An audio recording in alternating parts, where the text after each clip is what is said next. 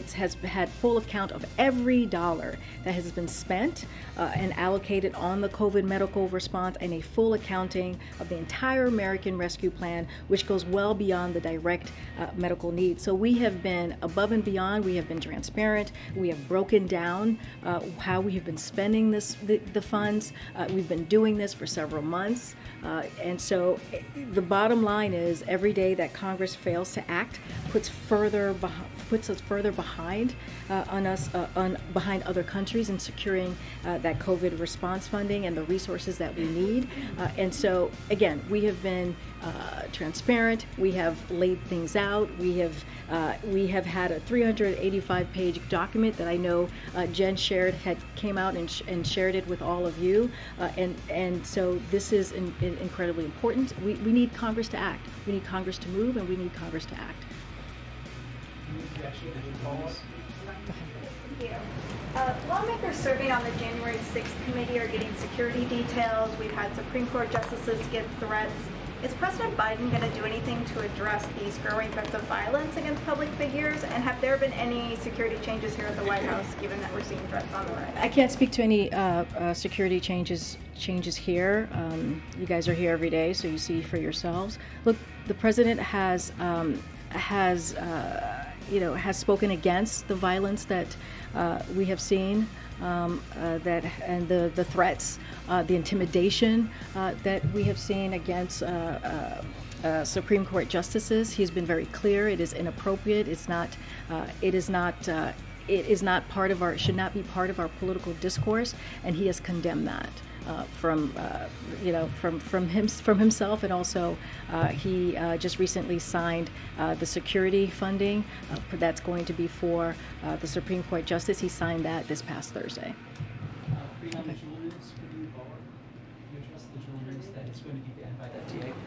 Say that one more time. I'm sorry. There are reports today that the FDA is preparing to ban Juul, which is an extremely popular e-cigarette that's used by millions of people, primarily young adults, to stop smoking cancer-causing combustible cigarettes. Is that true? And if so, is the president involved in that decision-making? I would refer you to the FDA. I don't have anything for you on that at this time. Go ahead. Two questions, one foreign, one domestic. I'll just follow up on the violence we're talking about. As we get closer to the Supreme Court decision on Roe, there's a group that has been distributing flyers around Washington, D.C., but also across the country and also online, called Jane's Revenge, that declares there will be a night of rage, looting, burning, rioting if Roe is overturned. What message does this White House have in advance of that ruling as we get closer to it? So, again, violence and destruction of property have no place in our country under any circumstance, and the president denounces this action. Actions like this are completely unacceptable, regardless of our politics. So we have denounced that, and we will continue to denounce any violence or threats.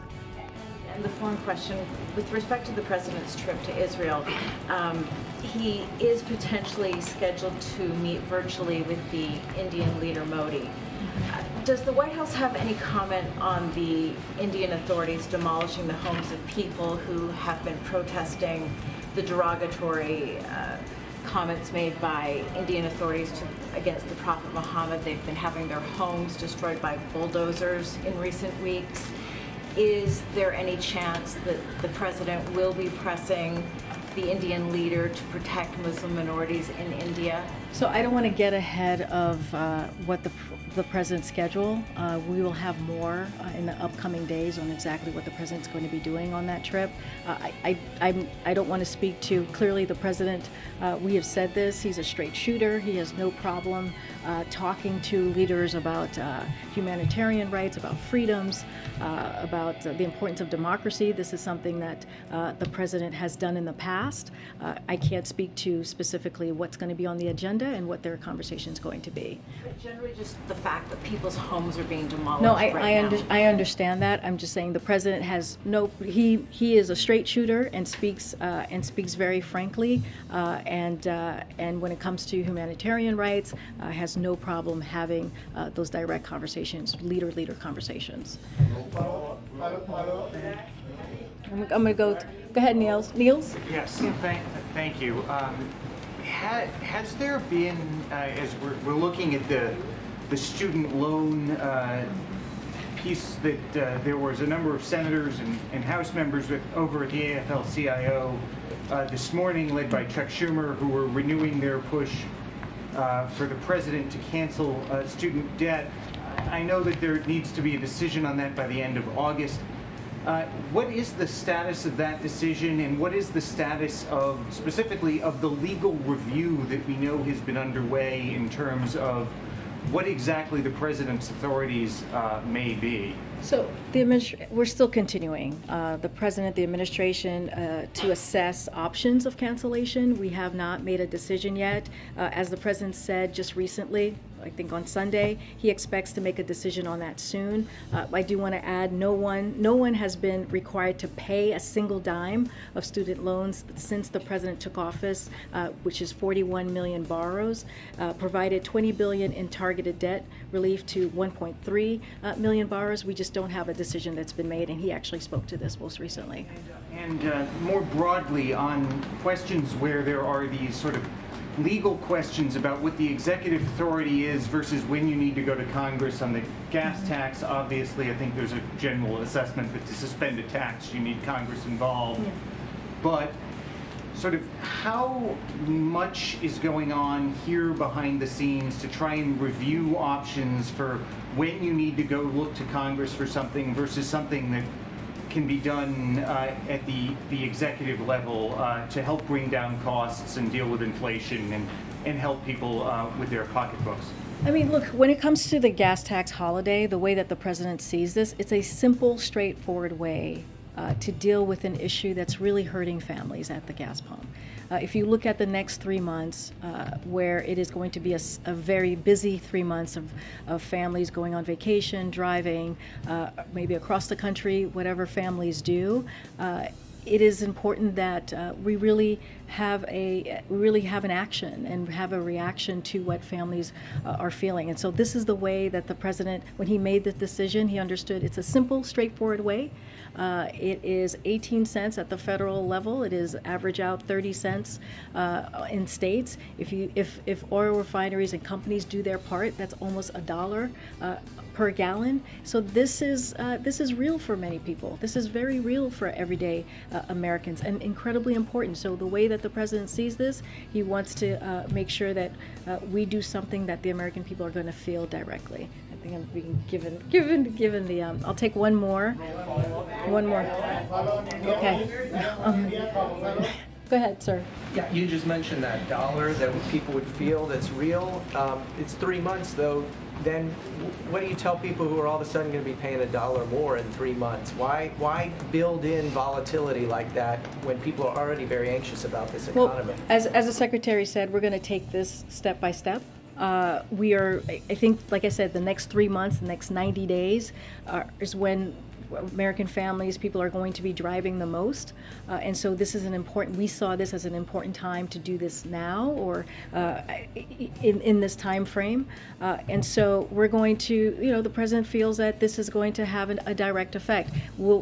We'll talk more about what the next steps are. The president is not afraid to use his executive authority. We have said that. He said all things are on the table to make sure that we lower cost for American families. So he's going to continue to look at other options. But again, this is not the only solution. This is not the only solution. This is one way to deal with high prices, gas prices in particular. We talked about the Strategic Petroleum Reserve. We talked about the ethanol 15. All of these things are important actions that the president has taken. But for now, with the gas tax holiday, we ask Congress to act. Okay, thanks everybody.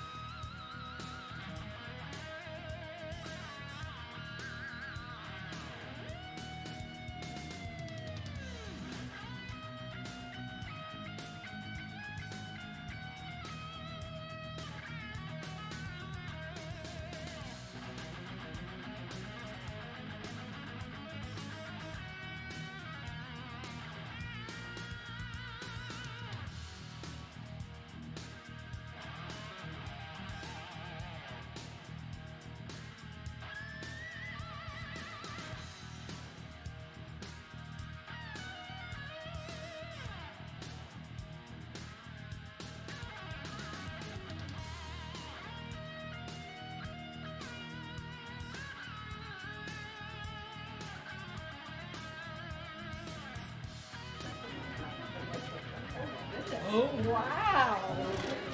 Hello, everybody. Good afternoon. So much excitement. I know it's the Fed chair meeting, right? I know. We got Bloomberg. These, I mean, yeah. Forget about me. I know, it's not about me. Okay, so today on the final day of Asian American, Native Hawaiian, and Pacific Islander Heritage Month, I'm excited to welcome some special guests to the briefing room today, pop phenoms BTS. Woohoo! While many of you may know BTS as Grammy-nominated international icons, they also play an important role as youth ambassadors, promoting a message of respect and positivity. After this briefing, they will join President Biden in a discussion about Asian inclusion, representation, and diversity, as well as addressing an anti-Asian hate crimes and discrimination. As many of you know, the president has led a historic whole-of-government approach to combat racism, xenophobia, and intolerance facing ANHPI communities. Beginning his first week in office when he issued a presidential memorandum leveraging the power of the federal government to stand against this hate. The president also signed the COVID-19 Hate Crimes Act into law, signed an executive order to reestablish the White House Initiative on Asian Americans, Native Hawaiians, and Pacific Islanders, and funded critical research to prevent and address xenophobia against AA and NHPI communities. So without further ado, I will let the band take it from here. They're gonna each speak. We have a interpreter somewhere here. There you go. Good to see you. So they'll each speak first, and then the interpreter will come back up and interpret what they just said. They're not going to take any questions. They're just going to come here and give some words, and then we'll start the briefing. Thank you. Go ahead, Jess. Thank you, Karine, for your kind words. And hi, we're BTS, and it is a great honor to be invited to the White House today to discuss the important issues of anti-Asian hate crimes, Asian inclusion, and diversity. 네, 오늘은 AANHPI 헤리티지 먼스의 마지막 날입니다. 저희는 AANHPI 커뮤니티와 뜻을 함께하고 기념하기 위해 오늘 백악관에 왔습니다. 네, 최근 아시아계를 대상으로 한 많은 증오 범죄에 굉장히 놀랍고 또 마음이 안 좋았는데요. 이런 일이 근절되는데 조금이라도 도움이 되고자 오늘 이 자리를 빌어 목소리를 내고자 합니다. 네, 오늘 저희가 이 자리에 올 수 있었던 것은 저희의 음악을 사랑해 주시는 다양한 국적, 언어, 문화를 가진 저희의 팬, 아미 여러분들이 계셨기에 이 자리에 올 수 있었다고 생각합니다. 정말 감사합니다. 네, 한국인의 음악이 서로 다른 언어와 문화를 넘어서 전 세계 많은 분들께 닿을 수 있다는 게 아직까지도 좀 신기하고 근데 신기한 것 같습니다. 그리고 이 모든 걸 연결을 시켜주는 음악이란 건 좀 참으로 훌륭한 매개체가 아닌가 싶습니다.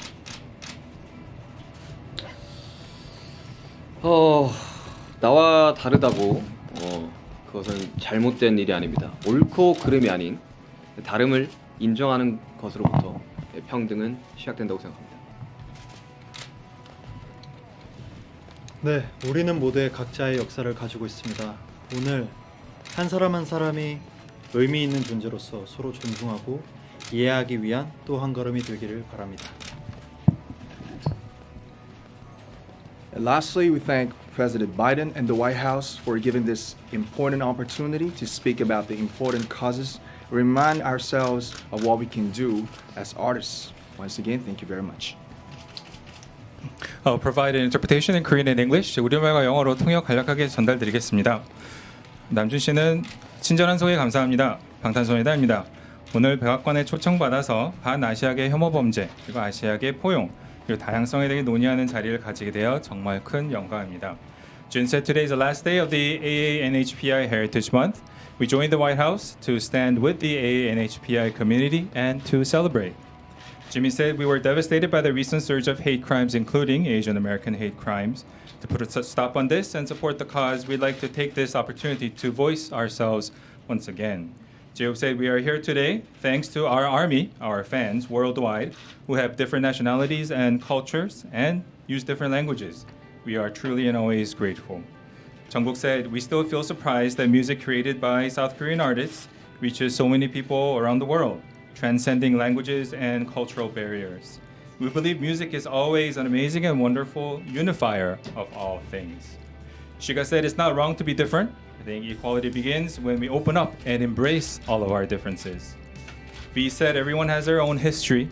We hope today is one step forward to respecting and understanding each and every one as a valuable person.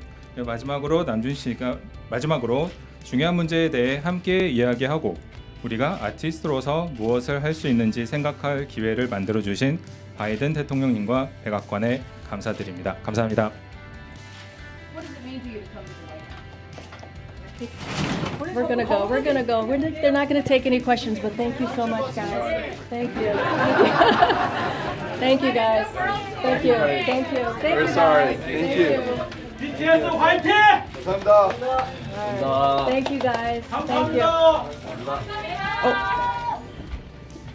All right. Okay. Yeah.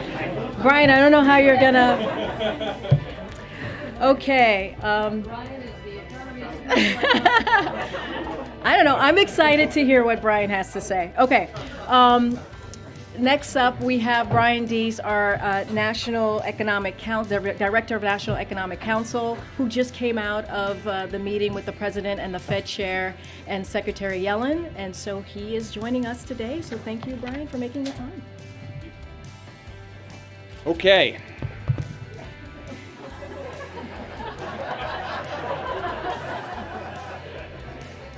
So I get to go home and tell my kids that BTS opened for me. I did not expect that when I woke up this morning. And I know that you're all here to talk about trimmed mean inflation, and you're as excited about that as you are for them. So thank you for hanging in here. I just wanted to provide a little bit of context to the economic focus of the day.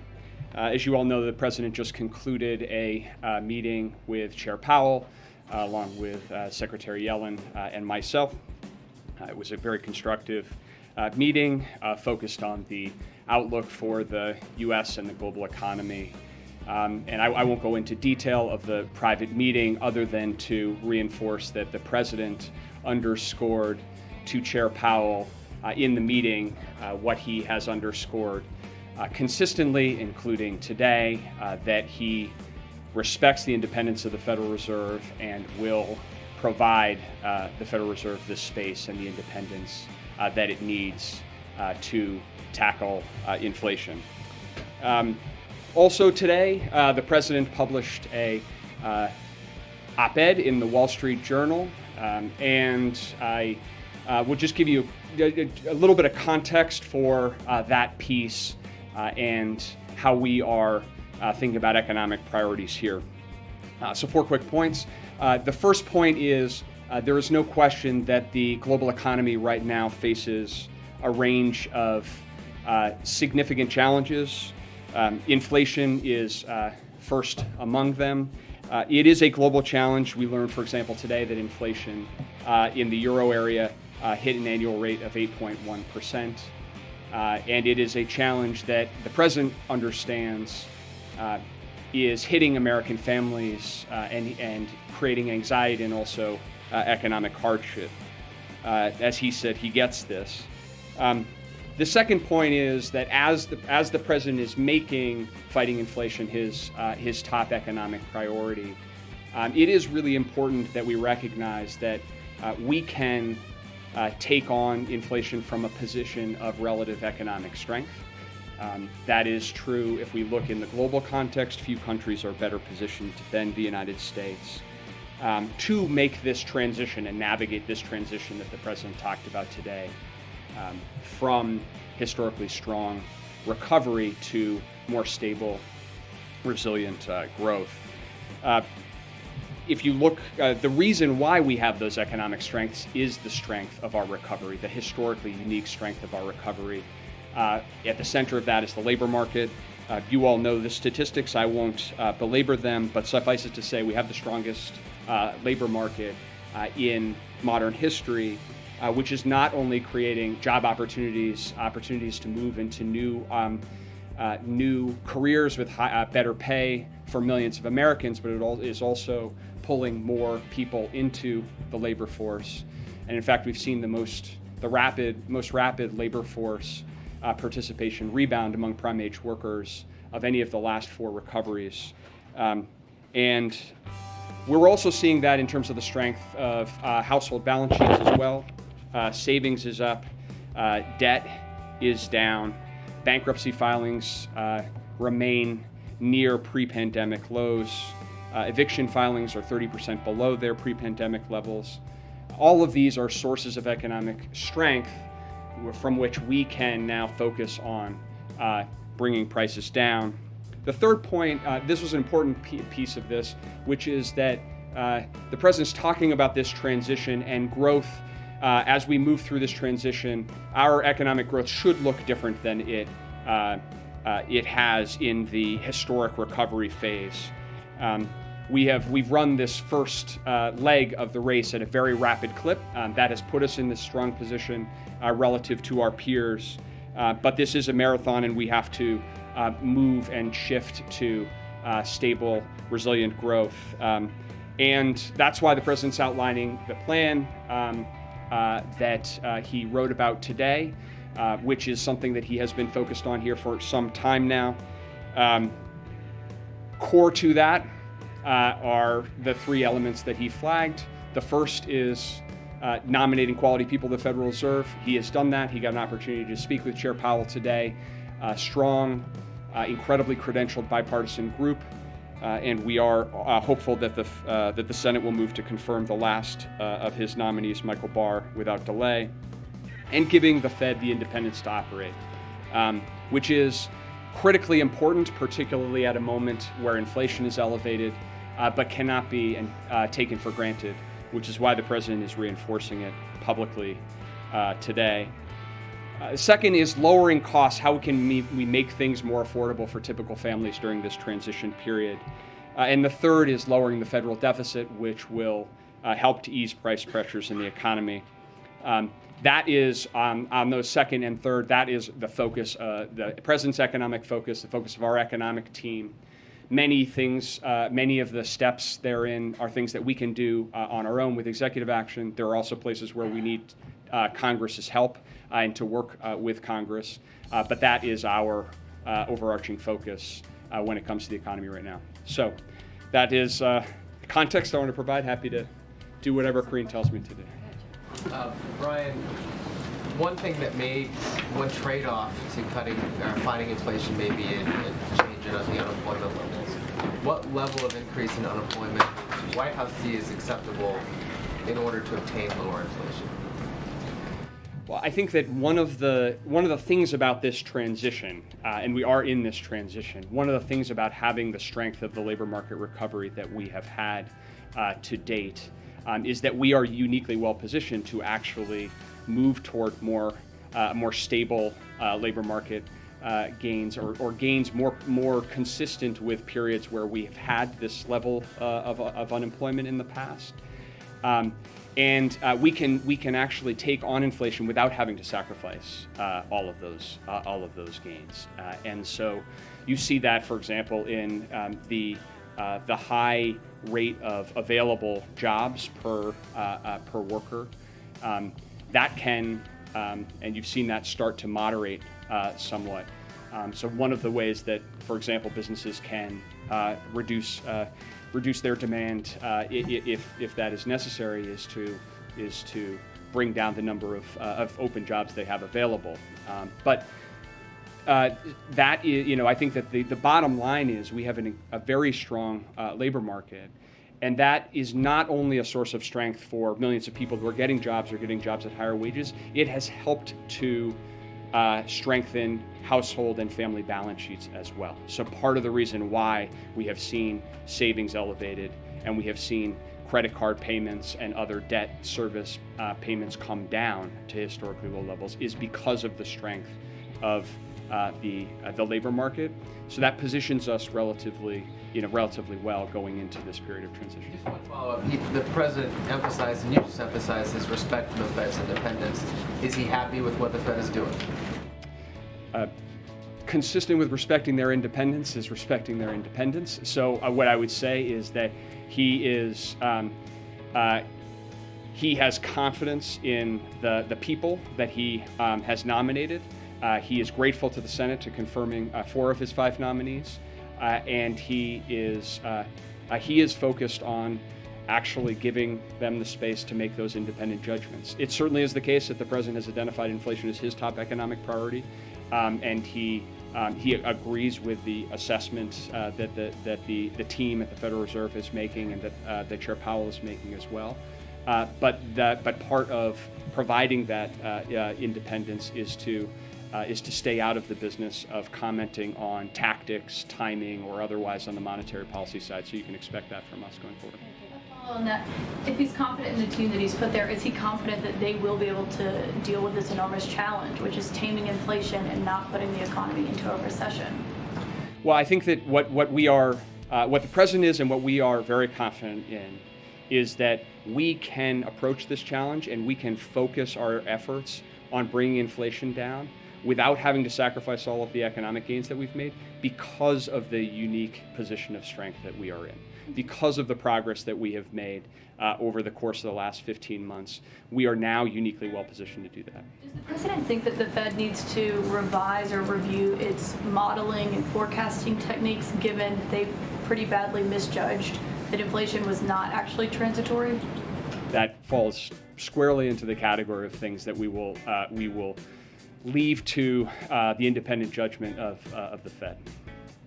In the back and then Kelly over there. Thank you, sir. You noted that inflation remains the president's top priority. I'm wondering a little bit about the intersection of that priority and the president's plan to forgive as much as $10,000 in student debt relief for families making as much as $300,000.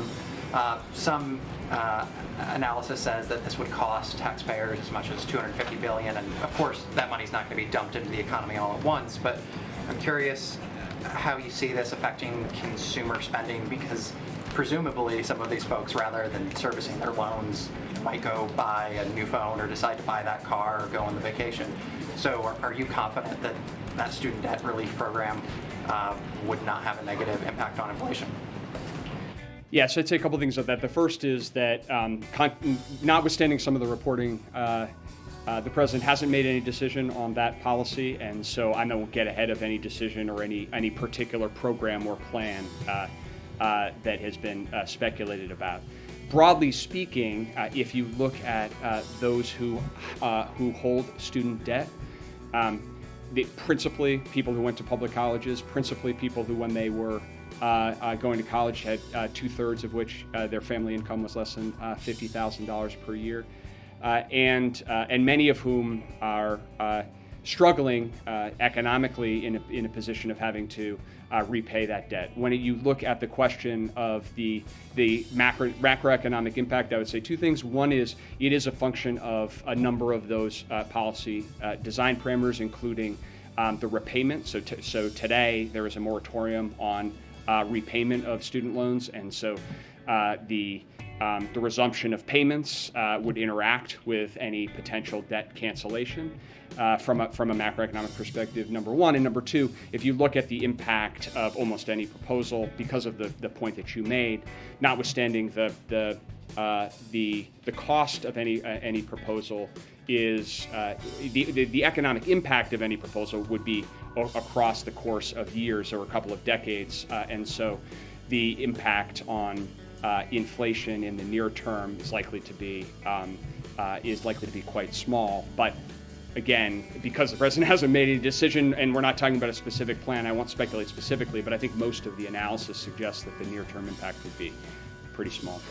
As you're putting together sort of this outreach today with the op-ed, with the message that you and other colleagues have been putting out there, is implicit in that sort of acknowledgement that you have not been telling the story of the economic picture in a way that has been satisfactory to the president?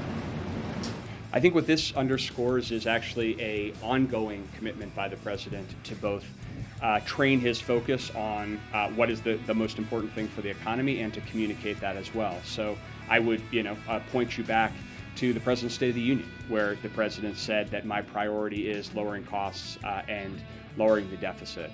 And I think what this president has tried to do in every stage in this historic and unique economic recovery is to effectively communicate to the American people where we are, to give it to people straight, but also to lay out clearly his plans, his priorities in terms of what he wants to see done. And so we are now moving into a phase which is really a transition, that transition that he spoke about. And so what he has been doing for the last couple of weeks, what he will continue to do is try to help make sure that we're communicating clearly to the American people what that means and also what his plans are.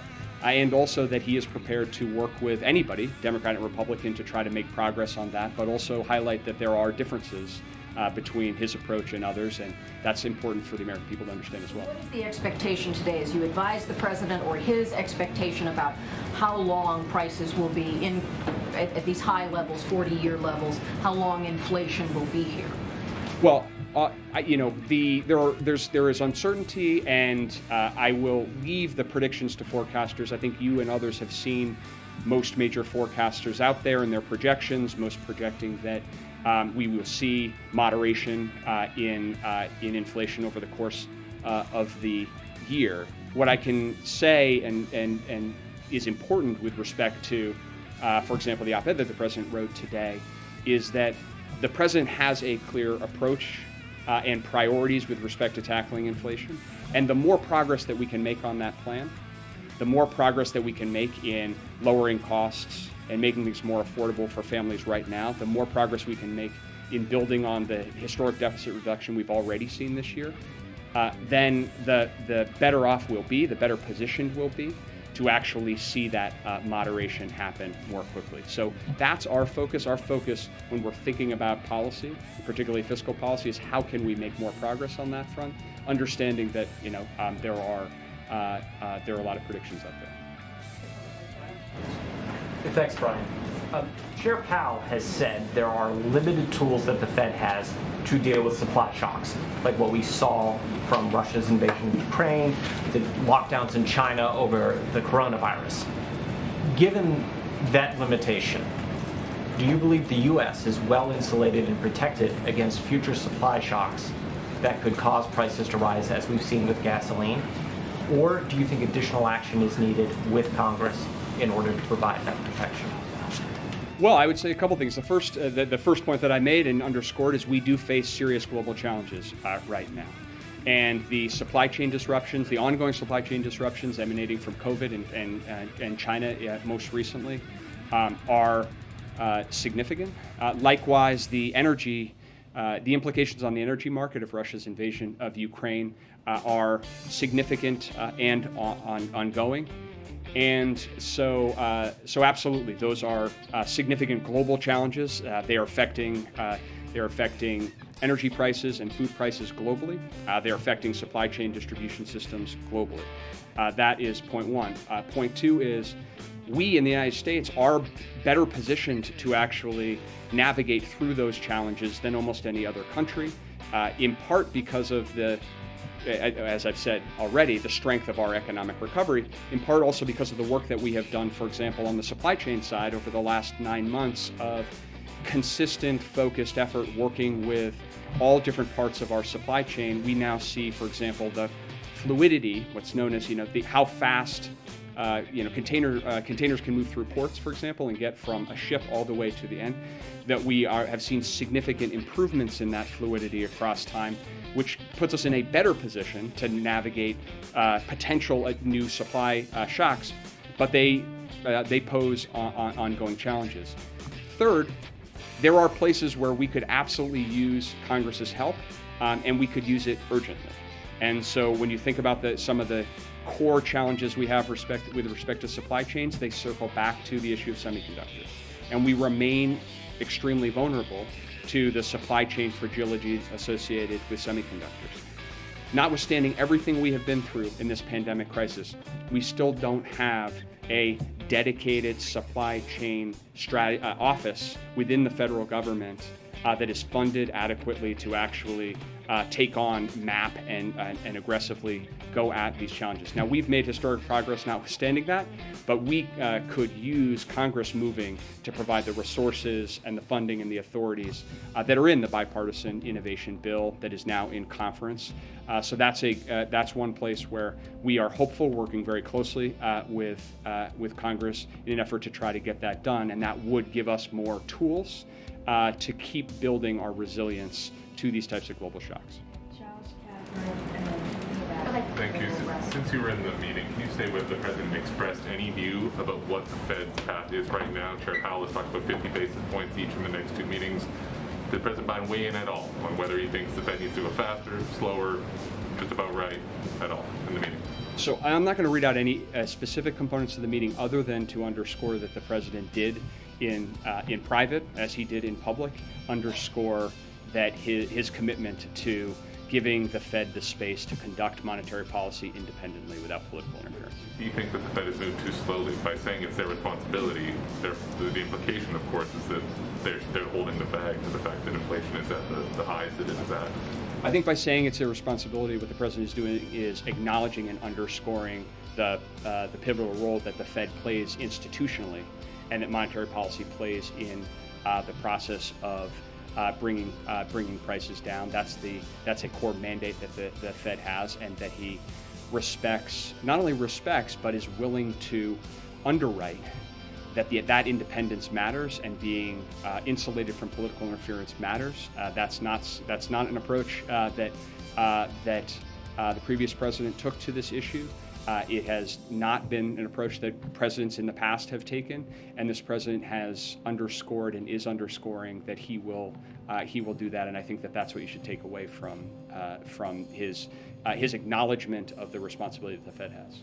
Tariff reviews come up at all, or can you give us the latest on that? There recalls, of course, that easing tariffs on imports from particular countries could be one measure that would cool inflation here in the U.S. I know it's an issue of discussion. I don't have any update to share today. Just following up on Josh's question on tariffs, is there any timing you can give us on a decision specifically on the China tariffs? Nothing specific on tariffs today. I wanted to ask you about budget reconciliation. About the what? Budget reconciliation. What do you view as the right revenue to spending ratio to combat inflation? Well, I think what the president has said and is underscoring today is that we have a real opportunity to lower costs and lower the deficit. And that we can actually do those two things together in a way that will create a more competitive economic environment and actually increase incentives for businesses to invest in the United States by pairing tax reform with measures to lower costs for families. So I'm not going to get into the specifics of the conversations around reconciliation, other than to say the president really does believe that the right approach here is to focus on measures that would lower costs and help to make things more affordable right now for families, and to lower the deficit. And that he believes that that's the right way to address inflation, and that's probably the most significant thing that Congress could do right now to actually help to accelerate the process of bringing prices down, to Kelly's point. About a year ago, you stood here at the podium along with other officials talking about inflation as transitory. Now a lot of the focus from the White House and the broader administration is on messaging, as Caitlin and Kelly pointed out earlier. Was it a mistake to use that phrasing, and do you think it gave Americans a false sense of how long these rising prices would be here for? Look, I think that this has been an uncertain and unexpected and recovery period, historic in many ways. And so I think that our focus right now is on what is the right policy to bring prices down without sacrificing all of the economic gains that we have made. And I think that one thing that is unambiguously the case is that over the course of this 15 months, the strength of this recovery that we have had in the United States has not only helped millions of people and millions of families across the country, but now positions us well to address what is a global issue. And when you look out across the world right now, there's also no question that inflation is a global challenge. The 8.1% figure that I cited for the euro area, if you look back over the last 6 months, headline euro area inflation is 9%. And that is because we know that principally the drivers of that are the convulsions and the convulsive impact of having to shut the economy down and restart the economy. And compounded now by the supply effects that Josh asked about with respect to Putin's invasion of Ukraine. So that's our focus. That's where we're focused now. And we think that the policy choices that we make here going forward will be consequential in how quickly and effectively we can navigate through this next period. But that talks mostly about the structural factors. I guess when you talk to Americans, when you look at polling, they say their biggest concern is rising prices, which I think part of that stems from the prolonged period that we've been in. And so I'm wondering, as you focus on the messaging, have you learned lessons from that, where you discussed it as transitory, and now, 15 months later, we're still here? Look, I think that what the president has done with respect to communications has been to consistently explain to the American people where we are and where we need to go, and that continues to be the way that he approaches this issue, and very much from the perspective of what it feels like to sit around a dining room table or a kitchen table in this country, because that's his lived experience, and that's the way that he approaches these economic policy questions. And so he understands that right now the top issue on people's minds is prices at the gas station, prices at the grocery store, and he's made very clear, and he's communicating very clearly that that's his top economic priority, and that we can address this from a position of strength, and that we can make this transition to stable growth without sacrificing all of those gains if we make the right decisions going forward. And so that's what he will continue to do. It's certainly what we'll continue to do in serving him. Brian, if I could quickly follow up, if the president is communicating effectively, how do you explain and make sense of his low poll numbers? Look, I will just say this, that the president always tasks us to focus on what are the right policy decisions and the right policy choices to try to advance an economy that has been his animating feature of what he wants to get done for years, which is how do you build an economy from the bottom up, the middle out, where working families have more opportunities. We've made historic progress in that direction. We have made historic progress in that direction because of some of the hard and difficult policy choices that this president has made. But we now have to address this issue of rising prices. The president has been focused on that for some time. We need some help in working with Congress on some of the issues that we just discussed.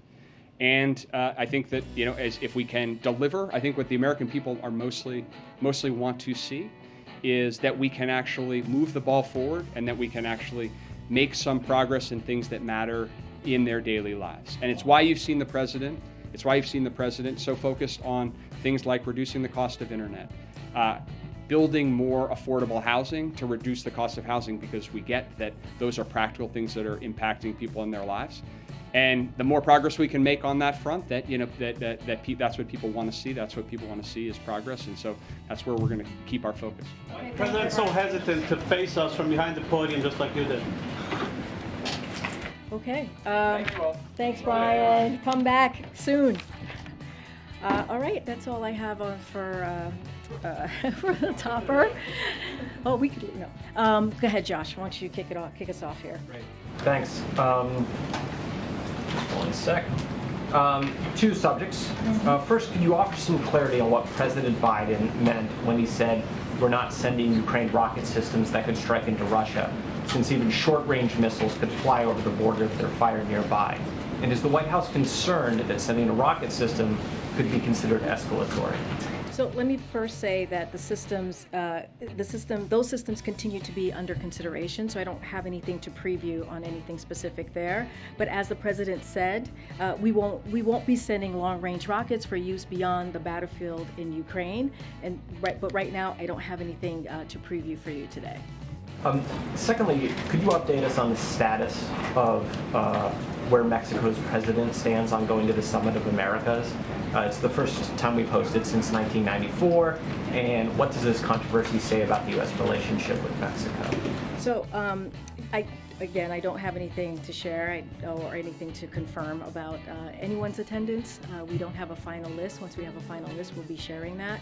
Look, the president is looking forward to hosting, as you just said, the first one in a long time. It's the 9th Summit of the Americas in June, just a few days away, and values the opportunity for leader-to-leader civil society and private sector engagement to advance our goals and find common ground. He views the summit as an important opportunity for leaders and key stakeholders to come together to address the core challenges facing the people of the hemisphere.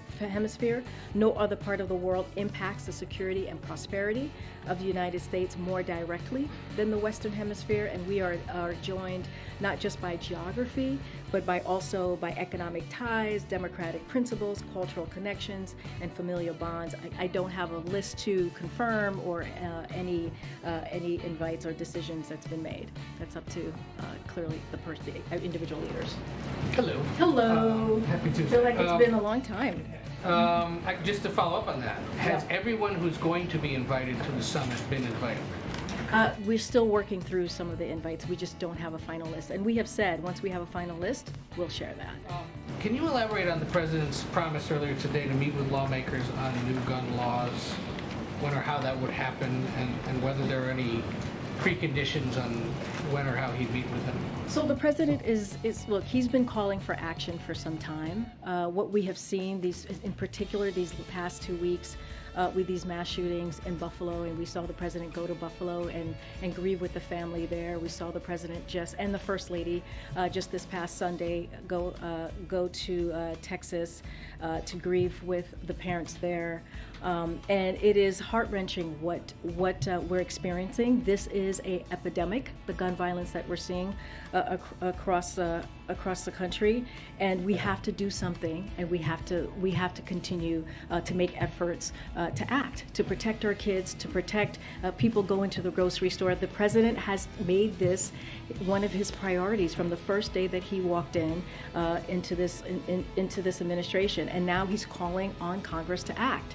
And so he is hopeful. He wants to make sure there's action. The White House, we have our White House team that is in constant communication with Congress on an array of issues, including this one, because again, this is a priority, and he wants to continue to make sure that he continues to voice his concern and what needs to be done next. Look, the president has done everything that he can from the federal government. We are looking at other executive actions that we can possibly do. This president has done more executive actions at this point than any other president, but it's not up to him alone. He cannot do this alone. This is what you heard him say to Kelly O yesterday.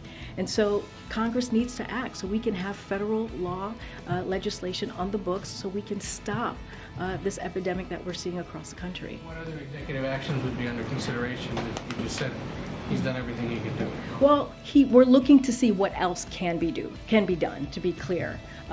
We have done, as you've heard us say, we've done the ghost guns. The stemming of the flow of ghost guns is something that the president has done through executive action. If you look at ghost guns, they are not regulated. There's no serial number connected to them. They are the weapons of choice when it comes to terrorists and criminals.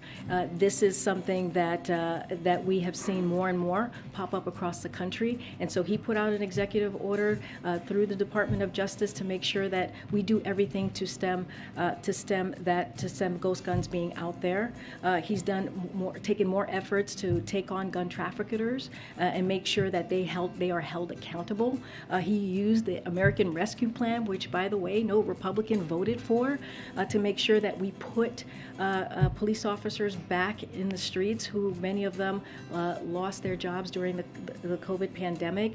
And so there's $10 billion that we announced that cities have used to make sure that they are using that funding, or said they have used that funding for gun violence. These are the actions that this president has taken. And now he's calling on Congress to take action. He's calling on Congress to take a vote so that we can protect families and communities. He said no, nothing's scheduled yet. Nothing. I don't have anything more to preview. He said yesterday himself that they are looking at other options on executive actions. But again, he's done more than any president at this time. One other thing I wanted to just clarify, something he said on Friday during his address at the Naval Academy. The president was born in 1942, graduated from the University of Delaware in 1965. In his address, he said he was appointed to the Naval Academy in 1965. Was he? Was it in 1965? So I did not hear that part of the speech, so I would have to. Okay, I did. I missed. I hear you. Ed. I hear you. I have not. I need to read it myself and just go back and see what you're talking about exactly. I can't speak to it right now. Okay. Thank you, Corinne. Canada is making it impossible to buy, sell, transfer, or import handguns anywhere in that country. Would President Biden ever consider a similar restriction on handguns here? So, we'll leave it up to other countries to set their policy on gun ownership. The president has made his position clear. The United States needs to act, as I just laid out. He supports a ban on sale of assault weapons and high-capacity magazines, and expanded background checks to keep guns out of the dangerous hands. He does not support a ban on the sale of all handguns, to answer your question. Okay, thank you. In some places in this country now, a gallon of gas costs more than people on the federal minimum wage are making in an hour. What does the White House want these people to do? To stop driving to work? Look, the president understands what it feels like. Deese just spoke about this. Brian Deese was just here and talked about how he understands what it means for people who are sitting at their kitchen table and see gas prices go up. He understands that feeling personally, or seeing prices of groceries go up in the grocery store. This is something that he is inherently aware of, and he's doing everything that he can. As Brian Deese was just here, his economic advisor, one of his top economic advisor, laying out what he is planning to do or continue to do to make sure that we lower costs at the gas pump. Brian also said that we are dealing with an unprecedented time with global challenges that we have never seen before. And that includes clearly the pandemic, that includes Putin's tax hike that we're seeing this past couple of months, that has had an effect on gasoline prices. $1.50 went up since Putin has amassed his troops on the border of Ukraine. These are real global issues that has led to this moment. But the president is doing everything that he can to make sure that we address this issue. And you just mentioned Putin a few times as a reason for recent inflation. Do you guys think that any part of inflation this year is because of President Biden's spending plans, or is it all Putin's fault? Well, what I can say is we are, and Brian just spoke to this, we are at a historic place when it comes to the economy, when it comes to unemployment being at the lowest that we have seen in some time, when it comes to the president creating more jobs in his first term, his first year, than any other president, more than 8.5 million jobs. Now we're going to a place where we're going into transition, where we're going to see an economy that's more stable, that's more steady. So that's because of the American Rescue Plan that the president signed into law, that no Republican signed or voted for, I should say. And all of that work that he's done the first year has led us to a place where there are more jobs out there, more jobs are being created, that we are in a place where we're seeing economic growth. Now, and also, as I've stated, this is an unprecedented time with COVID. This is an unprecedented time with the war. And so that Putin has created and started on Ukraine. And so we have seen, data has shown us since these past couple of months, since the war, we have seen an uptick on gas prices. So I guess the next question would be, does President Biden take any responsibility for his policies potentially contributing to inflation? His policies has helped the economy get back on its feet. That's what his policies has done. When we talk about the gas prices right now, this is indeed Putin's gas hike. This is what we have seen in the most recent months of what we've seen at the gas pump. And so that is a fact. We have seen about 60% increase in the past several months, and because of the amassing and his invasion of Ukraine. And so the president, his goal right now, and what he is frustrated about, is what the American people have to go through, and what they are trying to deal with as they are around their kitchen table. So that is his focus right now. Go ahead. The president has talked about understanding from his life experience those difficulties, economic hardships, and so forth. Does he consider it a crisis for American families that prices are at this 40-year high? He understands the hardship that people are going through. He understands how difficult it is for families. He understands that. That's why he has done everything that he can and taken steps in many different ways to make sure that we lower cost. We announced new actions to give farmers the tools and resources they need to boost production and lower food prices and feed the world. High-speed internet for tens of millions of Americans. We announced new steps with the private sector to lower those prices. The nonpartisan Congressional Budget Office found that the deficit fell by $1.5 trillion this year, and it actually fell even more in most regions. Is it a problem? Is it a hardship? Is it a crisis? What is it that people are facing? It is. We're just in a difficult time right now with this inflation. That's why he's doing everything that he can. Look, his op-ed, he talks about this explicitly, about what he knows the American people are going through, and he laid out what it is that he's going to do to really fight against inflation. So it is something that he is aware of. This is clearly, right, as president, is something that is a priority to him. That's why he made sure that he rallied allies and partners around the world to release 1 million barrels of oil per day from the Strategic Petroleum Reserve, and that has been something that started for 6 months, in addition to an additional 60 million barrels of oil from other country reserves. That's for gas, to help with gas. The administration has allowed E15, which uses homegrown biofuels, to be sold this summer to help as well. And also he announced administration actions to save hundreds of thousands of families hundreds of dollars per month by fixing the Affordable Care Act's family glitch. So these are the things that he is continuing to work on and make this a priority, and that's why one of the reasons he wanted the American people to hear directly from him, hence the op-ed that came out. Back on the issue of gun reform, so you mentioned the limitations that the president is facing. He also has been blunt. He said this yesterday himself. There's only so much that he can do, that much of this is in the hands of Congress. But in Texas over the weekend, the president came face to face with a crowd that was demanding that he act, chanting, do something, and the president said, we will. Given the limitations that he is facing, how can he make that promise? What makes him so confident that this time around will be different? So, as I've said, our team is in close contact with key members of Congress on negotiations, and when the president when it's helpful, he will certainly engage. But look, what we're talking about is popular. It's something that the constituents want, right? When you think about 88% support background checks on all gun sales, just 8% oppose. When you think about 84% support a ban on firearm sales to people reported as dangerous to law enforcement, just 9% oppose. 69% of support banning high-capacity magazines, just 22% oppose. 67% oppose banning assault-style weapons, just 25% oppose. This is from a poll last week from Politico Morning Consult.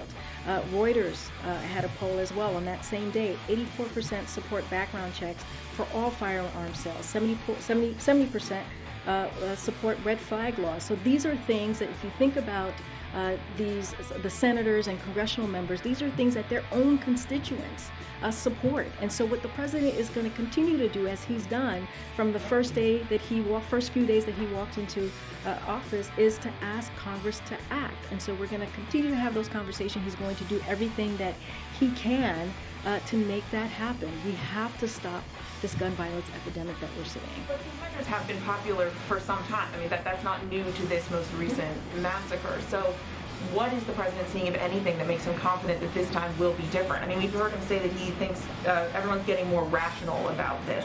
What has he seen from Republicans that gives him that sense? Well, right now, as we know, there are bipartisan negotiations happening today.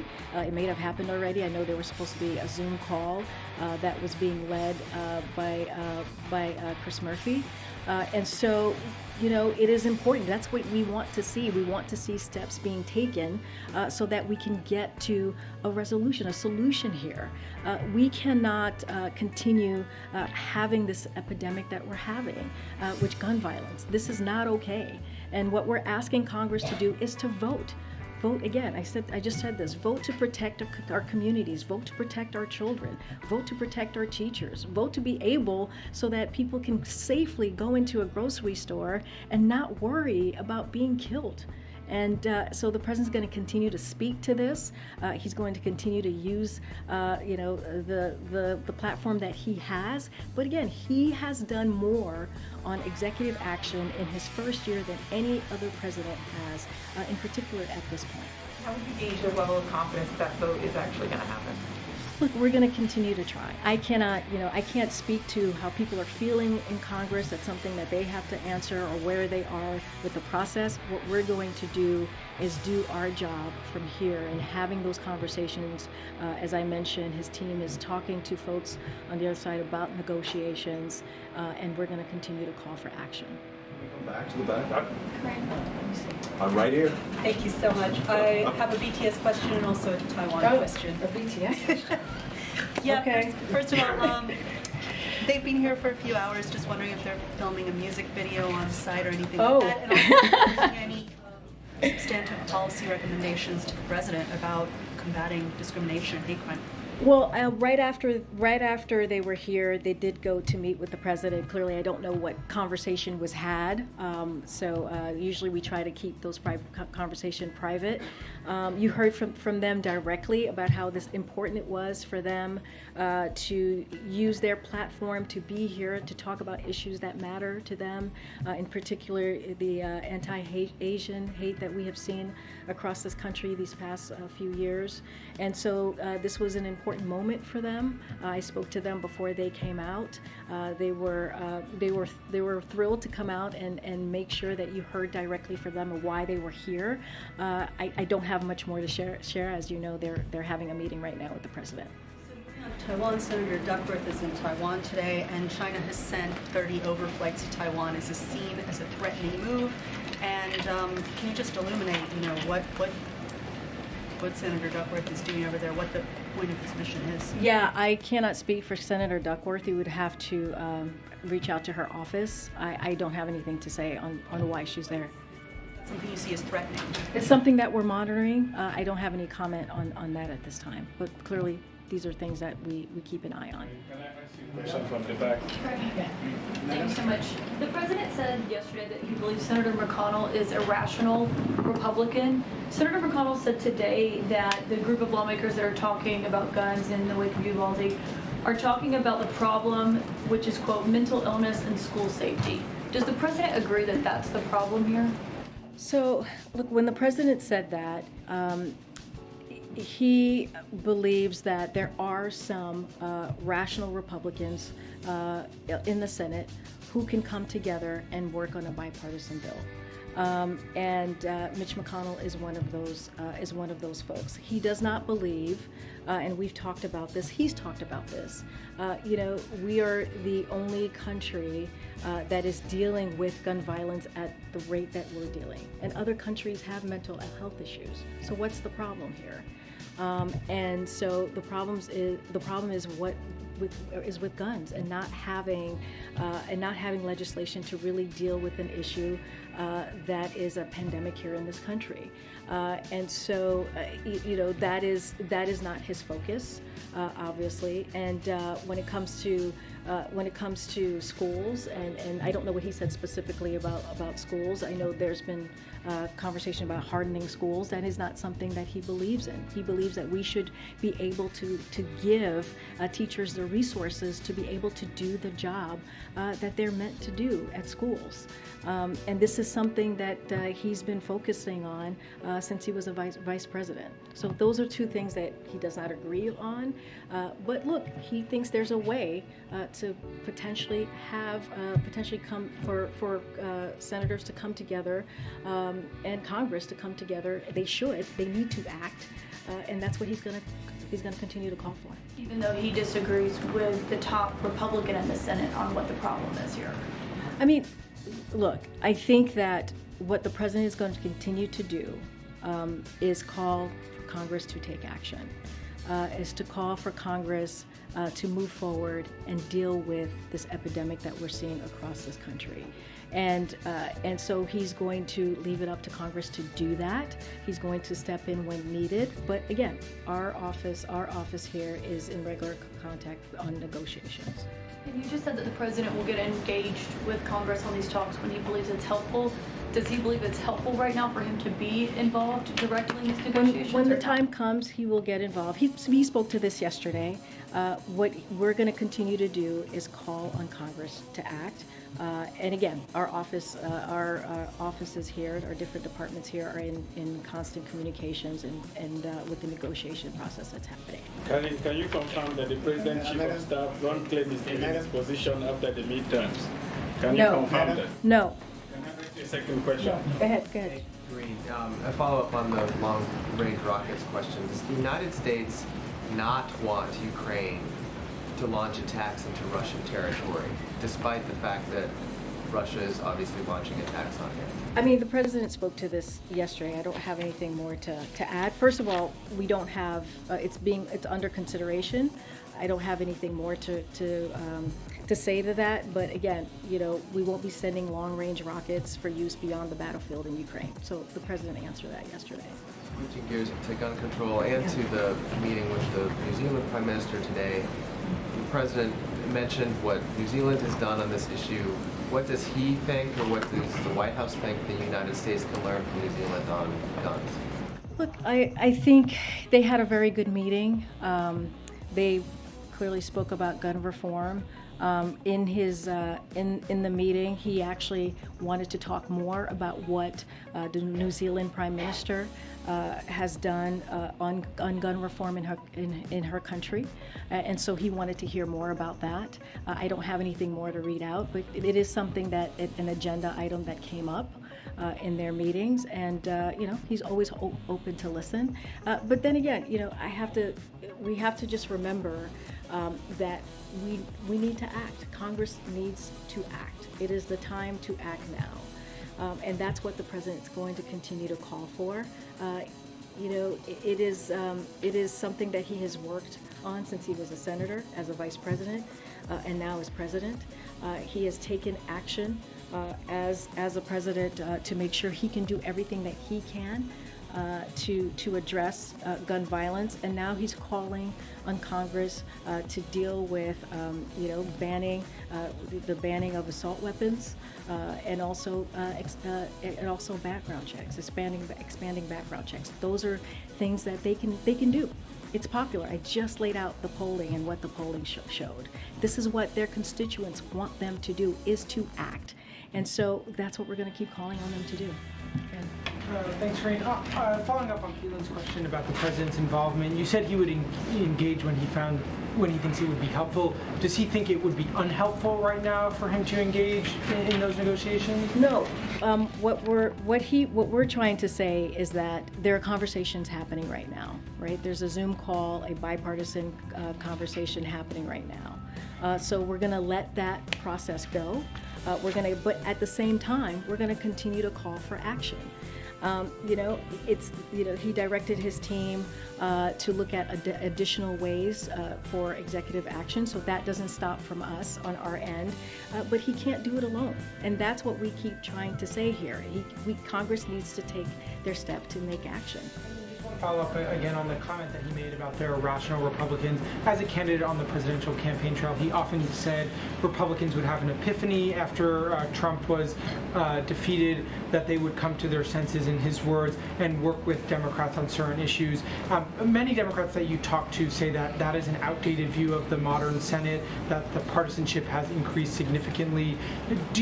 Does he still believe that there are 10 Republican senators willing to vote on some measure of gun reform? There's criticism that that is the view that Mitch McConnell and others are rational Republicans, given Mitch McConnell's long and well-documented history of blocking any sort of vote on gun control throughout his leadership of the Republican Party. What we're saying is that's what their constituents want them to do. That is what, regardless if you're a Republican or independent or Democrat, you have a bipartisan opinion out there from constituencies, from American families, from the American public that wants Congress to act. 90% of gun owners support universal background checks. That's 90%.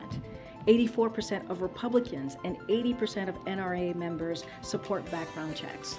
That's what we know. That's what the data shows us. That's what we need to do, is for them to act so that we can make sure that our communities are protected, that we save our communities, that our children are not going to school feeling unsafe. So that's what we need to make sure. What does the president think the reason is that Republicans are not voting for some of these bills? If you're saying they're widely popular, where does the president believe the disconnect is between the Republican leaders? That's for them to answer. They have to answer to their constituents. I just laid out what their constituents wants to see. That's for them to answer. That's a question that they need to go to their constituents and answer why they haven't moved forward on common sense gun violence reform. That's what we're asking for. This is a question I was hoping to get to Brian Deese, but I'm hoping you can help us understand as well. Earlier today, Larry Summers told the Washington Post essentially that a soft landing seems, in his view, particularly unlikely. And we heard Brian suggest, I think, a rather rosy picture of being able to move out of this inflationary period. I guess I want to understand from you all, what makes you so confident that a soft landing is possible, and should we be anticipating as a public that there will be a rocky economic period coming forward? I guess I just want to understand what makes you all think. Look, and this is what Brian Deese set up here, and I think he would say the same thing to this question, is that we are doing everything that we can to deal with what the American public is currently have in front of them, right? With these high gas prices and inflation, and we are taking every step that we can, taking this very seriously to make sure that we bring down inflation and we deal with inflation in a way that the American public feels this. And we feel that if we are able to do that, continue with the 4 steps that the president talked about in his op-ed today, that we will get to a place where the prices can come down and we can deal with inflation in a real way. And so I guess, the outlook, though, is that a recession, when you look at inflation historically at this level, a recession is naturally followed, you would say, within 2 years. And so why would this time be any different? Well, as we have said, we're dealing with a transition, right? We're dealing with an economy that has really bounced back. More than 8.5 million jobs have been created. We've seen unemployment go down, and now we're in the transition period where we're going to be in a place where it's more stable and more steady. And so that is our focus. That's where we are currently, and that's where we're going to be moving forward to. Final question. I'll take one question. Yeah, thank you. The gunman suspects in both Buffalo and Texas were 18 years old. Would the president's support or be open to raising the minimum age for purchasing a gun to 21 years old. This is something that Congressman Kinzinger, a Republican, said would be a no-brainer on Sunday. And so it seems like something that would have maybe out of the gate some bipartisan support. Does the president support that? Well, I'll let the president's word speak for himself. He said last week that an 18-year-old should not be able to be purchasing a gun, an assault weapon that we saw this 18-year-old do in Texas. And so I'll just let his word stand for itself. So he would sign such a bill into law if we were to pass it. I'll just let his words stand for itself. I'll take one more. On the rocket systems, can you talk about how did the U.S. balance the need to help Ukraine without putting the country at risk of a direct conflict with Russia? I mean, again, we don't have anything to announce at this time. What the president said stands as of today. I don't have anything more. It's under consideration.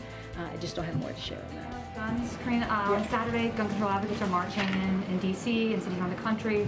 Will the president take part in these gun control events in any way? Wait, can you say that again? I missed the first part. Is doing an event in D.C. and around the country on Saturday. Will be this coming marches. Saturday? Yes. Yeah. Or it's Saturday, yeah. And is it Saturday the 11th? I'm sorry, I don't know so many dates. June 11th. He's doing it on June 11th. Will the president take part in this in any way? I don't have anything to preview for you about his schedule this weekend. Okay. Thank you. Thank you.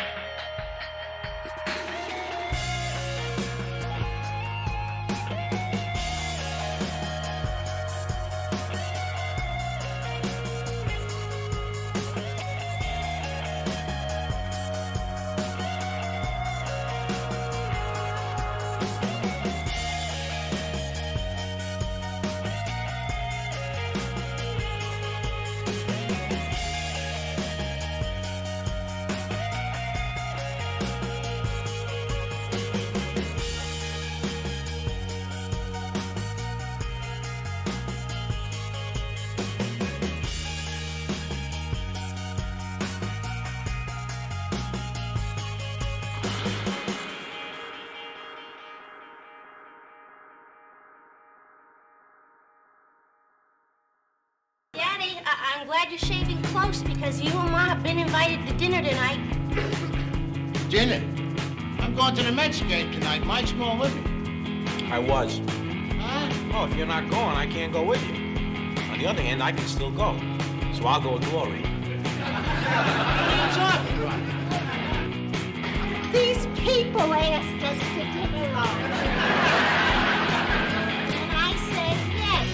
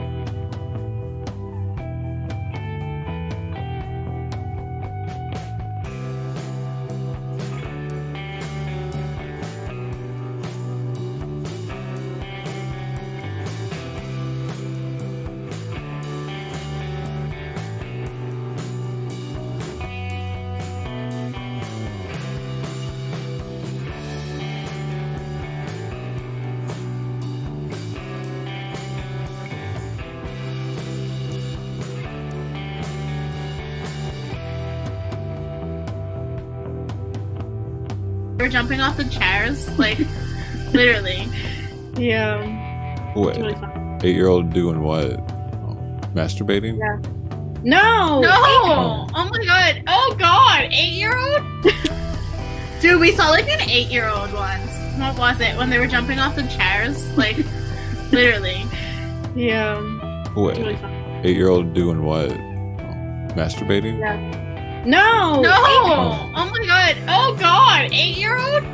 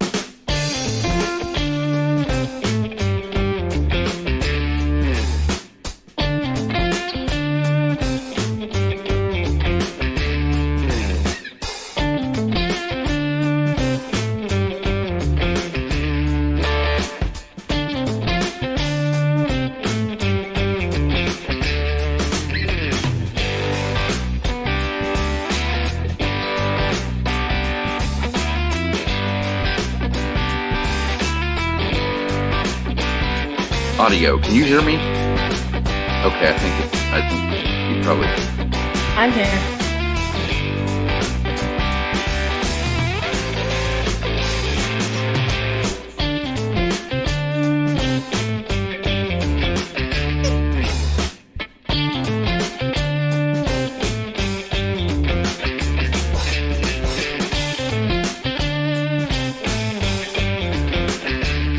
Hello.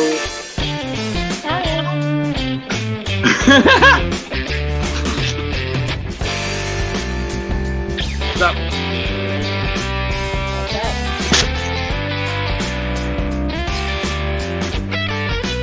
I don't know. Down here, soon told me to hop in.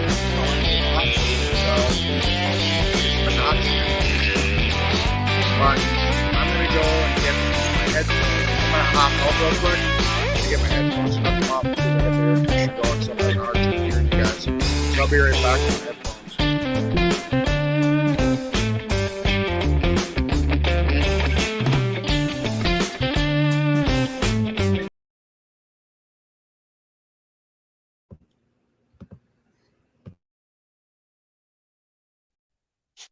Probably doesn't help that I have an Oreo face. No, not at all. I'm sick of seeing it.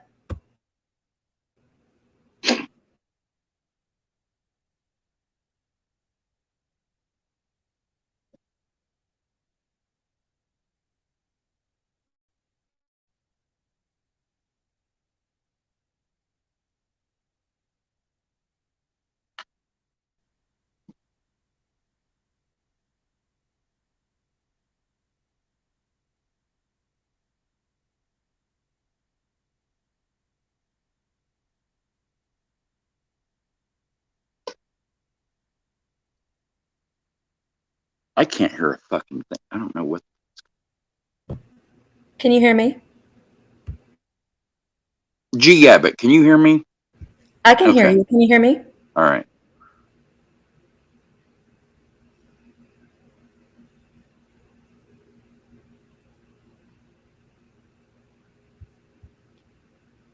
No, I can't.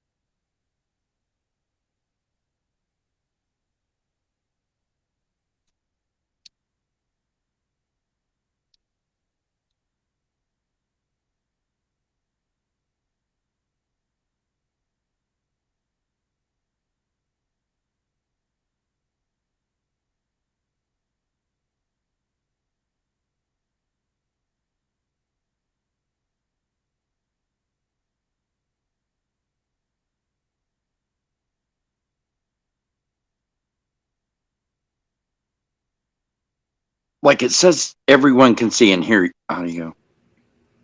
Test. Okay, like it says everyone can see and hear you, but that's just here. That's like not over on the YouTube thing right now, correct? Can somebody, can you answer that there, Gabbott? Yeah, I'm here.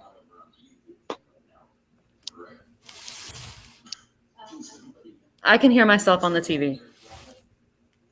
Shit, I can't hear you for some reason. I can hear myself on the TV.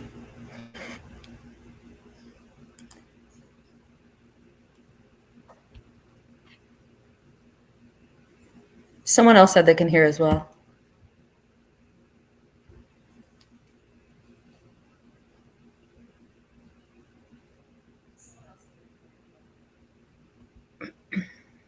I'll be right back. I can't hear you at all.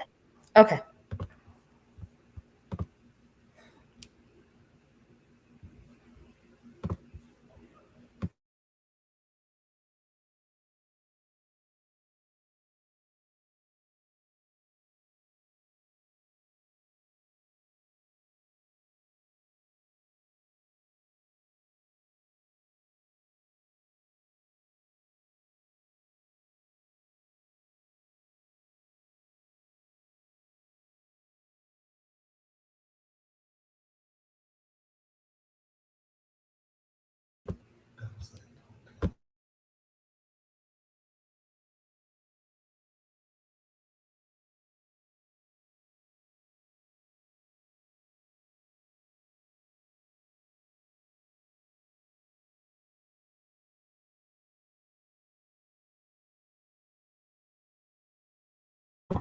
I'm in the middle.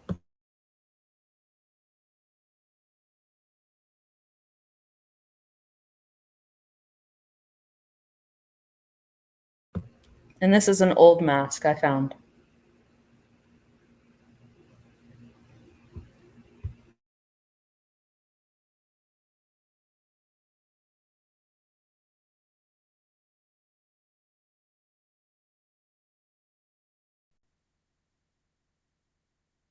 Okay, Gabbott, can you hear me now? Yes. Okay, cool. I can hear you too. Good, good deal.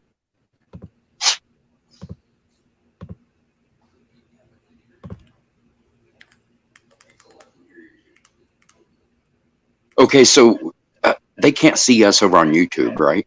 Yeah, they Or can they see. can't. They can see. Oh, they can see and they can Yeah, hear it too. yeah, I have it on the TV. So working. Hello. Hello.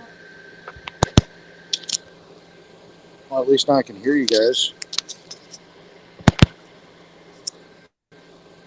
So is Behind the Mirror going to actually be on here, or is this just going to be you guys?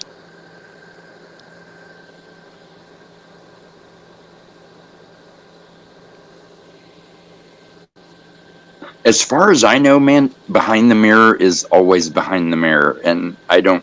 Yeah, I think that's. Like I have no idea for sure, but I think Behind the Mirror's always Behind the Mirror. I was just talking to him in Discord.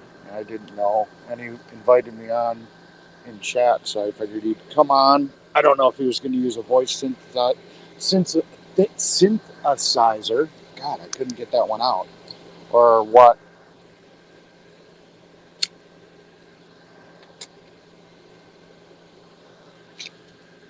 How about you, Telescope? Hop on here. I know you want to talk to me.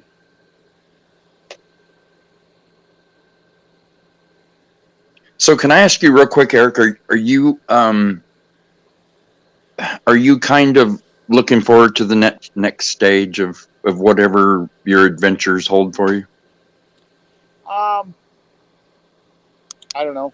I mean, I came out here to do what I wanted to do, and I don't think anything really got accomplished, unfortunately, except for the fact that on a state level, there's a little bit more of a movement. So I'm glad about that. Really, unlike a lot of people, I think a lot of people came into all this with their eyes kind of closed. I was fortunate enough that when I was doing research, I came across the Brian Von D video. So I kind of knew what I was getting into or potentially getting into when I joined the TPC. And I initially actually wasn't going to join the TPC. I went out there to kind of have a talk with the leadership because they banned me on Telegram, which was kind of funny. They banned me on Telegram for making the comment.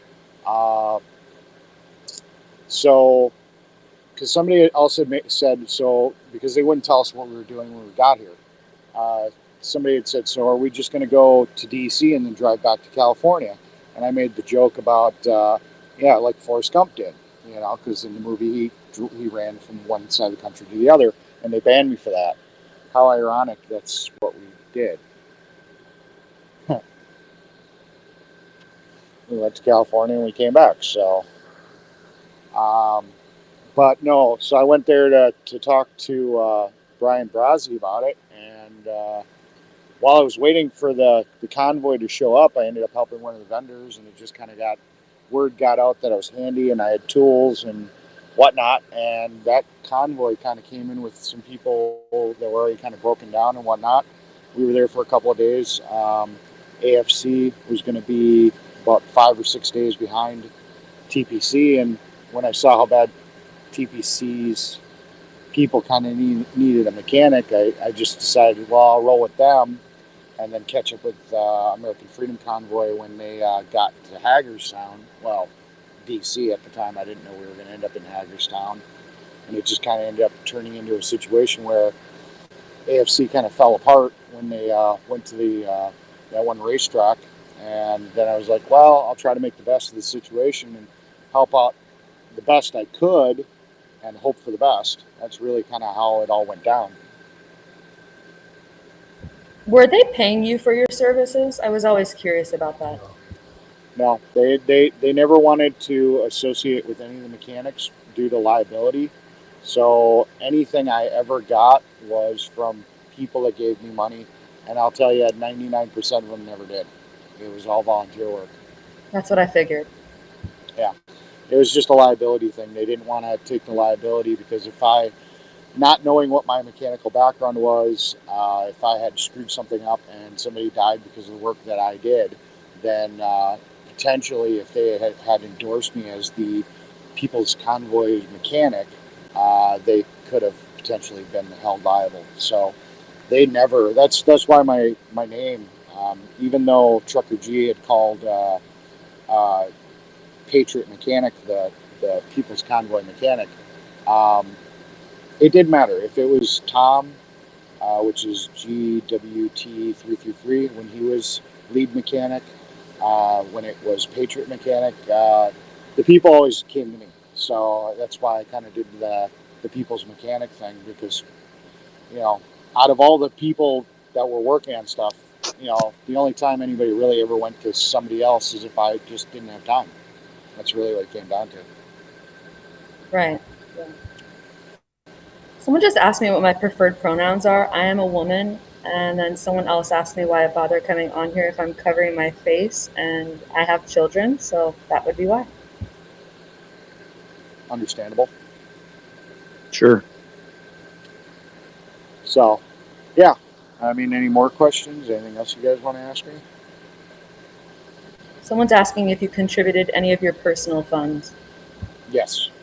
I actually I started off contributing my own funds. I mean, a lot of what people needed was brake pads, simple stuff, None of it was usually too expensive. It was, $20 here, $50 there.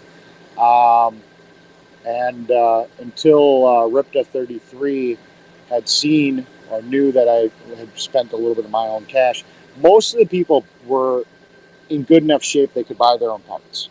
So it wasn't that often that I was buying parts for people, but there were a few that just weren't prepared financially to be on that kind of journey, and I knew they were kind of in bad shape.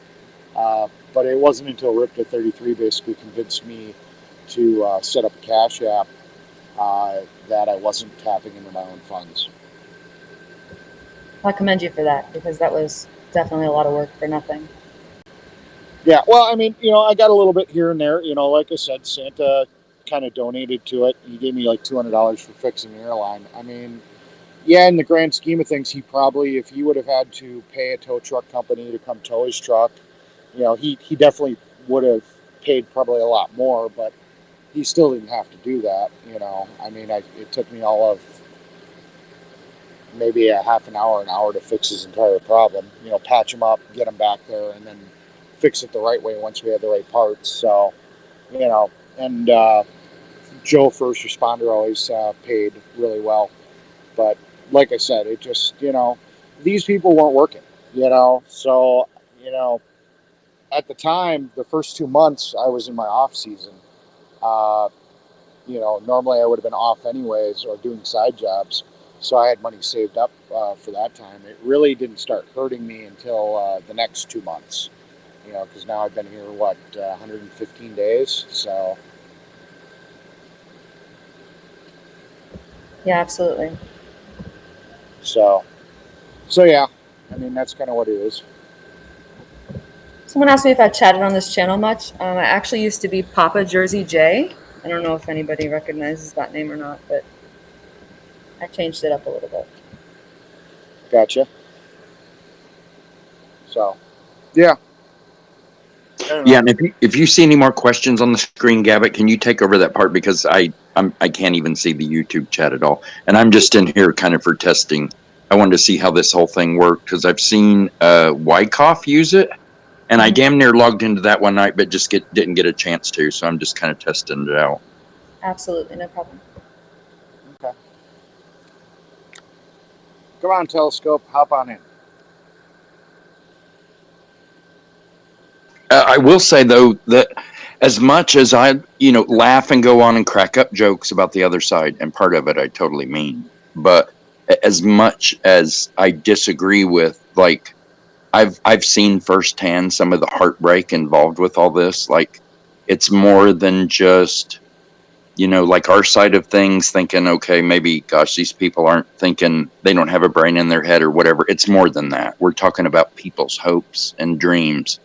And those hopes and dreams have been shattered in a lot of ways. And like, I think about that stuff when it comes to those people, or when it comes to the people that support the movement and whatnot. And I've seen it happen with my mom firsthand. She was a huge People's Convoy supporter, and my mom was devastated when the People's Convoy broke up. And up until that point, it had kind of caused her and I a lot of problems in terms of relationship stuff, arguing about the convoy and whatnot. And so I've got to kind of learn a lot of stuff through it. But I sit and think about, those people's hopes and dreams and how all of that has dissolved. And I do wonder how that's going to affect people moving on. And maybe that sounds kind of sappy, but those are things I have thought about. Well, the biggest driving thing for me was the fact that I really understood right off the bat that it was a survival of fittest type situation. They were more than willing to leave people behind, and I just don't get it. There's a lot of military people. There's a lot of biker type people, and that's kind of your creed when it comes to either being in the military or being a biker. Is you just don't leave anybody behind. And I've never been military. I consider myself an enthusiast when it comes to bikes. I haven't joined any of the MCs or anything like that. But the willingness to just be like, oh, well, that's too bad that their car's broken, and we're just going to let them be, and they can catch up with if they can figure out how to do it. In this day and age, I mean, with mechanic shops being so overbooked and parts being scarce to find here and there, there were a lot of vehicles that I could bang out in an hour and they're back with the convoy, no problem, where in any other situation, they would have been days behind trying to catch up with the convoy, and that would have been the expense of hotels, towing, all that stuff. I just couldn't do that. Yeah, Eric, somebody was asking how many vehicles in total were broken down during that time. I kept count for a while, and I used to keep count. It got so high, I honestly don't even remember. I was actually keeping a record of vehicles that would have been out of the convoy that had like major repairs, and honestly, I don't even remember. Wow. But then there was a lot of other stuff that I fixed that just made people's lives easier. One example is there was a gentleman by the name of Neil. He had his wife and his two kids, 1 and 2-year-old. Half their electric went out in their camper. Ended up being the battery charger that charged the house batteries in the camper had failed, and it kept tripping the breaker, which then killed half the power in the RV. I mean, within about an hour of messing around, I was able to disconnect the charger,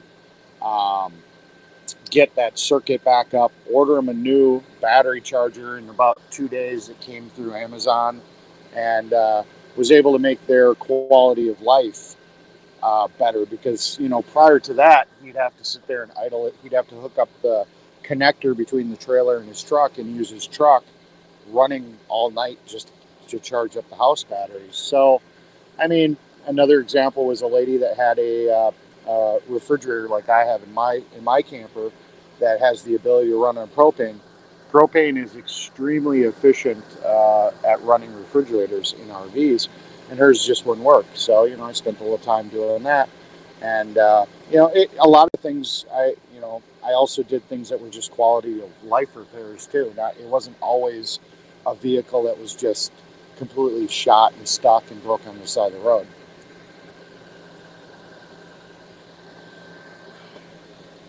Lola wants to know why any of the convoys are continuing at this point. Well, they've all kind of crumbled? Well, AFC is leaving the national stage, meaning they're not going to be here in Hagerstown anymore, but they're still going to be supporting the state levels with fundraising and banners and venues and stuff like that. So they're still going to be working at a state level. 1776. As you guys know, I mean, I just got my truck back today. So I do have the opportunity that if I wanted to load up, I could go over to 1776 now. And I may do that for like my last day here in Washington, D.C. area. Just to kind of say goodbye to everybody and then head home with Minnesota Mike towards Wisconsin. I'm really not in the loop. I mean, I don't know what they're doing. I don't really know anything that they've got going on. I don't really spend a lot of time watching their streams. A lot of people over there seem like they feel that I abandoned them, even though nobody, it's 66 miles round trip, and I've gone through 5 tanks of gas between going there and running around and doing things. That's all coming out of my pocket. It's not like it was Convoy fuel. I couldn't be there as much as they wanted me to be, and they felt like I abandoned them. So, a lot of the influential people that would, normally would tell me stuff and, keep me in the loop, just stopped talking to me. So I really don't know what they're doing or what's going on with them. I considered going to their July 4th thing, but I couldn't get any details. And because I couldn't get any details, I don't do things just blindly. And, I'd rather go home and spend my birthday at home with my friends and family and then go blindly on a plan I don't know anything about. Absolutely. Everyone's asking who Joy is. Hi, Joy. Hi. Can you hear me okay? Yeah. I can hear you. Okay. Yep. I'm pretty shy, so I thought I'd be brave and just come on and say hi to everyone. Hey, Eric, I have just a quick question for you. So what was your favorite part of the convoy? And did the Canadian movement inspire you at all, or just kind of curious? Yeah. Well, my favorite part of the movement is really hanging out with my stream, interacting with the people that watch me, kind of doing some of the fun videos that we've been doing. Honestly, really being part of the convoy for me has just been a never-ending job, except for the last couple of weeks since we got back here. So I didn't really get a chance to really experience the convoy. It was always one repair job after another. Like I said, until I went to D.C. just recently, I'd never been there. When we were in California, I wanted to go and touch the ocean. I never even did that. So there wasn't a lot that I really enjoyed about the convoy because I never got to really experience it. What it did the Canada convoy up in Ottawa inspire me? I was interested in it. I mean, I think there's something wrong in this country. I think that, there's problems with the fact that, liberals and, Republicans and Democrats, whatever, can't speak. It just seems like every time they try to have a conversation, everybody's so entrenched in their viewpoint that they're not open to listening to the other side, so it causes a lot of division. I've seen that in my own family. I've got some Democrat people that are in my family, and when I openly came out and said that I voted for Trump, they went, and it's like, really? What does it really matter who I voted for? That doesn't change who I am. That may be my opinion of how I feel the government should be going, or the direction that I think the government's going. But why is that an issue for the point that we can't relate and we can't have conversations that are maybe not political and still be family and friends and whatever, you know? Yeah. But, I agree with that, Eric, because you know, I don't know. I don't like to say, oh, I'm a Democrat or conservative, because I feel like, hey, I'm a person and I just tend to vote Democratic. Yeah. And I found out my little brother, okay, so he lives in Washington State, and we've never talked politics. He's like 10 years younger. And I find out he voted for Trump. I was like, you what? You voted for Trump? What?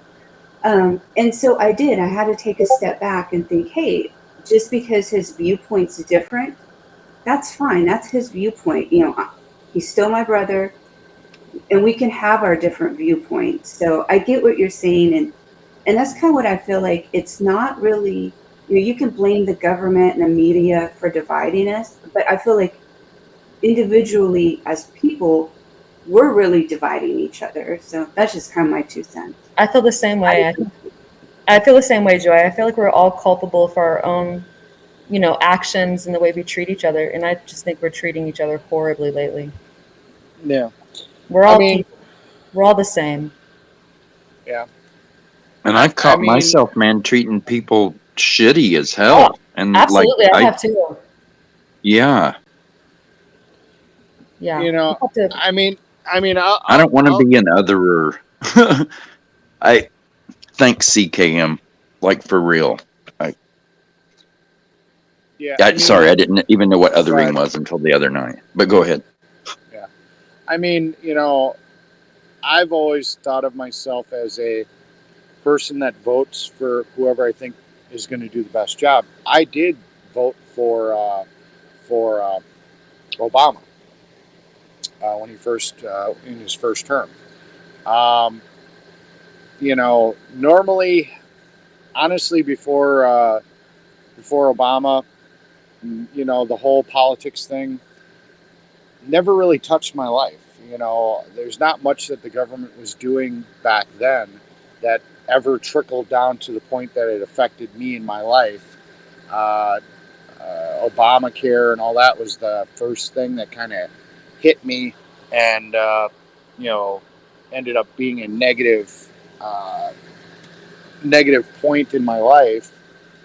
Ended up costing me a crap load of money for that insurance. But other than that, really anything usually presidents do never trickles down to me anyway. So I really didn't care. And once that kind of happened, I started sitting here going, I really got to sit here and start taking a look at what's going on a little bit more. And I started really researching, you know, things. And, you know, I think there are some policies that Democrats have that are good. I think there are some that the Republicans have that are good. I think the real problem with the government is that we've got too many lobbyists that are buying votes from whether or not it's from a Republican or a Democrat, and basically corrupting our government. You know, and I think that's where the real problem kind of comes in. Yeah, I could agree with that. A lot of, you know, and I live in Texas, so I live in Austin, which is liberal, but it's pretty conservative still. And I mean, I would say I'm kind of like you. I didn't really, you know, until the last 10 years or so, really, you know, pay attention to politics that much. But in Texas, it can be hit or miss with the politics here. You know, it's big conservative, you know, a lot of oil companies. It's a lot down here. Joy, I'm outside of Houston, so you know, completely know, and I think you probably have it a little bit better than I do. It's extremely conservative over here. You wouldn't think it would be just because it's a metropolitan area, but it's pretty crazy. It's almost, you have to, you're basically fearful if you're a Democrat in these types of areas. I would never plaster anything on my vehicle or letting anybody know what my political affiliation was in this area because I don't trust the people, unfortunately. I felt that way about putting a sticker or doing anything like that with Trump too, because all the riots and all the stuff that was happening, I felt sitting here and expressing the fact that, I wanted to vote for Trump, or that I was interested in voting for Trump, would have put a label on me, because those riots were just getting out of freaking control. I mean, it was insane. Well, you could definitely come down to Texas and feel completely safe with putting that on your car. Different story from here. Oh yeah. So I think Stacy asked a question earlier. She wanted to know how long you were with the convoy. Right now, I believe the day count is 115 days. Wow. And I've never left. Oh my God. I have to say, I hate I have a that question too, but for anybody yeah. that wants to answer, or even in the chat. How do you guys feel about the 1776 movement being called that? Being the 1776 restoration movement, does it bother anybody? Personally, for me, I think it was a little bizarre to pick that date. Slaves were not free, women couldn't vote. And I just thought it was a little peculiar that especially women would be okay with it. I just wanted to know if anybody else had an opinion on that. I think it puts it out in a completely different universe, like off the planet for most people, especially young people, because they absolutely can't fucking relate to 1776 anything.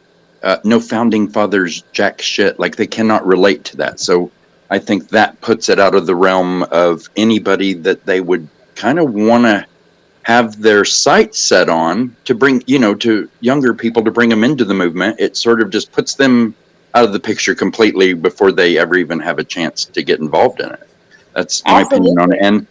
And that's not, just to be fair, that's not all coming from me. I watched a video the other night, and there was this guy named American Patriot, and the dude had a lot of really kick-ass points. He was on point with a lot of stuff. I think that was his name, was American Patriot or something like that.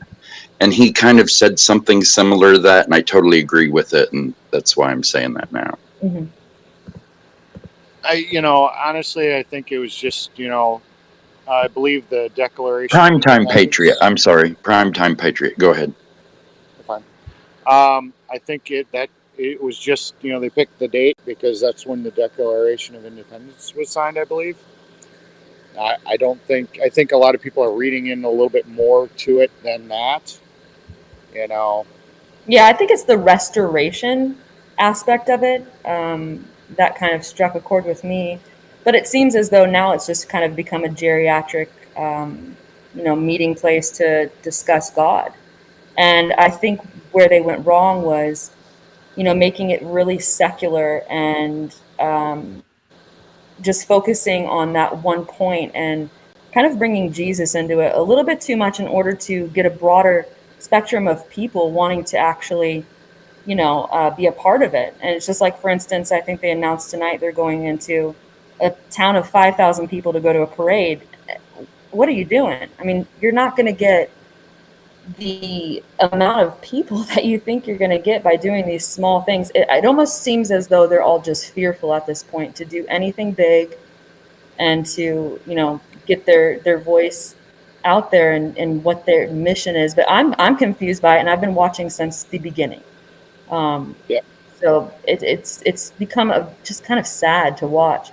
And it's almost like watching a car crash. You can't look away. You want to, but you're rubbernecking on the road. And that's what it's become for me, is it's more of just a curiosity. Well, it's always been a curiosity, but it is definitely now. It's sad, but at the same time entertaining, which is sad in itself. But it is entertaining, but that's another thing that knocks young people out of the mix, because among young people, unless I'm completely wrong and somebody can point that out, but among young people and even older age groups, religiosity is on the decline, and it's a divider. It is not a healer, and religion ruins more of anything than it helps. I mean, I think it creates more division anyway. Maybe that's the better way to put it. Right. Well, religion is man-made. People don't want to hear about Jesus all the time. Right. Well, and if you don't believe in Jesus, why would you want to hear about it? And I just think that they kind of forgot that there's, this huge subsection of America if they want to have freedoms restored, whatever freedoms they think they don't currently have, blocking out a major part of our country in the process of that, it doesn't do them much good.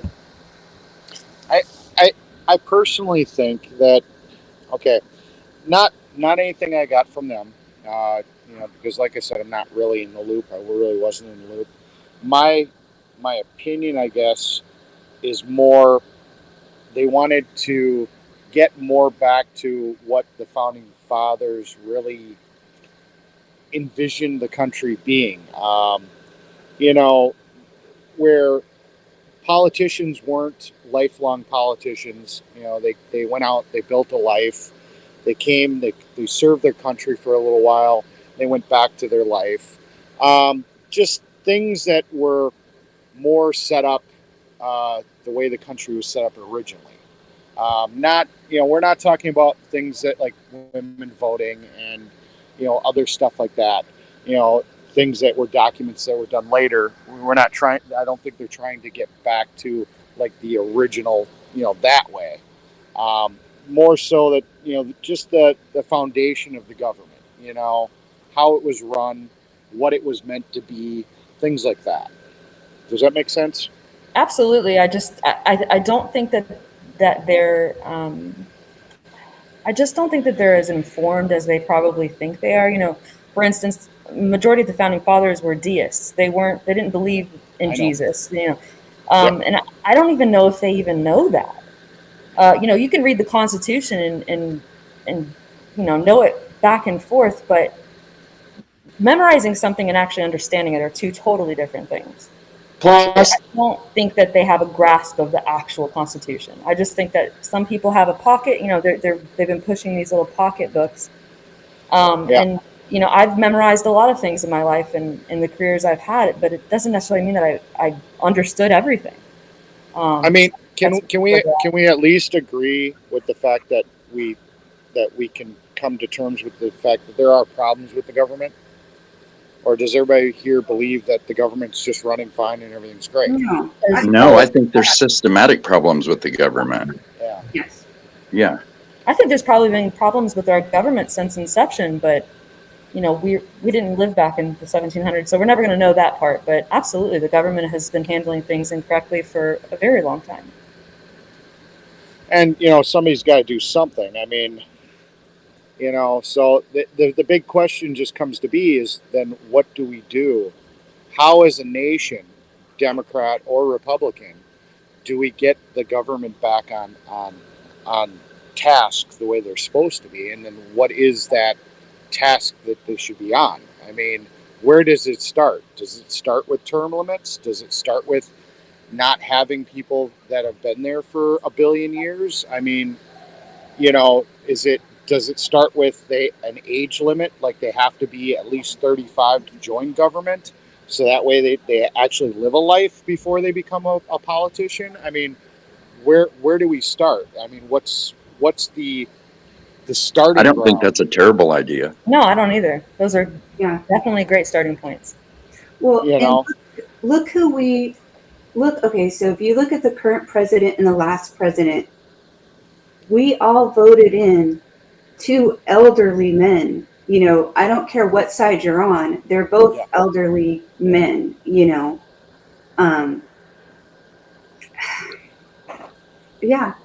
So it really doesn't matter what side. No one's going to be happy at this moment. I think also we're at a point right now in our country where we have the older generation and the younger generation are so far apart at this point. I think at one point, maybe 1950s prior, older generation, younger generation was still on some sort of the same wavelength. Now it's just, polar opposites. And I think that that's what's caused a lot of dissension as well. And I think there's the older population that's trying to conform and make the younger population feel better about everything that they're striving to have accomplished. And then there's the ones that don't care at all. So I think what happened with the GOP, unfortunately, is the humanity aspect of everything has just completely been devoid. It just seems to me as though they really don't care about human life in the way that they try to pretend or proclaim that they do.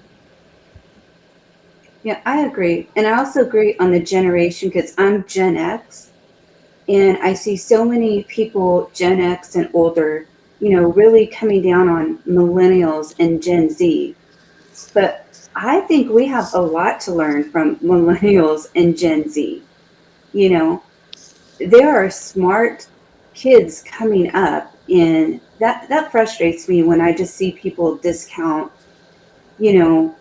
because they do things a different way. But we have to realize they've grown up with technology all their life. It's not their fault they weren't born in the 60s or 70s, And I feel like they actually have to work harder in school now. School, I see what my kids bring home for homework. I'm like, I can't help you with that. Right. How old are your children? So my daughter is, she'll be 21 the end of this month. And then I have a 13-year-old. Okay, I have a 13-year-old as well and a 15-year-old. I actually took them out of school in the beginning of the pandemic. And I will say homeschooling has, they've improved leaps and bounds. But we don't do homework or any of that. Obviously, it's a little bit more lax. But what I can say about that generation, from what I've just noticed with my children, is they're a lot more compassionate. Of course, there's going to be bad kids everywhere or kids that misbehave, but I just feel even from my generation or previous generations, there just seem to be more compassionate. And I think that that's really what's lacking in the older generation of a particular, nature. There, of course, there's sweet people everywhere, but the GOP, in my opinion, generally just doesn't seem to. My father is a staunch Republican, and he has zero compassion for other people. He just doesn't. He could care less what happens to the homeless. He's a Navy veteran of 22 years, and you can be a veteran. You can have served our country. It doesn't mean you're a great person. It doesn't mean you're a bad person. But his views on others of different races he pretends as though he's not a racist, but deep down I can feel it. And so I really don't talk to him about politics anymore because it just causes major dissension. But it's sad to see because I never saw my father as that type of person until Trump went into office. I agree with Trump. When Trump came in, and I knew it, when he was, from what he said in his election speeches, because my children are biracial, so my husband's Black, I'm white, and we live in Austin. So, for the most part, there's no issues. But yeah, it does worry me. It worries me having, a 13-year-old son, and we've had to have the talk with him. This isn't just talking points on mainstream media. This is real. We've literally had to have talks with him about, if people approach you and, he does have to act a certain way. It was so funny when he was little, he would say, when he was like 5 or 6 and he's real extroverted and we'd go places, he'd be like, oh, people just like me. They just like to say hi. And now he's 13 and having to come to the fact that people see him as a threat, and my daughter is very light skinned, so she kind of looks Hispanic, so she doesn't get that. But the 13-year-old, now people see him as a threat, and the GOP just uses that as, oh, people are just sensitive, and no, it's real. Like, I have that fear. It's a real fear. Like, and I will say, like, when we were all watching this rally this weekend, when Alyssa came up with her pride flag, which I loved, just her being there triggered people. She wasn't harassing people. No. And that's what breaks my heart about this movement. You know what? Have your opinions, but when you start harassing people, and that's what gets to me. And so that's why I love this BTM channel, because I just feel like people can have opinions and like we all come together and, I don't think we're being mean to people. Yeah, we make jokes, but I don't know. That's just my 2 cents. It sounds mean-spirited sometimes, but really at the heart of it, it's not. That's kind of what I think. Right.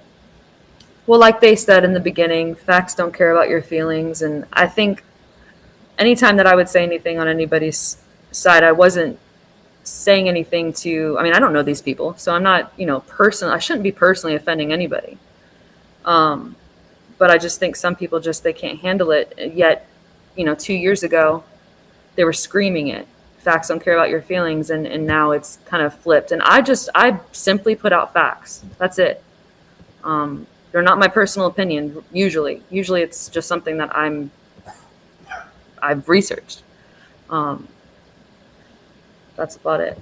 But some things have really pissed me off, like people's retirement funds getting sucked out of them and stuff like that. Like there was no reason for any of that. And there were people that gave up the retirement money to help the movement and were crushed in the end. It's like, I feel like I just want to say something for those people out there that don't have a voice, that got money taken for them when they gave in good faith.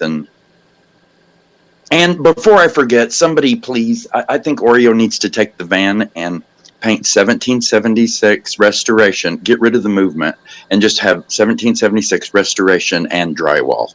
It would be perfect for the side of his van. Sorry, I've got jokes, bad jokes. You're fine. No, that's fine. I mean, like I said, I'm a very open-minded person. I let a lot of people get away with a lot of things in my chat. And, I mean, if I don't want to talk about them, I just don't, but we don't tend to delete very much of anything anymore after I had a conversation with my moderators. So, yeah. So I'm getting ready to get out of here, but one last thing about the Constitution thing. Like, there's a lot of people that think that our Constitution sprang out of our founding fathers' ass in 1776, and it did not. It didn't come about till years later. Right. So education's like super important, and I wish we could find a way to get young people more involved and interested in history, because for a lot of people, history is boring as shit. Like, I get it. Until I became interested in history, oh my God, I hated it. I would have rather went and got teeth pulled. But Eric, thanks for hopping in here tonight, and I'm getting out of here. GAbbott, good to see you. And Joy, thanks for hopping in there. Try to do it again sometime. Like, it's kind of scary the first time you do it, but once you do it, it's a breeze. And y'all have a good evening. Thank you. Mm-hmm. Okay, it's G. Okay, I'm gonna hop off too, so I'll just listen on YouTube now. Bye. Okay.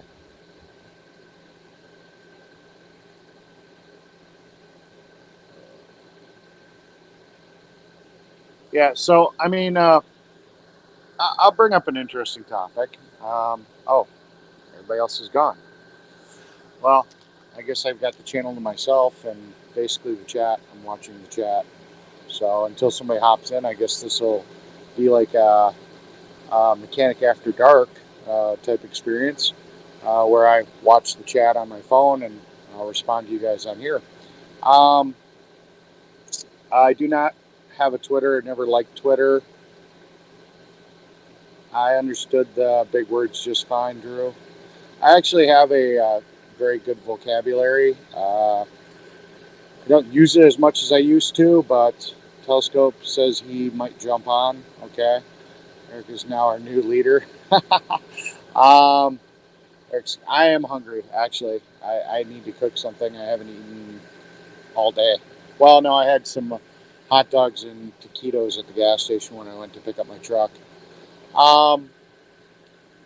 I've got a question for you. I actually have a friend that's a Democrat, and we had what I believe a pretty deep conversation. And I asked her, I sat here and I said, okay, we all, initially some people sat here and said that Biden kind of stumbling on words was a childhood stutter. I hadn't heard that at the time. But a few of my friends truly believe that. And I mean, I saw that he was in mental decline, and my friend saw that he was in mental decline. And the question was, I asked her, I was like, well, why did you vote for him? And she sat here and she said, I voted the party. So my question is how many people feel that they just voted the party instead of voting for the man? And why did you guys let Biden become the candidate for the Democratic Party over like Bernie Sanders or one of the other options that may not have had that mental decline? Was that just because he was the only candidate that you guys felt had a chance against Trump?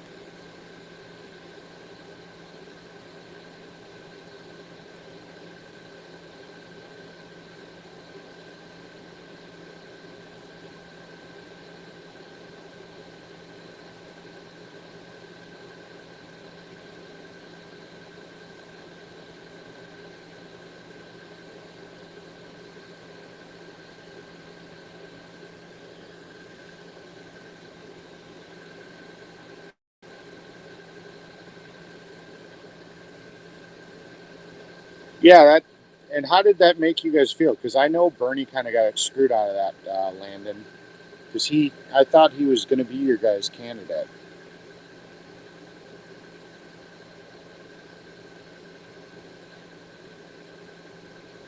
Okay, Joy, thanks for commenting.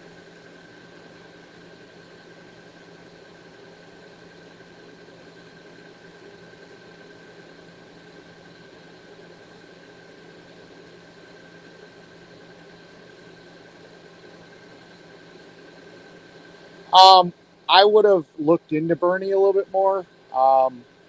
Like I said, I voted for Obama. So, I mean, I've always kind of voted for whoever I thought had the better idea. So to call me a straight Republican really isn't true because I've always tried to judge the man, not the party. I would say I'd be more of an independent than a Republican. So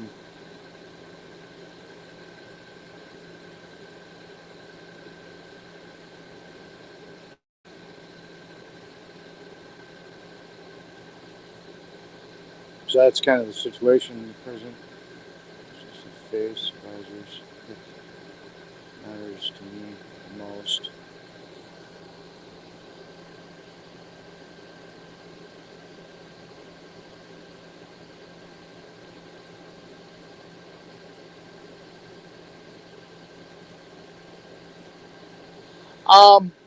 I would sit here and say that yes, probably most of the convoy is right, on the right side. But I do know that there were at least a handful of self-proclaimed liberals that were part of it.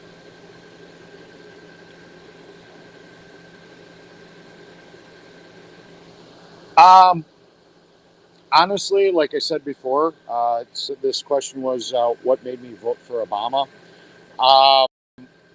At the time, I hadn't done a lot of research, and I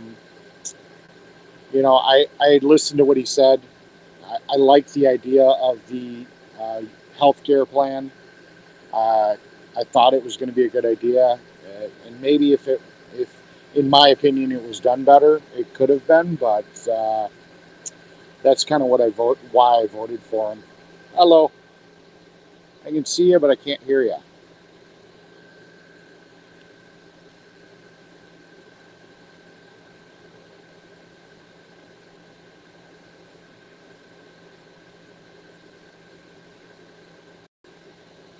I can see you just fine, but your mic must be muted.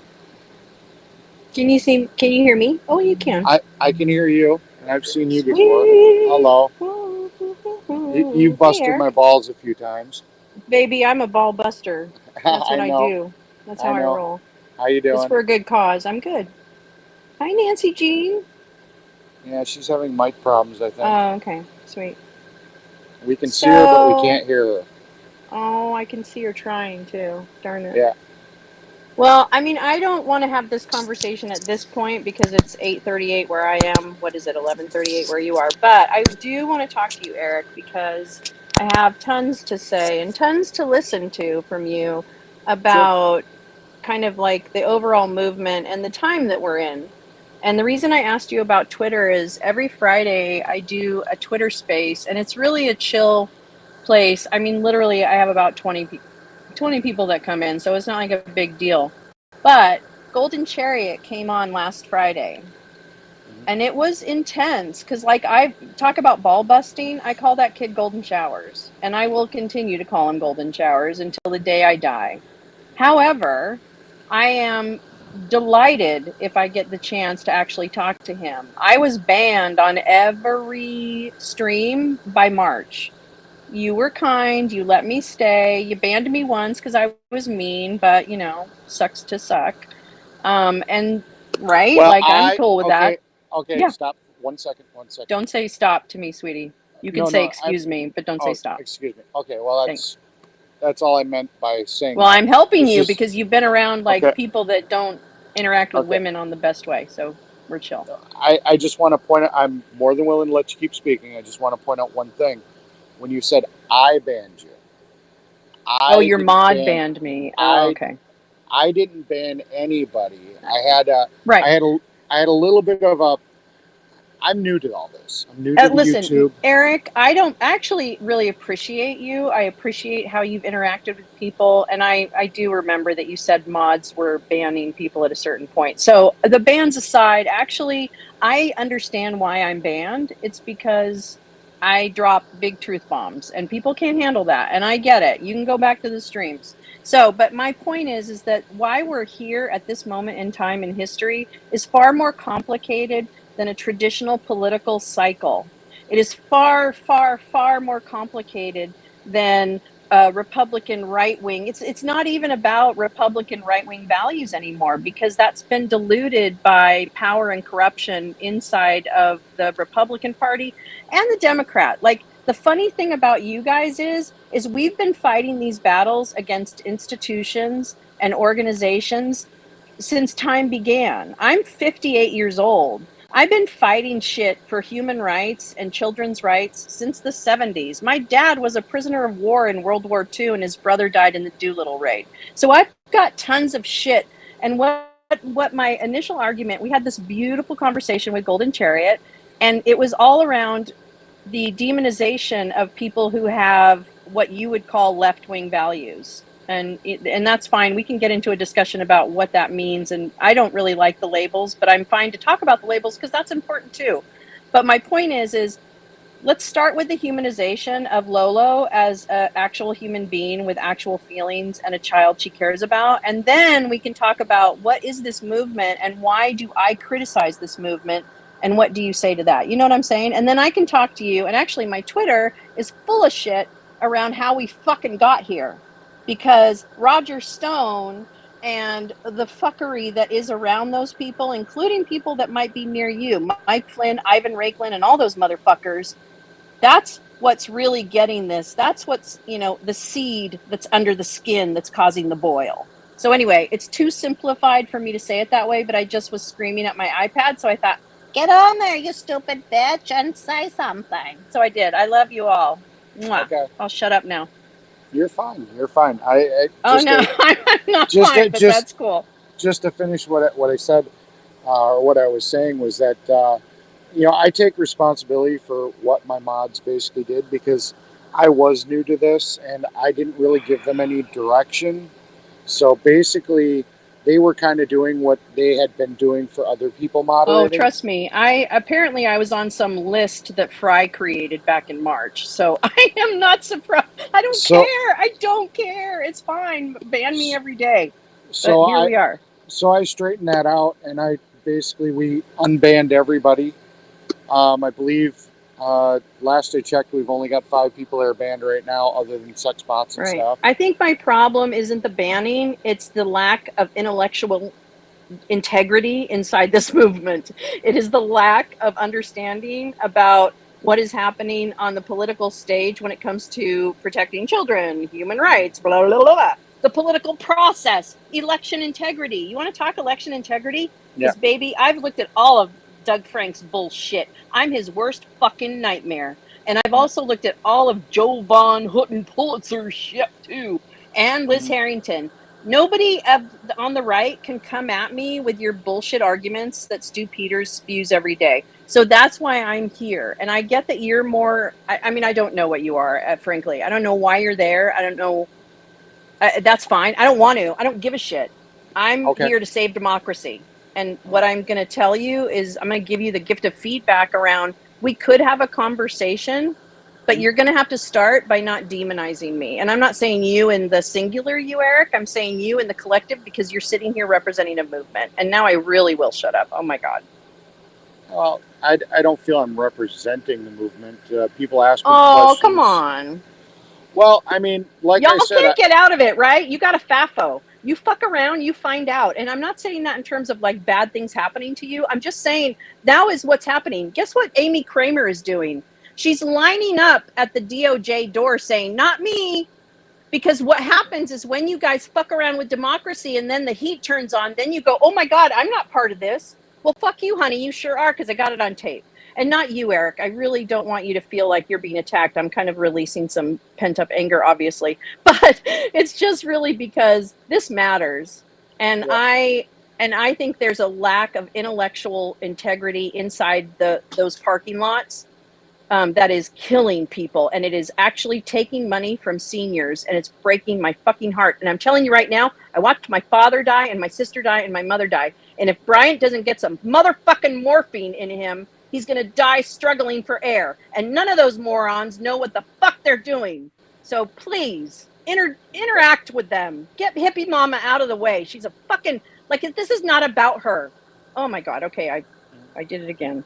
It just looks like at this point it's a bunch of, or the convoy boiled down to a bunch of drug addicts who were grifting and didn't have a point while they were out there. Every time I watched, they were talking about absolutely nothing, pointing their cameras at parking lots and bonfires. It's a joke, and it's funny. It's fun for me to watch it because there's not an intelligent bone in anybody's body out there from what I can gather.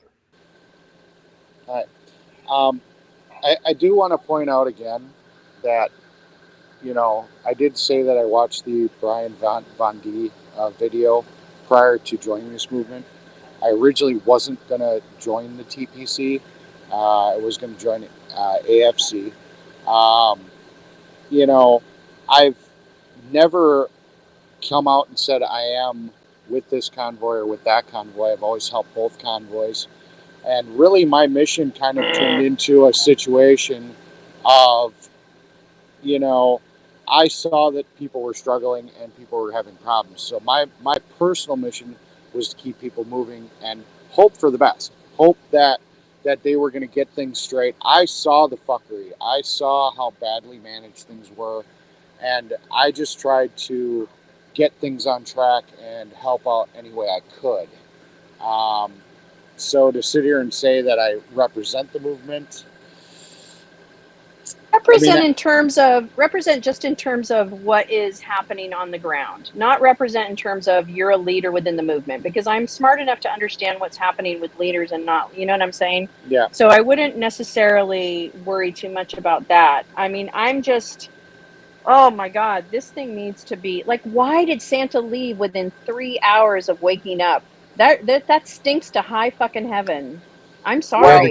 He had to go to a Proud Boys meeting. I'm sure he had to get there. Well, I mean, the story is supposedly they're flipping on everyone. Well, guess what? It's very coinky dinky that the Proud Boys and the Oath Keepers are lining up to also get their DOJ free pass, multi-pass. Okay, Yeah. so I mean, it's just like,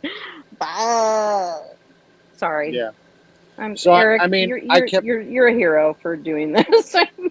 I mean, no, it's fine. I mean, I kept my eyes open. You know, I always took everything that happened with some what's the word I'm looking for? Sarcasm? No, that's not the right word. But I always kept my head on a swivel and just kind of kept looking around, figuring out what's going on. And that's just what I did. You know, like I said, you know, I hope for the best. You know, tried to help out where I could. Like I said, unfortunately, I do feel that the country's broken. Not just because of Democrat stuff. I think there's broken stuff on the Republican side too. And this was something that may have affected some change in some way. Do I believe in the Emergency Powers Act? The Emergency Powers Act is what helps us get things produced and helps, and that's what that was a major mistake of Trump's. Okay, are you making fun of me, or are you actually agreeing with me? Okay, I'm that's kind of because what I'm leading saying into. is that's okay, sorry, because it's like again, this is an issue that y'all don't even understand how it works. Yeah. I don't think they understand anything they preach. Yeah. I don't think there's, like I said, I don't think if you ask them to recite the Constitution, maybe now that the new movement has a manual, they can maybe read it. I don't even know if half of them can read, to tell you the truth. I mean, I'm going to be honest. This is radicalization at its finest. Over the last however many bump years, you're getting 24/7. I don't want to watch CNN. I don't want to watch NPR. I don't want, okay, don't watch CNN. I fucking hate Chris Cuomo. But watch NPR. Watch Yamiche Alcindor. Read something. I don't care, but find some factual information. I work on source documents. That's what I fucking do. And so do that research. But there was a laziness inside of this. Like there are people in the movement they're just there to get money. And this is getting real sad. At this point, it's going to get legal. Okay.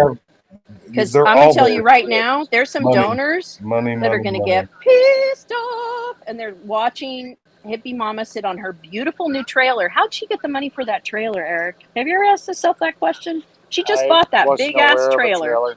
Oh, it's a beauty. It has a fucking awning, a front porch. She's got a double wide in the back of that lot, and it showed up on Sunday, and I'm like scratching my head going, oh, wow, where the fuck did that come from? Could it possibly be the $15,000 that was handed to Booty Pop or whoever took it? Proud Pussy Boy, I don't know what his name is. Santa? I don't know. Anyway, my point is, I don't know how she got that trailer, but it's gorgeous, and I would love one. So if I need to just go and say I'm pissed off at the government and start a live stream, I will happily do so. And I want to talk about, I will be happy, Eric, to have an argument with you or a debate about emergency powers, Democrats, the Republicans. I'd rather have a conversation. No, baby, I understand that. What I'm saying is I'm happy to have that conversation with you, but I want to have that conversation, which means we start with truth.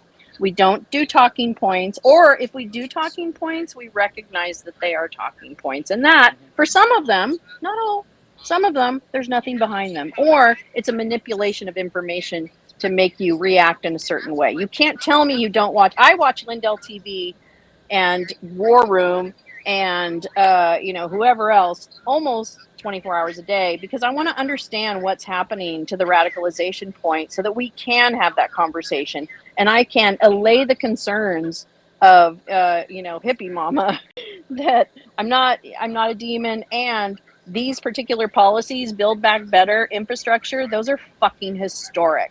And there's a reason they haven't been done until now. And there actually is a reason that Biden is in office. And I'm not a Biden fan. I'm not anybody's fan. I'm the fan of the person who's going to do something and have some integrity. And what I do know is this is a different Biden. And yeah, you can talk about his mental acuity. I mean, he was riding a bike with clips. So I'm sorry. I fall off a bike with clips every fucking time I get on one. I don't care. I don't care if he's whatever. What I'm seeing come out of his administration, as at least at the end of 21, was getting infrastructure passed, which was a motherfucker, and making some strides towards Build Back Better, which actually is investments in the things that we need to do for this country. Because let me tell you what the end game is for the boys that are funding your movement and all of the other motherfuckers. The end game is feudalism. The end game is privatization of services. And this is not the Democrats advocating for this, by the way. This is the Republicans advocating for this. That's why they deregulate. I mean, I'm getting more into the theoretical conversations, but that is where deregulation comes from.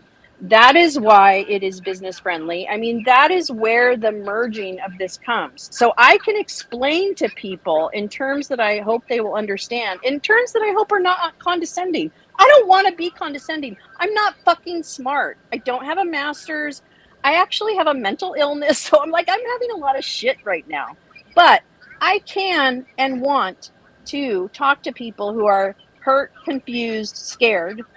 And let's talk about what the boogeyman really, really is and work together on it. Because, yeah, I may not agree with you on everything, but I might agree with you on some things.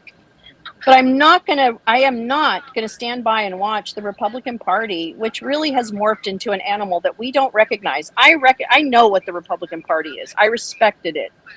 But this is a game. This is just a game. Because if you've got someone like Trump, who we know was compromised, that's not even a conversation I'm willing to have at this point. He's just the Trojan horse. He's actually not the thing. And you can see it. He's losing power. But what he has done is open the gate for all of this behavior and fuckery. He literally tried to overthrow the election, Eric. He literally submitted fake lists of electors. I have the receipts. I'm not just that person that watches TV. Please look at my Twitter. Please. Because I'm bringing the receipts. I work with a team of researchers who have uncovered what is Matt Gaetz doing, what is Roger Stone doing, what is Steve Bannon doing, what is Simeon Mogilevich doing. We're tracking those fuckers. Because I want to save this fucking country from becoming a kleptocracy. That's what I want to stop. And if we don't vote people in that are willing to stand up to authoritarian and the lie of the election, stop. I've looked at the data. I've looked at the election, the court cases. Anyway, sorry. Trump's the epitome of a sore loser. We grow up saying, don't be a sore loser. He's the epitome. And the constituents that follow him, especially the new Republicans, he wouldn't spend 1 second with you because you have nothing to offer him. You don't have money. You don't have power. You have nothing. I don't know why you follow him, because he's going to make America great again, put up a wall so people can't come into the United States, whatever. I mean, could somebody explain to me what the convoy was trying to accomplish, what the movement's trying to accomplish now, and what are they doing to accomplish it besides sitting in parking lots grifting? This is all grifting, people wanting money. They talk about it constantly. Go get a fucking job. That's how you make money in the United States of America. Or you can grift and get new trailers, I guess. Is it my turn to talk yet? Just wondering. I mean, it's great to have a conversation, but, unfortunately right now, because you cut me off, you have no idea where my conversation was going. I let you talk. It's kind of a turn thing. I say what I have to say. Then when I'm done, I give you a chance. You say what you have to say. It's really hard to have a conversation when you just get stepped on, Well, I tried to have this conversation with you on your channel, but your mods kept blocking me.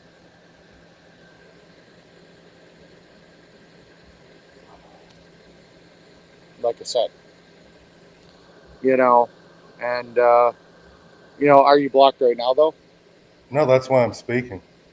No, I mean, are you blocked on my channel right now? Yes. Hold on 1 second. But anyway, back to my original question. What is the movement about? What are they trying to accomplish? The restoration is what? Because I only have 5 people that are blocked on my channel right now.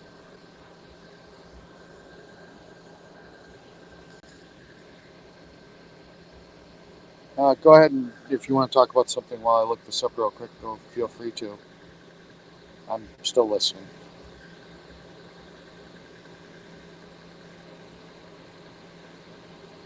No, the question I had was, if you're still part of this movement, when I'm really not. Future, okay, well then the question should be, you can't ask anybody in the movement because they just block you. It's in the beginning it was we're about free speech and anybody's welcome. That's a bunch of bullshit.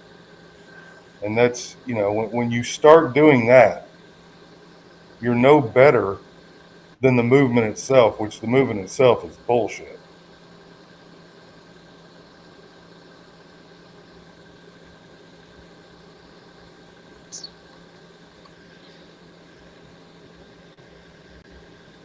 You know, whatever happened to working hard and you know, the American dream, I guess now the American dream is how many subscribers for these people and what the donations for the day are going to be. I mean, why don't they all collectively say no more donations? We want to do this because this is our calling. No, I get what you're saying. And I hope you have seen on my channel that I don't ask for donations.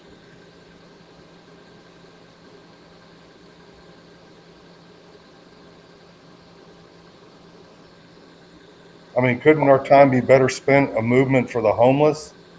Wouldn't that be a better movement that we could actually accomplish something with? Where we go out and feed the homeless and, you know, build homes for the homeless with donations. Something constructive besides getting new gimbals and phones and tractors. And I mean, come on, man. Is that your name on YouTube also? Is the name that you put on here? Yes.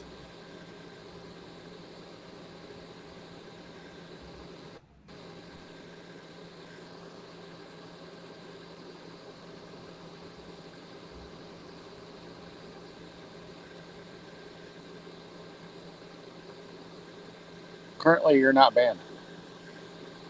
Landon Wright, John Tony, Open Wheel, John Brown, Comrade Yuri, Nor Dudley,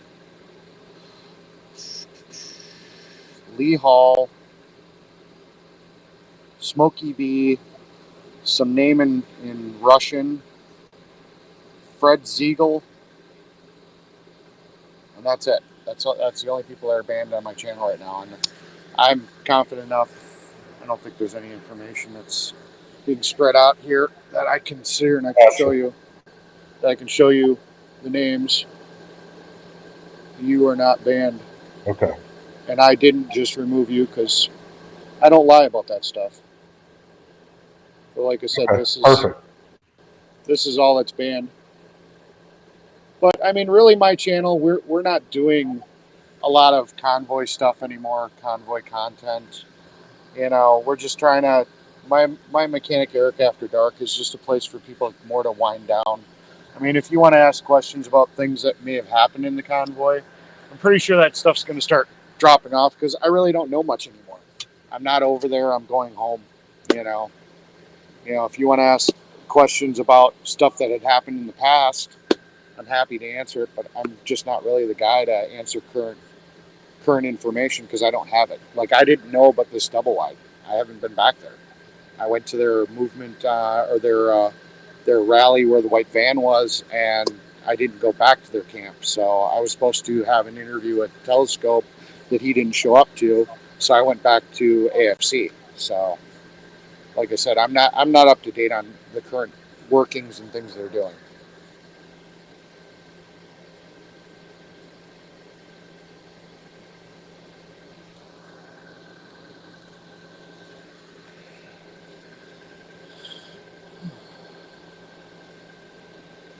Damn it.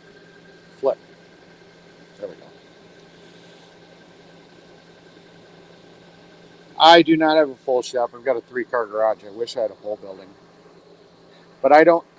I've said this before. A lot of people don't realize I'm not a professional mechanic anymore. I started off my career in my life as a professional mechanic. I made it up to dealership status. But I haven't been a professional mechanic since the early 2000s. But it's kind of like if you're a Marine, you're always a Marine. I'm still a mechanic. I still have the skill set. A lot of the doing brakes is still doing brakes. They really haven't changed the systems up since then. So I'm still capable of doing a brake job, changing a water pump, fixing basic stuff. But I'm actually a truck driver now. I drive a dump truck for an asphalt company in Wisconsin. That's what I do. I used to be in the computer industry. I had a couple of jobs where we had some government contracts. I went into schools, refurbished, and fixed computers. I mean, I've done a lot of different things in my life, and right now, the truck driving is paying the best, so that's what I'm doing. If it sits here and declines, or we all get replaced by automated self-driving trucks, I'll move on to the next thing. That's the nice thing I like about being adaptable and having a very large skill set.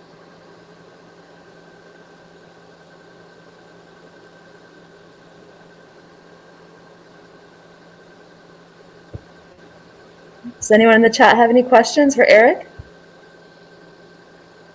Oh, I think I was looking up the wrong name, because I was looking up your name. I thought it was you talking.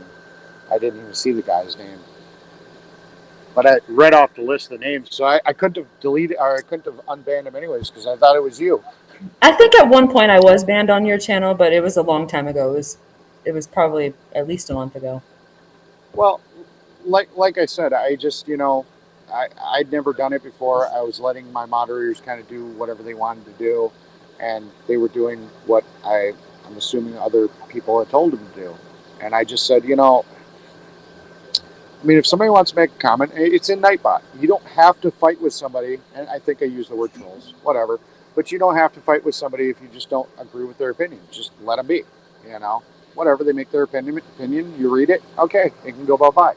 Not everybody's going to share the same opinion and, have the same viewpoints. And if somebody wants to come into my chat and say something that we don't agree with, we don't have to respond to it. Right, and I just wish everyone else had that viewpoint. I've been blocked on every single live streamer at every single convoy. It's crazy. They believe in free speech. It started with Oreo, and then it just snowballed from there. But at this point, I have to either change my name or wait a while for it to kind of. I'm not a streamer, so I have no idea how it actually works on your end. I have to go, if somebody gets blocked, unless I see it right in the chat, that's the only way I can unblock somebody. But if it goes through and I don't see it, I have to actually get onto the web page on an actual laptop to unblock somebody. Unfortunately, the phone app, at least for Apple, the YouTube Studio is a really sad thing on the limitations of what you can and cannot do. So it really takes, I have to bust out a laptop or a desktop computer to make real changes to the YouTube channel. Yeah, for instance, maybe a couple of hours ago, I was on Buffalo Man 11, and they're discussing the formula shortages and talking about women should breastfeed and kind of pushing that. And so I was just kind of putting some facts out there. And one lady said newborn babies can drink cow's milk, which is absolutely ludicrous. And, said something about her daddy in the 1930s. These people, and I'm not trying to lump you into it, but from what I can tell, it just seems they're a little bit on the slower side as far as life's concerned. And I just think that they're kind of stuck in this generational hole where they don't know how to dig themselves out of it. We're not in the 1930s. We've come a long way. And to just say silly things like that, that's the kind of nature of the beast of this convoy and the people that are now a part of it, is they don't understand that we've all evolved. And so I just simply said a fact about breastfeeding and formula and was kicked off. And that's how it's been with every single person. And what did, not to interrupt, I'm sorry, but what did you have to, what was your comment? My comment was simply that, children or newborn babies can't digest cow's milk. And that's all it was? And discussed formula being invented in 1842 and how the infantile death rate was, usually around 50% before that time. And then I was timed out and then taken off. And it's been that way with everything. I would have looked at that as informative, personally. I mean, I wasn't aware of it. I would probably verify the information, but if somebody was sitting here and saying a comment like that, and it could potentially be risky to an infant, because a lot of people do hear things online and believe it to be fact. I personally would have been fine with that statement because you're doing a public service at that point, informing people that, hey, this could be potentially bad for your child, or at least it's informative in the way of maybe you should sit here and look to see if, talk to your doctor, talk to somebody that's a professional and verify that, yeah, cow's milk is bad for your kid, hey, wake up. Absolutely, that would be great, but unfortunately that's not the case. I think with the C word and Trump and his advice, I think has steered a lot of people that have become new Republicans that are a part of this convoy or convoys of the past, has made them fearful of doctors, of regular doctors who are giving regular normal advice. They have become fearful, and so they don't talk to their doctors about anything now. Just for instance, that old guy that's there, it's stuff like that. Bryant, and people being concerned about him. And, we're all adults. And I think that's another thing that a lot of people have forgotten, with in mods in general as well, too, the disrespectful, be respect. It's like, we're all adults. Let's get over it. What are we doing? I think Lolo made a good point with just the way she was speaking. We're all adults. We're not here to pat each other on the back, So that's my problem with the mods. I apologize. I didn't mean to cut you off. That was my only real problem. It sounded like you were at the end. I thought you stopped, and then I started, and then I realized you were still talking, so I stopped. I mean, I'm fine with anybody saying whatever they have to say, and I'll listen, and either I'll agree or I'll disagree. Like I said, my only complaint was that she cut me off and didn't know where I was going with that statement. She heard a key word and jumped on it instead of waiting and then bringing it up or referring back to it. That was my only complaint to that whole conversation, was like, I felt like I was getting lectured to, and I was trying to sit here and say that, I kind of agree about that situation and, explain a little bit more about it. And it was just, boom, it's like, okay, well, you never got to hear my side of it, so, oh well,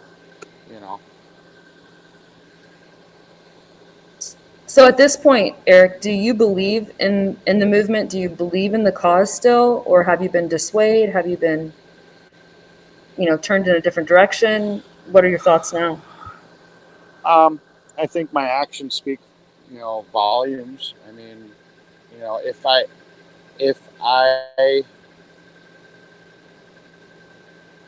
I believed that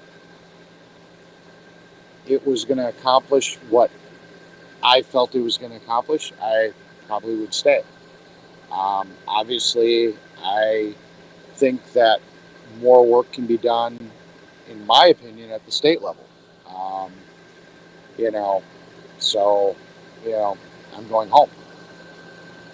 And the fact that there's lack of information, I've made it very clear I'm not going to be the person that's just going to blindly follow anybody or anything without all the facts. I don't care how charismatic somebody is and how good of a speaker they are. If I don't know what the heck they plan on doing, I'm not going to lay down my life for you just because you say to do so. You know what I'm saying? I want to know your plan. I want to know what the risk level is. I want to know, am I actually going to put my life in danger, and to what level you're asking me to put my life in danger to before I commit to something. I'm not going to blindly be like, oh yeah, go stand here, all of a sudden get shot in the chest. I mean, that's just not how I'm going to do it. Did you ever sit down with Santa and discuss with him what his plans were? I mean, did he ever, just from what I've watched on live streams, I never really got like a clear context of what the movement had turned into and what it was going to be besides the July 4th plan, if you will. But other than that, I just feel like a lot of people were donating money. A lot of people were donating things to do. So where did it go wrong as far as that's concerned with, driving around for hours? There's just no structure. Was that one thing that led you to leave?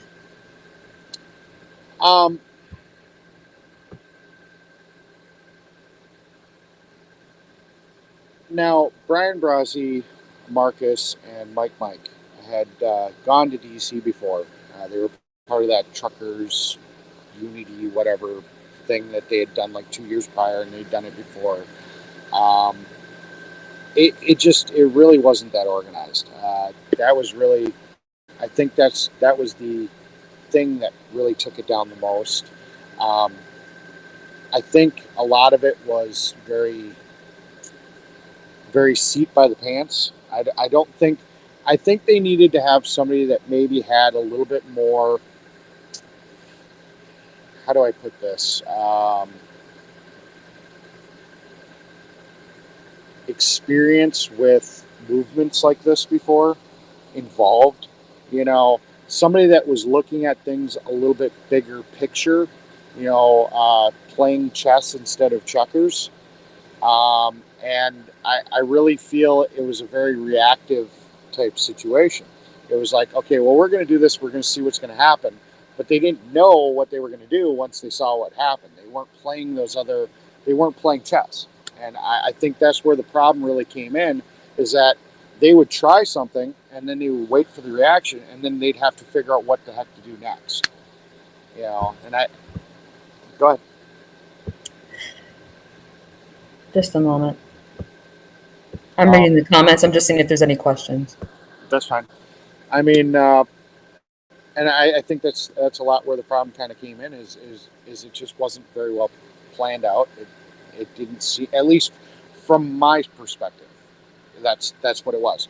I can't say that I wasn't in the meetings. I don't know what their conversations are. These are 100% just my outward opinions from the little bit of information that I was privy to, and kind of seeing how things were playing out on the ground. And that's just kind of how it was. It seemed like it was very reactive type movement. And, I know that there was a plan that, and it's out there. So I could speak about it, and it's all over. So it's not that big of a deal. But when the movement was first in DC and first started going around the Beltway, and they reached the point that they were tip to tail, there was enough vehicles that were covering the entire Beltway. There was a plan to just block the entire Beltway and shut the keys off and just sit there. And they wouldn't have been directly in DC, so the DC police wouldn't have had anything to do. But that decision was overruled. And I'm not going to go into who sat here and said not to do it, but I know a few of the leaders are blaming that person for stopping that movement. And I don't know if that's what really killed it, but I honestly do feel that was that's what a lot of people expected to have happen. And when that didn't happen, and then nothing else happened afterwards, that was, I think, the moment when the movement really just died. Yeah, I agree with you. So, we were talking about earlier how you were doing a lot of work for free. Somebody wants to know how you feel about the other people that were grifting, as far as just, live streamers that weren't necessarily a part of the movement, but were just more of observers, or anybody in general. Well, my opinion of the live streamers, when we're talking about Oreo, when we're talking about Joe, when we're talking about what air quote professional streamers are, this is their job. First responder was doing his thing out in California, and had been doing it, and that was his job. I believe Oreo has been doing a more of a political thing, where first responder was doing his first responder type thing. But that's their job. It's paid entertainment. So for them to sit here and say, okay, well, I'm a viewer funded thing. If they sit here and they tell their viewers, if Joe were to blow a motor in his car, and he's been very clear from day one, he's a viewer channeled, viewer sponsored streamer, and his viewers want to pay to fix his car. I don't see that as grifting, because that's more like somebody paying for HBO. You know, they want to watch that entertainment, and he sits here and says, well, I can't do this anymore, this entertainment for you because my car broke, you know, and people want to donate to him. They kind of know what they're getting into. Now, when you're sitting here and you're talking more about some of the streamers that kind of started like me, you know, and I think I probably know who you're talking about, that's a different story. You know, I mean, to each their own. I mean, I think everybody clearly knows that I wasn't one of those streamers out there that was asking all the time. I mean, I am trying to figure out a way to tastefully accept donations, either through merch or something to possibly fund builds. You know, like kind of like the air horn. Some of my viewers want me to build like a potato cannon. They want to see me do creative shit for content. Right. And, you know, I want to try to figure out a way that doesn't seem like grifting, you know, that's just more helps me build content for viewership. You know? Right, and everybody has the right to spend their money how they want. I think what happened was, though, is that this movement has attracted a lot of senior citizens. And with that can come a lot of scams. My grandparents have been scammed before, and I'm sure a lot of other people's grandparents or parents have as well. And so I think, especially with a couple, I won't name them, but I think they saw an opportunity and ran with it. And to say that those people still are maintaining the viewership that they had before this would be naive, because the people who were watching, whomever was watching before, isn't watching now. It's a completely different, it's either, you know, quote unquote trolls, people that don't agree, or people that do agree. And I would say majority of them are 65 plus and are probably on an extremely fixed income. And go ahead and keep talking, but I'm going to show you something. Keep talking. To kind of take advantage of those people is, I think, where a lot of the grifting comments have come from. And I agree with you. I do think I know that there was bad actors, and people that, you know, are not weren't there for the right reasons. You know, so I fully get where you're coming from. But I agree with you 100%. I mean, you know, if you just look at my audience, you know, it's the same thing, and that's pretty much what I've seen mirrored on pretty much anybody. Because, you know, we'll play around, and I'm like, you know, hey, so how's your? And you're right.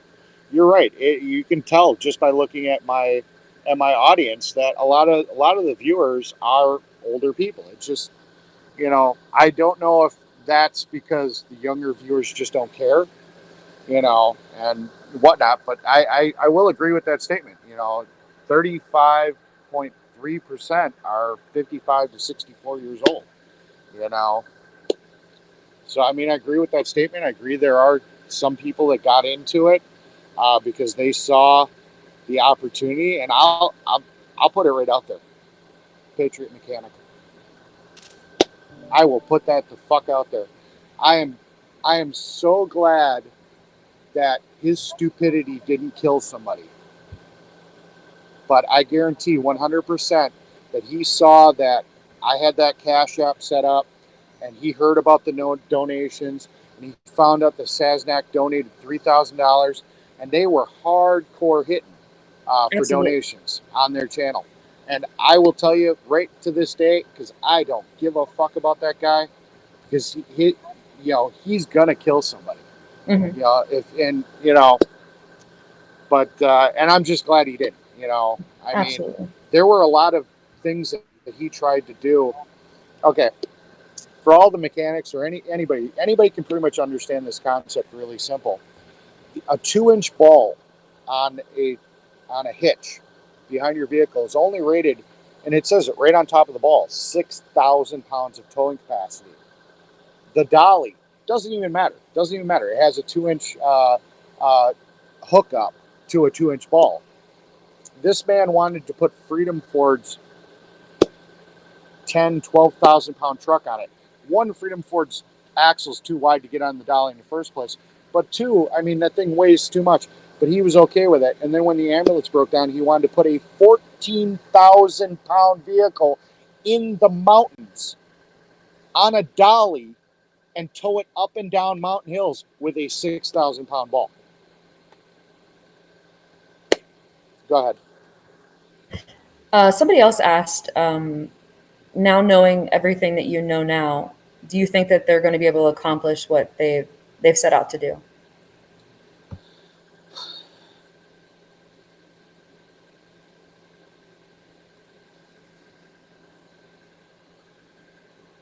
I don't know. I mean, I don't know. I really don't know. I mean, you know, it was a major blow when the TPC fell apart and they had to rebuild. People are still interested. People are still following them. You know, donations are coming in. You know, I was really rooting for this Texas convoy, honestly. You know, I really thought that, you know, even though we've all figured out it's a lie, it didn't have any of the, how do I want to word this? It was clean. It was a clean convoy. It didn't have any elements of TPC. It didn't have any of some of the stuff that people didn't like about AFC. It's a convoy coming out of, woohoo, Texas, So I was actually really rooting for that and kind of hoping that was going to turn into something that somebody could have, that people would have followed. I'm just going to keep my eyes open and see what happens. I think it's going to take them some time. If something's going to happen, it's going to take some time. But, I keep on sitting here and saying, if everybody wants to see what the heck they're going to do, show up. I mean, the easiest way to call is bluff. A lot of people are sitting here and saying, oh, well, even if Santa gets his people, that they're not going to go into D.C. It's all a grift. It's all that. 3,000 people show up, call his bluff. That's what I have to say. If 3,000 people show up and he doesn't do anything, well, guess what? There's your answer. It was a grift.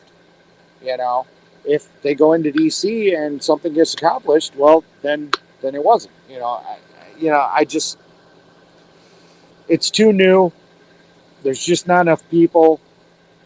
I don't know if they're going to be able to excite enough people to want to follow them in a timely manner. That's the problem. It's dragging on so long that you may get one or two people to show up, but we have jobs. We've got to go back to work. We've got bills to pay. People can't just sit there for months and months and months on end. If they're going to do something, they have to get people to show up, and they need to do it now and not have this be a 6 months long thing. Because American people can't do that. They've got bills to pay. Yeah. Somebody was asking what enticed you to join them in the beginning. Really, what it came down to was, like I said, I was never overly confident in the movement, but it was an organization of people that were trying to do something. I didn't fully understand the Emergency Powers Act. I listened to what they said. I think I've got a better understanding of what they were trying to accomplish. I don't think they were trying to get rid of the Emergency Powers Act. I think they more so were trying to end what they feel is the abuse of the Emergency Powers Act. And that's kind of my understanding of what they're trying to accomplish. But really, it was just more, it was the only game in town that was trying to do something. I mean, I feel the country's broke. I feel that real change needs to start to happen. I mean, if a Democratic group was trying to get rid of people, in Congress and, empty the swamp, because I believe you guys feel that, there shouldn't be these some of you feel that there shouldn't be these career politicians, and like even you said, maybe having something where somebody has to be 30 to be a congressman or whatever might not be the bad idea. I may follow them too. Right. Well, we have term limits for president, so why don't we have term limits for everything else? I agree with that as well. I just think the approach, unfortunately, it was wrong. So, honestly, I think just to finish it up I just think that right now they were the only ones that were doing something is the reason that motivated me to try to do something. I thought maybe it had enough traction because I saw how big Ottawa was. I was kind of hoping. I was actually very disappointed with the numbers coming all the way across the country. I mean, Ottawa had tractors and farmers and Amish, and I mean, it was construction equipment. I mean, Canada really came out, and I will honestly say I was really disappointed.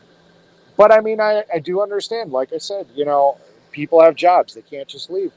But I was honestly really disappointed with the turnout. I really kind of was expecting it to be a lot bigger than it ended up being. Right. I mean, you can show all you want, but if nothing's accomplished, then it's all for naught. A lot of people are saying in the comments, nothing really happened, nothing transpired in Canada after that. Nothing good for what their cause was. Yeah. And that's partially why I was okay with them kind of not going in to DC and just parking, because in a sense that was a all-in maneuver, and it lasted 21 days and they were out. I think to a point, tiptoeing in the way they did a little bit wasn't the worst idea, because it wasn't over in just 21 days. They gave whoever might have been listening a chance to try to do something, to negotiate, talk, whatever. I'm not going to sit here and say who told me this, but I kind of agree with this. And it's somebody very famous, not somebody that's an organizer. But this person sat here and said that he really felt that when we took Ted Cruz down to DC, that's the point in time that the convoy should have declared victory and sat here and said, okay, we're going home. We're going back to work. You guys need to sit here and think about it, and do something, or we're just going to be back. Because at that point, we had Ted Cruz out there. We'd been, Grey Wolf and all of them had been in the building, and had the meetings, and that was kind of a high point of the convoy, and that's where they really should have just left it on a high end and said, okay, well, you guys need to get to work, or we're going to be back, and then regrouped if they had to at that point. Have you ever been drawn to anything like this before Trump was in office? No, I've never even been to a Trump rally. Okay, so your motivation wasn't really related to Trump. It was more about the emergency powers. No, like I said, I didn't fully understand the emergency powers. My motivation was, I felt that the country is strayed and is broken, and really somebody needed to do something, and this was just something. Well, what do you feel is broken? The fact that Democrats and Republicans can't sit here and see eye to eye on anything. Nothing really happens in government. Party division. The fact that our leaders can be bought by outside forces, by whoever can get them the most contribution, donations, stuff like that. The fact that people are career politicians coming right out of college with no life experience. The fact that there are no term limits, so people sit here and struggle they're more willing to sit here and do backroom deals to stay in office because that is their career, that is their life, than to actually do what the country needs them to do. The fact that we can't be confident in our vote, whether or not it was when the Democrats felt that they were robbed when the Republican won, versus the Republicans feeling they were robbed when Biden won. I mean, everything. I mean, there's just so much that just seems to be wrong with this country. And I truly don't think that this is what the founding fathers wanted for us. I think a lot of our rights are being trying to be stripped away. I do think that the government is getting too involved in our day-to-day life.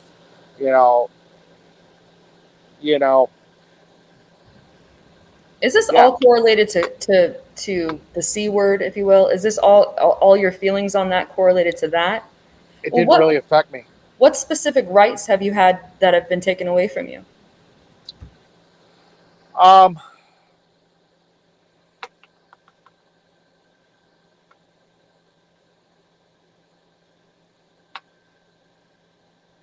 don't know if I want to get into that.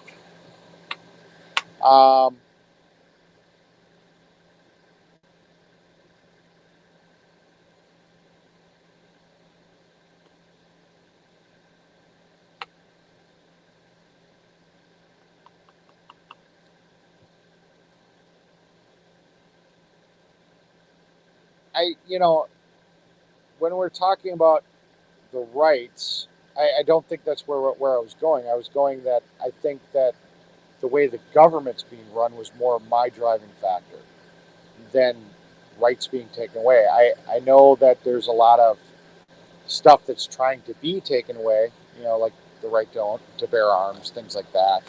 I don't agree with that, but that's a conversation for another topic. I think we were talking more about,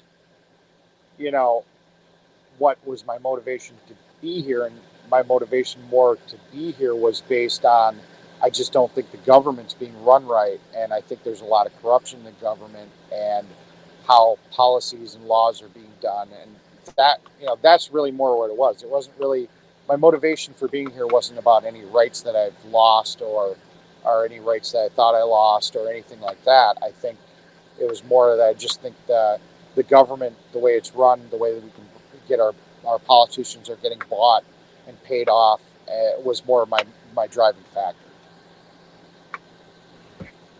So you have an issue with both Democrats and Republicans. It's not necessarily one or the other. It's just politicians in general. Oh, I'm an equal opportunity hater.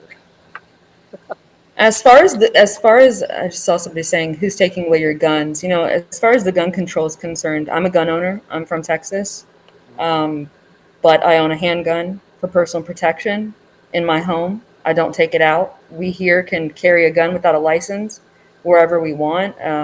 Of course, unless a business tells you to leave. And I choose not to because I don't feel the need to. But in my home, of course, it's a different story. But what are your thoughts on that? As far as, do you honestly think that they're going to take away every single American's gun?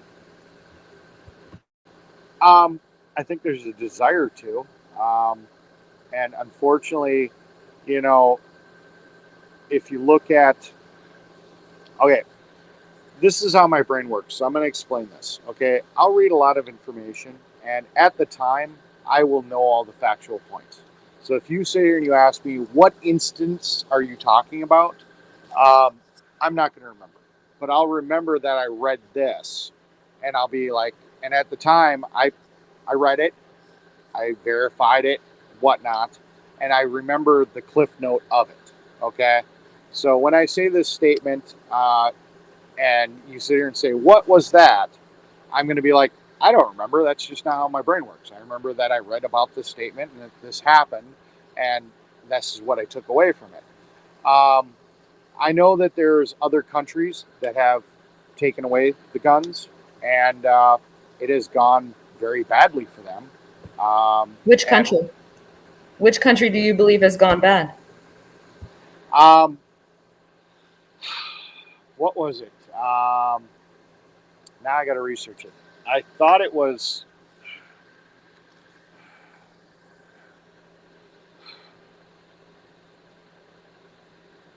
I'd have to re-research it. Like I said, I could have swore, wasn't it? I don't remember. I don't remember. It was something. It might have been Stalin. It might have been Hitler. It might have been one of those type of regimes where they came and rounded up all the weapons, and basically made it so that their citizens couldn't defend themselves against them, and then they got slaughtered. I think it was probably one of those things. I'd have to research it. So during a time of war. Well, during a world war. Yeah, probably. That's probably. I'd have to double check. Like have you researched any other countries as far as right now who have gun control laws, they don't allow guns, and have less crime? Have you done any research on that? Have you listened to any other people's points of view besides the right?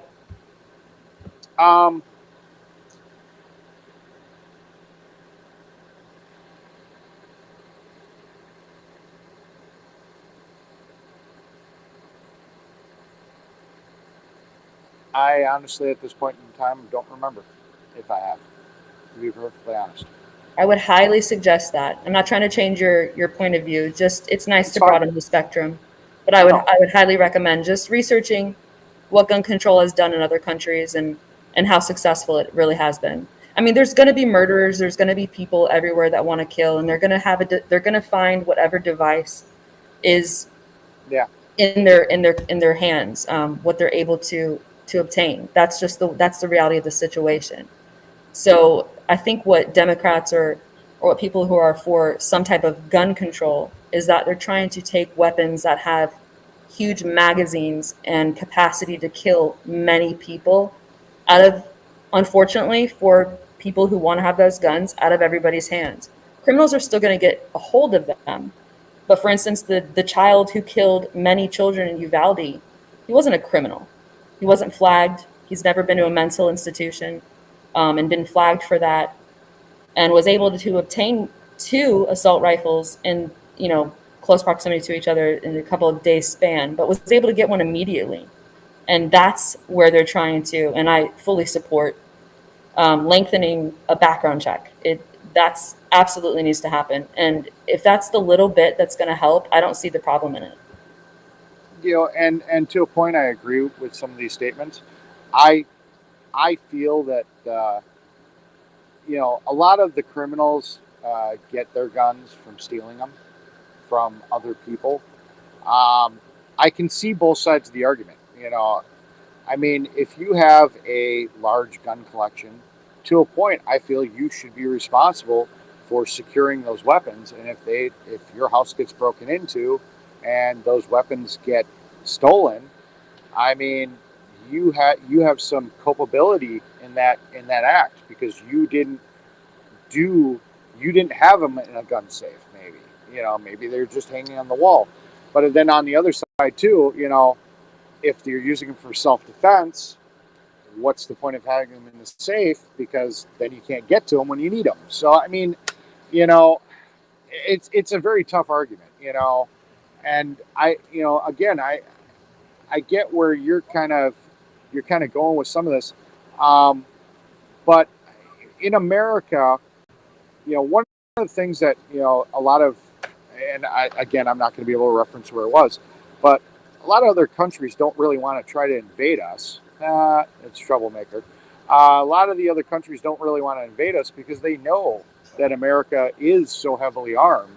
So part of the deterrent for other countries to kind of screw with us is the fact that they're pretty understanding that America's not just going to sit here and lay down and take it.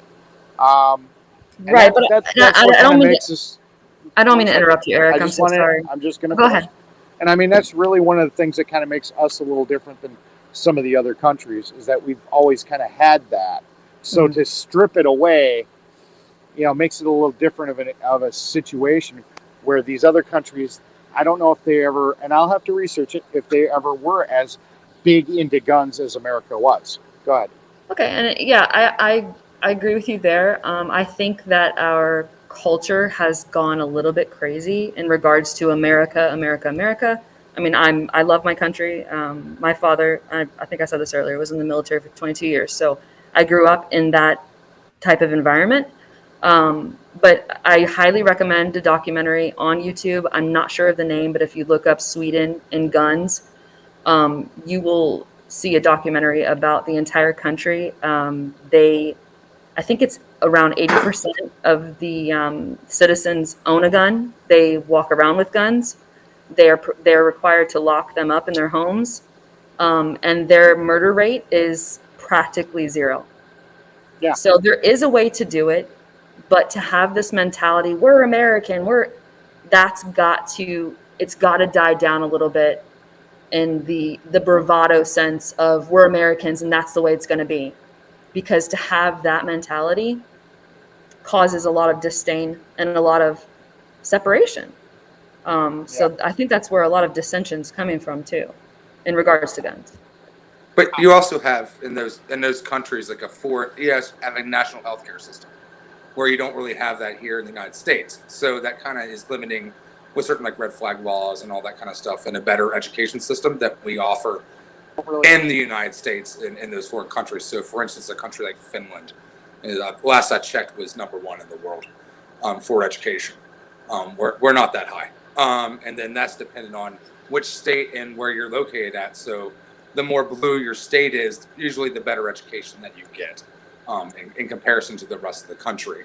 So, and then normally with other more red states, there's more people likely to own guns and then obviously carrying them around and feeling like they're Clint Eastwood every day. So, I mean, but you can't even do the stopping of the gun sales because no one wants to do red flag laws in the United States to stop the purchases of people who are mentally ill from getting their hands on them.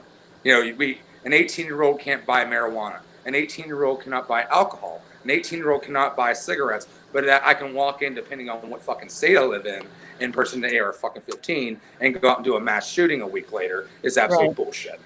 Right, and I think they're trying to relay that with, well, you can join the military at 18, but someone in the military is trained to use a gun.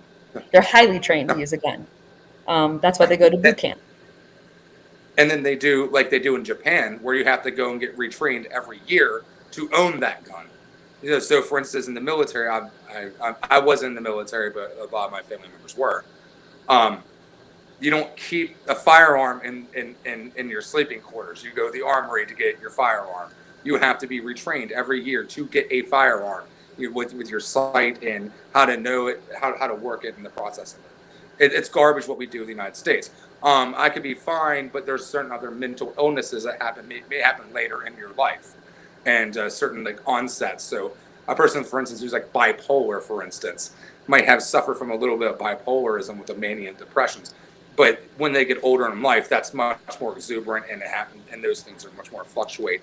And you know, there are people that are fucked up in the United States, and all general, and then they listen to news things that just feed into the propaganda, that feed into this negative thinking, and then they go out and they think the world's negative. So they feel like, okay, someone maybe cut me off in traffic, so I need to fucking shoot them. Right. Okay. But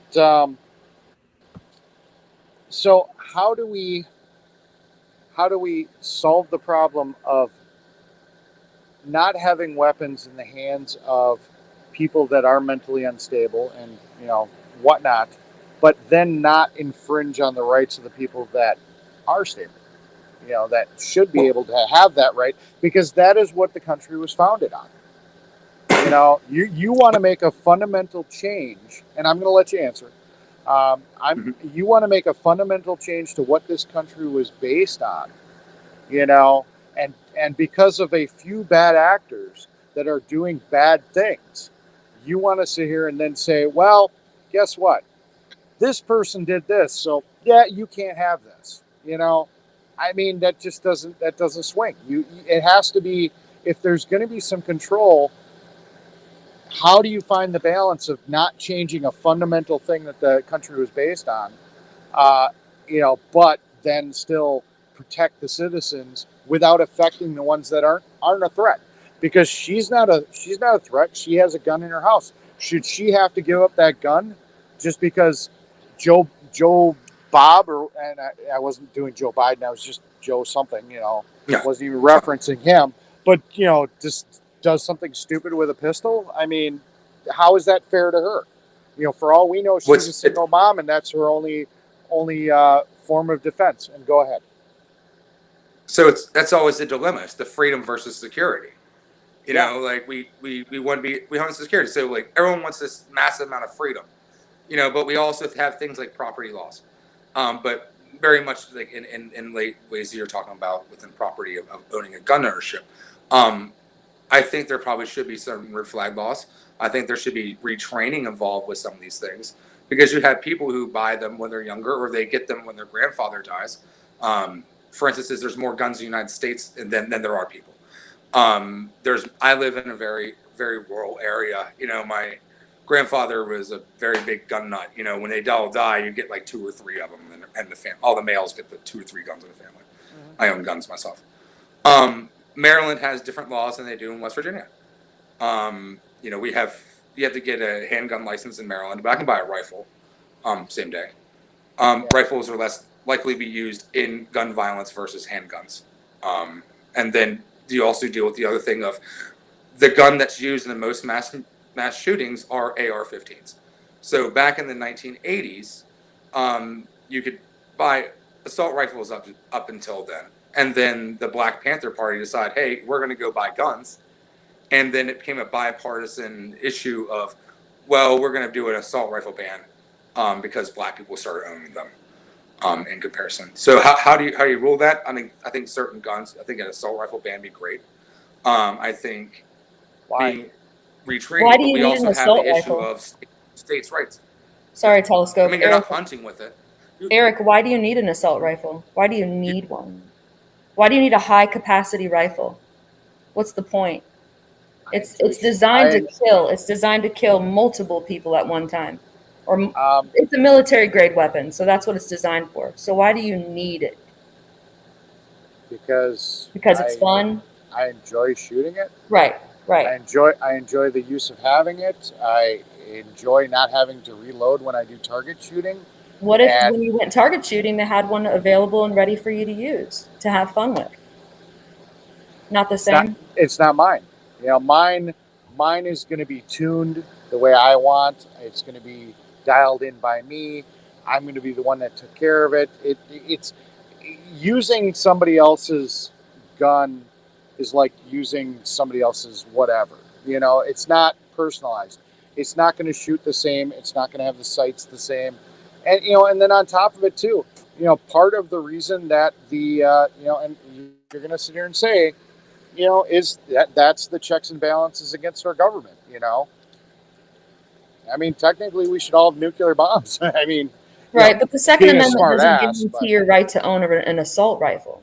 It's right to bear arms, correct? I think that's another problem. Equal to any military force. Right. So is a bazooka okay to own? It should be. Interesting. And it is. If you have the right licenses, if somebody wants to own a bazooka and they are a responsible person, and we have some type of system in place that can make sure that person isn't a nut job. If somebody wants to own a bazooka just to own a bazooka, it's a weapon. Right. So what's the system in place? What is your idea of an ideal system? That's the problem. I don't know. Increased background checks. Actual background checks. Here in Texas, you can go to a gun show and buy a gun without an ID. Yeah. Like I said, I'm not saying the system's perfect. I'm not sitting here and saying I'm not on the side of, oh my God, blah, blah, blah. No, I agree. But everybody keeps forgetting that it's the trigger that somebody pulls, and it's that person that pulls it. It's not the gun itself. You can blame an assault rifle, but in reality, most of the gun violence isn't done by assault rifles. The one occasion that comes up, right, but those one occasions, children are being killed, multiple children. But mass shootings are. But mass shootings are caused by the number one gun for that is an assault rifle. But with multiple, it's an armor light rifle. With multiple, okay. But there are other weapons that you can get high capacity mags for. I've got a drum barrel for a 22 long rifle that in 2 minutes I can make fully automatic. So you're talking about magazine size. You're not talking about the gun. And trust me, a 22 long rifle, fully auto, is going to do some damage. I mean,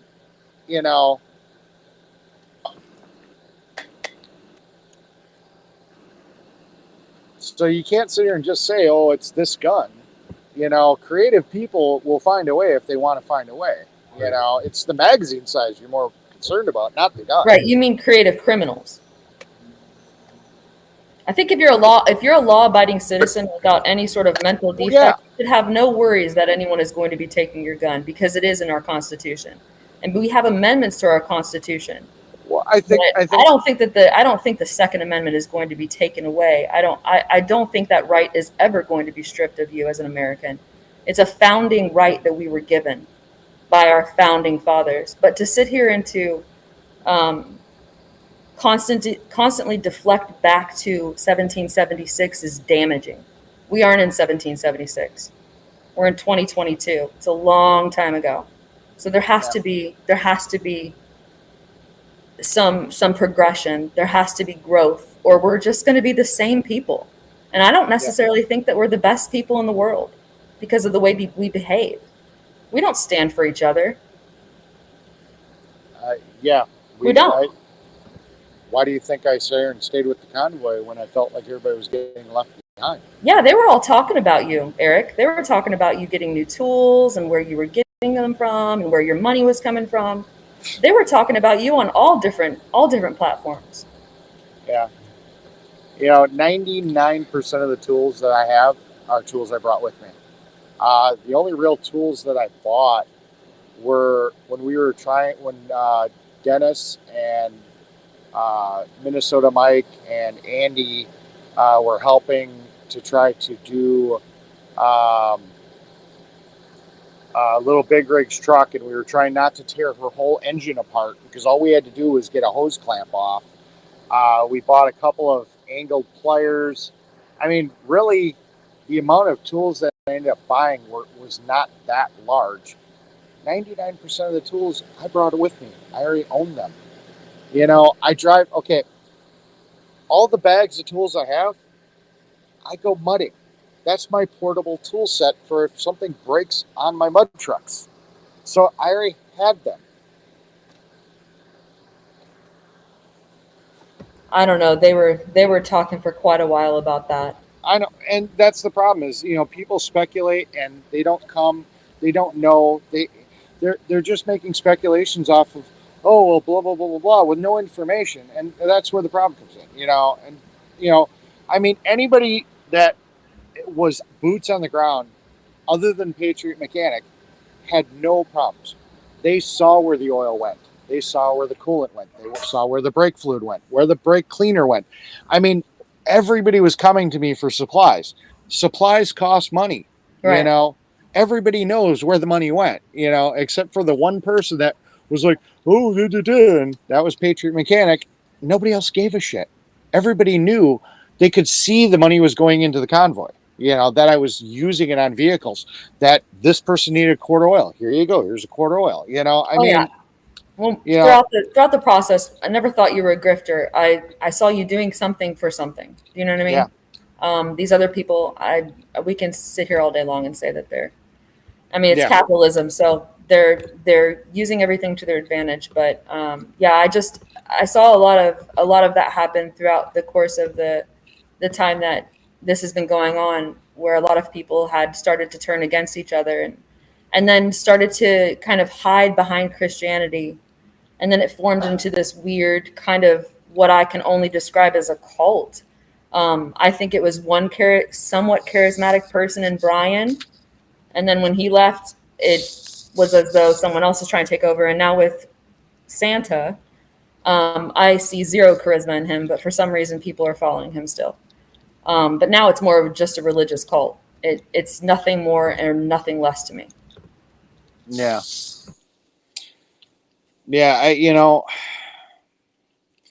I'm having a lot of struggles with my faith right now personally. So, I mean, I'm not an uber religious person.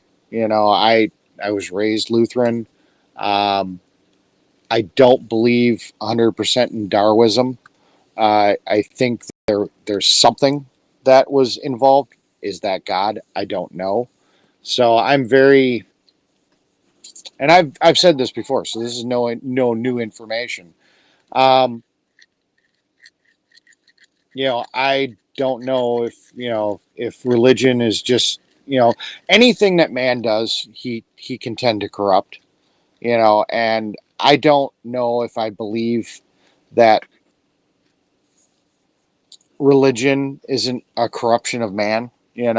There may have been some character, some person back in the day, and some opportunist decided to, corrupt whatever God was. I don't know. I don't know. I'm still trying to figure all that stuff out myself right now. Um, if you believe in God and that's your belief, they're they're they're kind of doing what the message is to get the word out, you know, sit here and, speak about it. They're doing what, in the talking about God and all that, they're doing what the religion tells them to do. That's above and beyond that. Is there ulterior motives? I can't speak to that. Like I said, I'm not involved. I really haven't been involved in that convoy ever because I've never, other than a few visits, been part of the 1776. When TPC left and broke up, I was back at the racetrack. And when I got uncomfortable with some of the stuff going down at the racetrack and figured that there was potentially going to be some blowback on Lisa and Chris Young, that I needed to get the hell out of there. And a guy had a pickup truck similar to mine. And yeah, it wasn't safe to move it because there was no way to secure it to the truck, but 4 miles was closer than 33.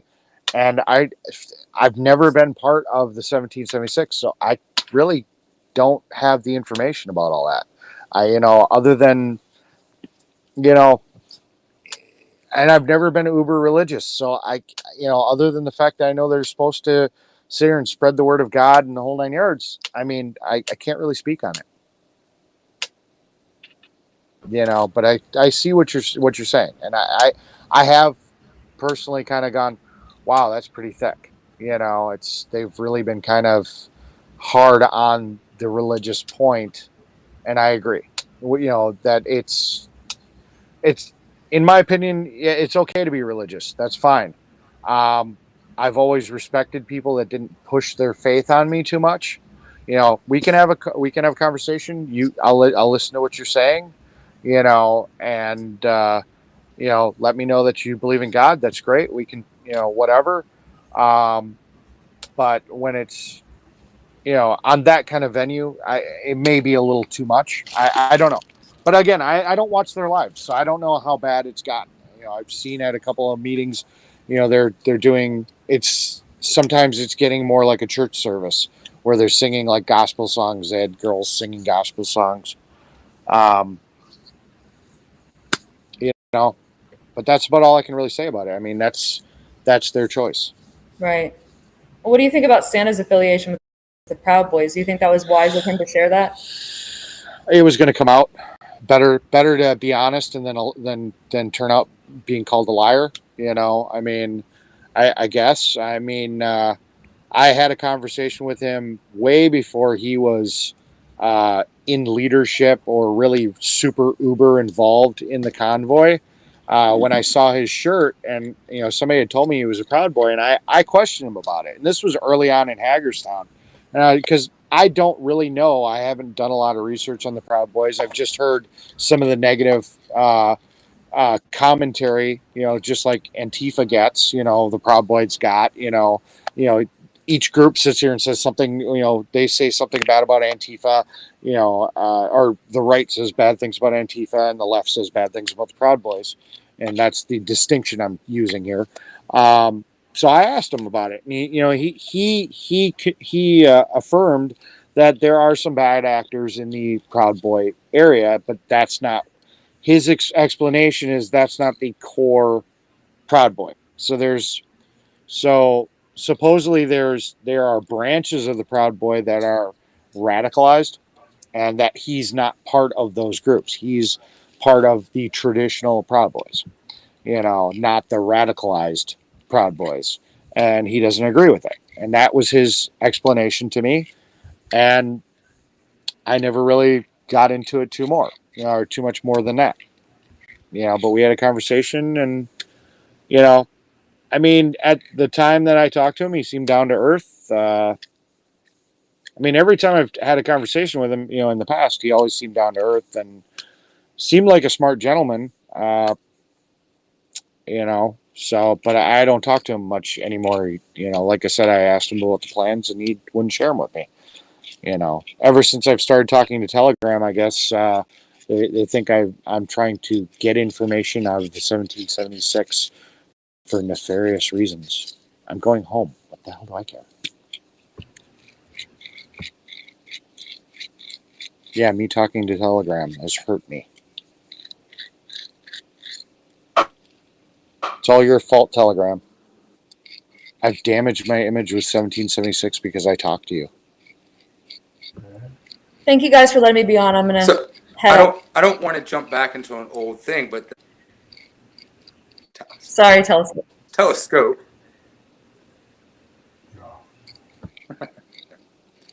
Well, she said she was leaving, so I was waving by. Okay, so, well, I know you guys were just talking about. It's all good. You're breaking up. Yeah, you're breaking up and you're glitchy. Can't hear you. Hello, hi, bye, ciao. So that's the one thing I've also wanted to bring up too about where. Got to fix your internet. Yeah, it's You're my cutting internet. out. The power just went out and just came back on. Can't hear me at all. I can hear you sometimes, Can you but hear me then I just see your lips move too. It's coming back up. It just the power went out and just come back on. Storming. I'm watching the chat, by the way, guys, because Telescope can't sit here and see how to get his internet working. Can you hear me now? I can hear you. It's when you're talking consistently that you break in and out. And, can you hear me now? Yes, usually I can hear you, but then as you're talking and talking, it just breaks up. Like right now, you're frozen. Should be coming on here in a minute. All right. Okay.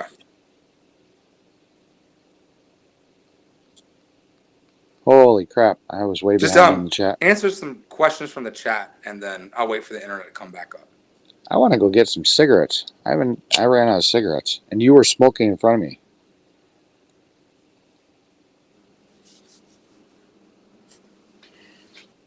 I don't have any Valium. It's 1 o'clock in the morning, and I'm just tired.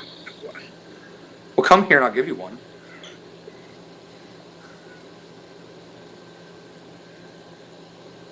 I'd rather have an Ambien.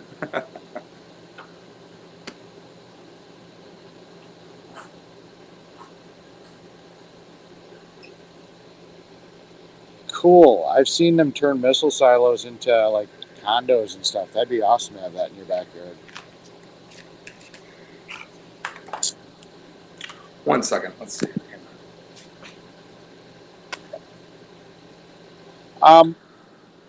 My understanding is he has some back problems, and if his doctor feels that he has a medical... So- hold on, I'm answering a question. If he feels that he has a medical reason and a doctor signed off on it, then he should be able to have a medical placard. It's none of our business what his medical conditions are, because of HIPAA. We don't know the full story. So, yeah, if a doctor says that he should have one, he should have one. Go ahead. You're still breaking up. Well, thank you, Scott 23. I'm waiting for my internet to move back up. That's fine. We got time. I can read. I may not be the fastest reader, which we've all learned, but I can read. And I'm not afraid of some big words I am. If I haven't seen him in a while, I might go, what the hell is that word?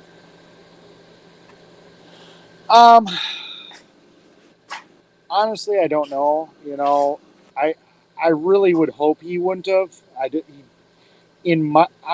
feel that I'm a really good judge of character, and he doesn't give off that vibe to me, knowing him in person. So I would have a really hard time believing he did that. I can see the argument, what people are saying, but I mean, if it was on cam, I'd love to see the cam footage, and I'd love to see it vindicate him. I see where the skepticism could be, and I could see how you guys could sit here and say that would benefit him or possibly benefit the movement. But really, I just don't see him doing it. I just don't.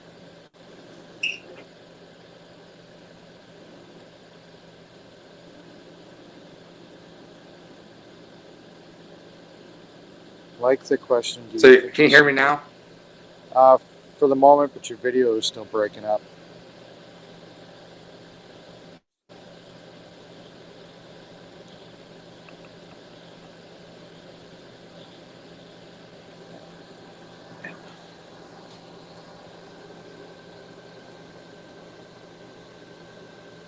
Just give it. Go to the chat. Well, I'm in the chat. I'm reading the chat. Why does Eric think that everyone on the internet thinks he did it then? I don't believe that everybody on the internet does think he did it, but I'm not on the internet enough in general looking at everything and all the comments. I mean, I tried being in Doe's chat until he burned me. I'm here now talking to you guys. I go on Fry. I go on Tommy Temper. But I don't have time to be live streaming and interacting with you guys and see everything you guys see. So when you make that statement, I can't verify. That's unverifiable information when you say that everybody on the internet believes that happened. I mean, from that statement, you believe that it happened, but I can't verify that that's what everybody's saying. So, because I don't have the time to.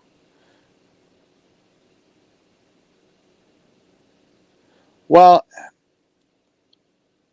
if they're repairing his car, then he didn't do a good enough job, because if he was really going to do it, he would have firebombed it. Then they couldn't have rebuilt the car, and then he would have gotten a new car. Supposedly, he only did enough damage that it's still repairable, so he's not really getting a new car, and that kind of makes that not a working point, because he's not getting a new car as far as I know.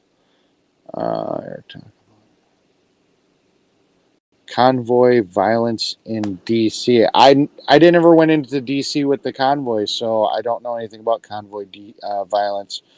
He thought it was a payday. Well, he would have had to do a lot more damage. It was all superficial damage. I mean, anybody could have told him that wouldn't have been a full write-off. I would have to go to the store, but anybody that's looked up where we are knows that it's like a 2-minute drive over there. I'm trying to interact with you guys. I like interacting with people. It's not an ego stroke or anything like that. I just, you guys have questions. I may be able to answer them. I don't have a problem doing that. I'd like to try to get the story straight.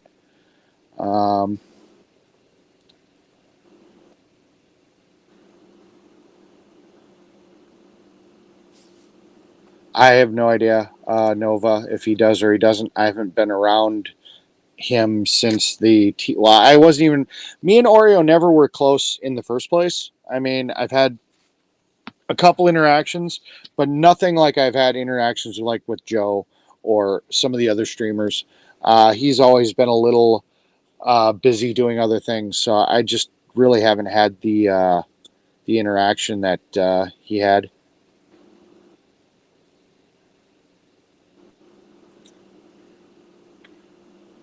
I wouldn't know. I wouldn't know. Big rig patriot. I wouldn't know if the people are armed or not. I know there was a couple here and there, but I wouldn't. You know, if there's people that have them, I personally feel, in my opinion, that there's probably some people out that are armed, and that quite a few of them are. Yeah, probably. But do I know? No, I don't know. I guess that's the best way to answer that.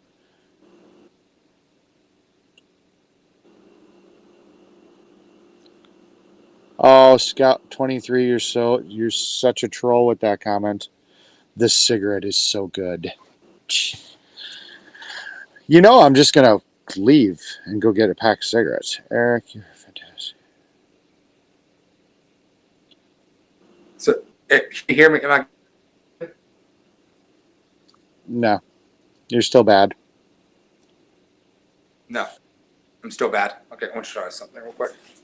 Behind the mirror, want to know what kind of mud truck I have, and it'll just be easier to show you guys a picture. So I'll pull a picture up real quick.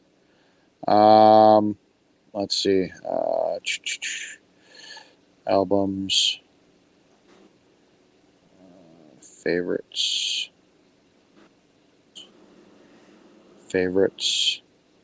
And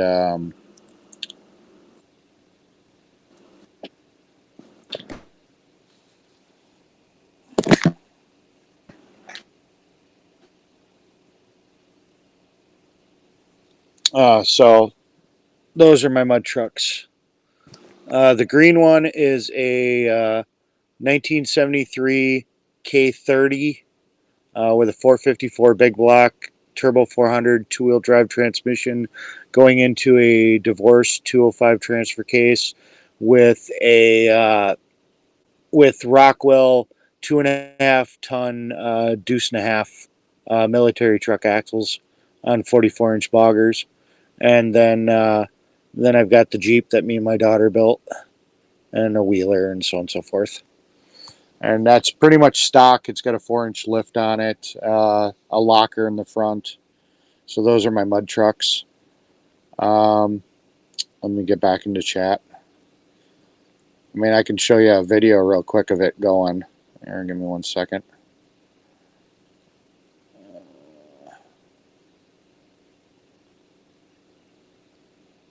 I don't know how the audio is going to work for you, but...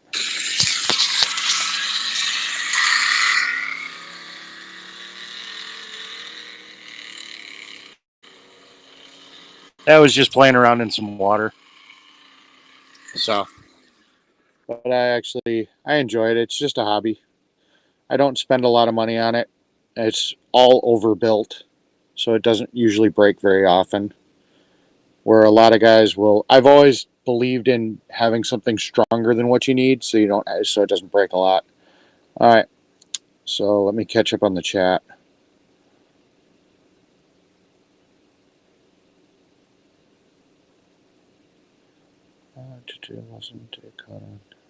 I would have believed it would have been caught on hotel cameras. I haven't heard anything about the video surfacing. I would have thought so.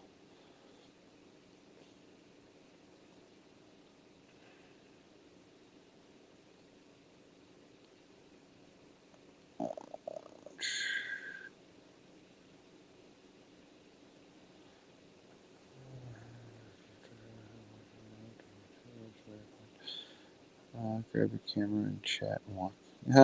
Walk and get smokes. Yeah, I suppose I could.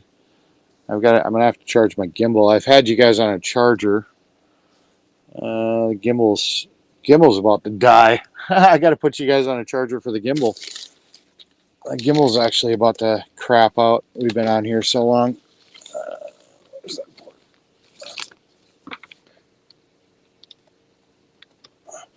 It's okay. I'll save you guys. I'm not going to let you die.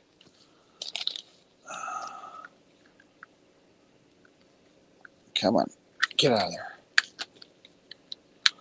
You guys have been saved. You have power. You have your life force. Eric, what are your thoughts on Lizzie? I've said it before. I mean, if he's working as an investigative journalist, and that's what he's doing. I mean, the question is what's, when do you stop? I don't know. I'm not an investigative journalist. They've got to do what they got to do to get the story, and that's between him and whatever laws, either he did or didn't break, or whatever the case. I mean, that's his conscience and what he did. I personally haven't seen the video to see what has happened. People have come into my chat and asked me that question, but I'm coming from a point of I haven't seen it, so I don't know exactly what he did. I don't know if I would feel that he went too far because I just haven't taken the time to watch the video. So really, it's kind of a naive answer because I don't have all the facts.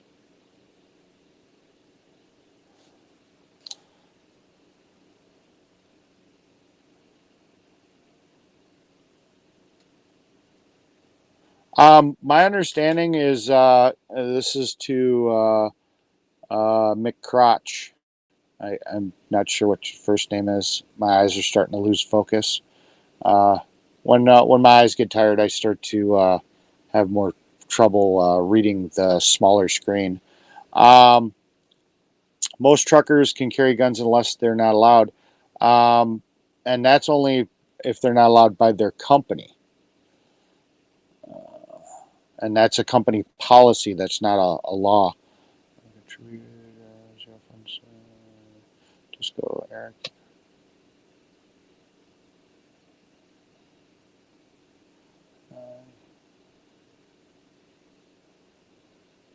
I wasn't intimidated by you, LOLO. It was just a matter of, I gave you a chance to speak, and, when I was going to agree with you on some stuff, I was still in the middle of talking. You just, you heard a key word and didn't give me my due time to finish talking. You can't have a conversation if somebody's stepping on the other person. Because you didn't know where I was going. You assumed I was going somewhere else.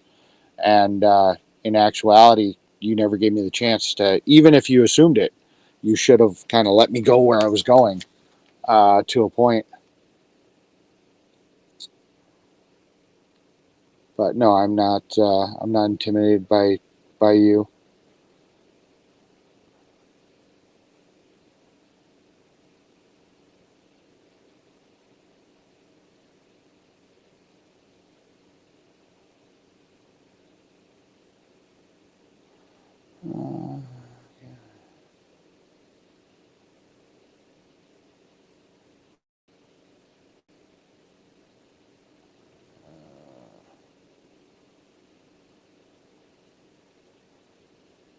Yeah, AV, I already just kind of talked about the whole Wizzy following them around town. Fun. Trying to catch up in the chat. Sorry, guys. Need demonic 50 cal gun on a truck. On that truck. Ha! Yeah. It's kind of a mudding vehicle. I'd hate to have that fall off into the mud. It's just, it's fun. I'd rather be doing trail riding, but in Wisconsin there just is no trail riding. So I'd actually enjoy doing trail riding. The problem is that all the places to go trail riding are just too far. I can go mudding multiple places in Wisconsin. That's the motorsport entertainment that's available in my area, and I've chose to embrace it, and I have a good time doing it. But I'd actually rather enjoy the doing trail riding. It's just not really available in Wisconsin, and so Monday you're heading home. That's the plan. Me and Minnesota Mike. I just ordered a Wii Boost out of my own pocket, and your background's sounding better. I think you might have got your audio fixed this time. So Yeah, I mean, I ordered a Wii Boost. It'll be here on Friday. It's the RV version. Cost me about $550, and hopefully I'll be able to live stream all the way home, and possibly I'm not going to be taking that trailer back immediately. I'm going to do some repairs on it that need to be done from when the accident happened involving the mechanic's trailer, and possibly see about getting that winch installed, which I was going to have the welder do. So that's going to need to be a little time. It may be a month before I take it back to New Mexico. I'm not 100% sure. It might be 2 weeks. We'll just have to see how that all plays out. But then I'll probably stream that way too. And then hopefully the Wii Boost will help out. And actually, I think Wizzy bought the wrong one. I think to save a buck, he bought the wrong one. The newer one actually supports 5G. I think he got the 4G one and all his phones are 5G. That's why I think he's having so many problems. So, can you hear me now? We're good? Yeah, I've been listening to your background and it hasn't broken out, so I think you're fine now. Okay. So what I want to bring up is what you guys were talking about earlier with the symbolism of Christianity and the movement. Okay. So yeah, lately, this past few days, I've been dealing with doxing from a certain Christian streamer that lives at one of the places there, and how like the streamers are carrying and they're symbols of the movement in themselves. So very much there's advocacy, promotion of Christian morality involved with this movement. But that's very much not the case of what's being demonstrated from the symbolism of what's actually happening there, by any means. They could go on their streams and collect their donations and saying Jesus is king. I love God, and then wants to have his moderators and to attack my fiance and try to get back to me, which I feel that's very much of a shortcoming of the movement. And it's literally like from what the TPC started as. I went to Hagerstown and it was much more of I hate to call it a family-friendly environment, but it was very much more of a very nice tailgate party. And now it's literally turned into paranoia and anxiety of people carrying of movements through their streams and behaviors of their moderators and their wrenches. And I feel that, like, if anything, that's probably what's going to tear down their entire movement that they're carrying right now. As I've advocated from day one, like I don't support the movement, but you have a right to have the movement. I know you're kind of done and you're out, so like you could really give a shit, honestly. But I think it's just something to take care of. I mean, and definitely perhaps going forward of it, because there's no one there anymore. In all honesty, Oreo and Wizzy and I think Polish is still around. I want to throw out another Santa, but besides that, there's no one really there. All right, Jody D. Boy, Eric, you should buy Oreo a 6-pack of root beer, of A&W root beer, and then Cryy Face. I don't get that. What was that supposed to mean? Did I completely miss that? Is that like something that I'm just too old to understand? Yes. Okay. So what? So fill me in, Telescope. Seeing how you're the younger person that understands what that was supposed to be. Well, I think there's always the joke that Antifa leaves root beer, so it's very much of that regard, and popcorn and eggs. Okay, all right, and what else? Yep. So, no idea. It's not very funny if the person that you're saying it to doesn't understand the content. It's like, it's funny to you guys. It's probably people rolling in the chat, go laughing their ass, because I was just like, well, what the hell does this statement mean? And yeah, that dumb mechanic didn't know what it. See, I'm giving away all of our secrets. Oh shit! So if I want to become a card carrier, I have to have eggs and a root beer float all the time, or I mean, A&W root beer. I mean, I drink PBRs, so it's okay. Yeah, well, you just got bad taste.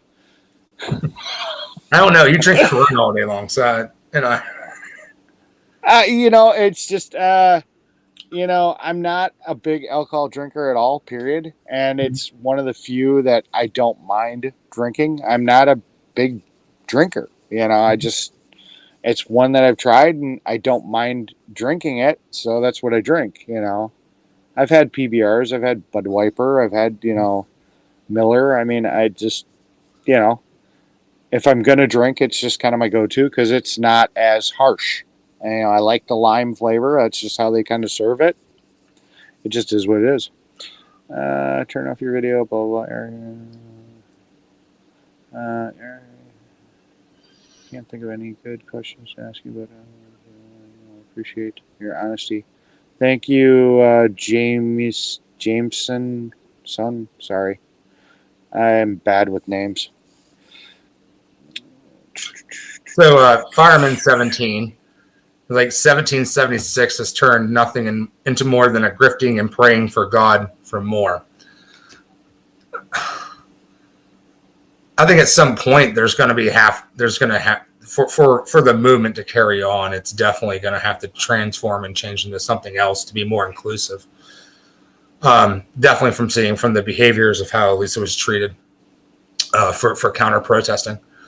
They accept me to go in, and I'll give Santa credit for that. But I think the issue of freedom, like what part of freedom, because it seems like there's an issue of, it's freedom for us to own guns. It's freedom for us to go drive around here or not take a vax. But, if you want to have an abortion, or I think especially what was demonstrated the other day of if you want to be transsexual, you're not going to be accepted. And I feel that's a shortcoming of what they're doing with the movement. Is this where I raise my hand to interrupt? Yeah. Okay. Yeah. You can interrupt. Okay. There you go. Okay. I don't know the whole picture. Okay. So I'm speculating here. So don't crucify me because I haven't seen all the videos. I haven't seen all the interactions. Some of that vibe could have been that people knew that she came from that van. Mm-hmm. So we do have to keep that in mind, that people knew she got out of that van. So, I mean, I'm not saying that there weren't people there that may have had an issue with people that are trans.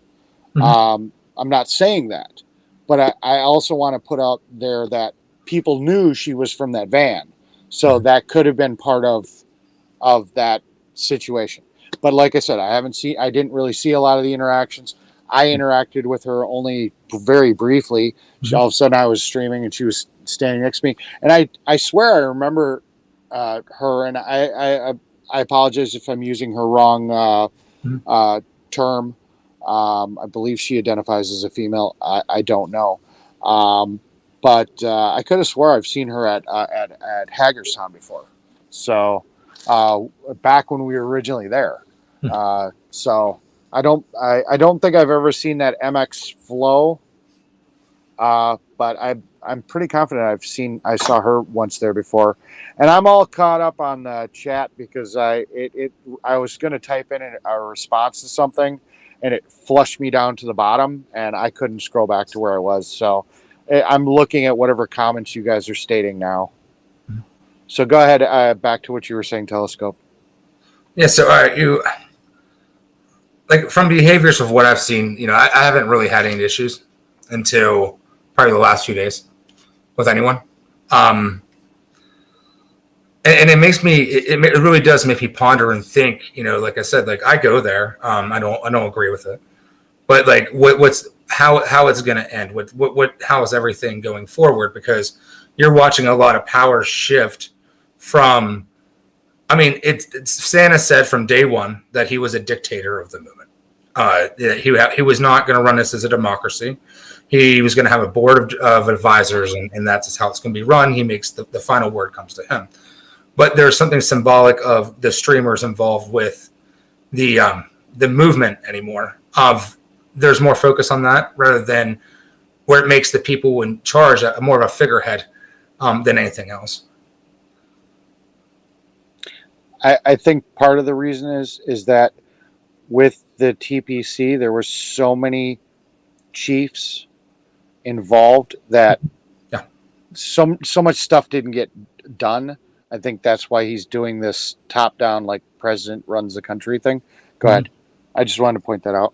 No, actually, no, I agree with you. No, I think there's the issue of transparency. I've even spoken to Santa. I said I felt that he's been a little more transparent than what's happened in the TPC.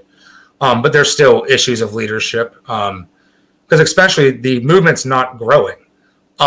Here's something I found interesting today was I was on the nice little Twitter, and like Santa and the 1776 movement only has about 300 and some change followers.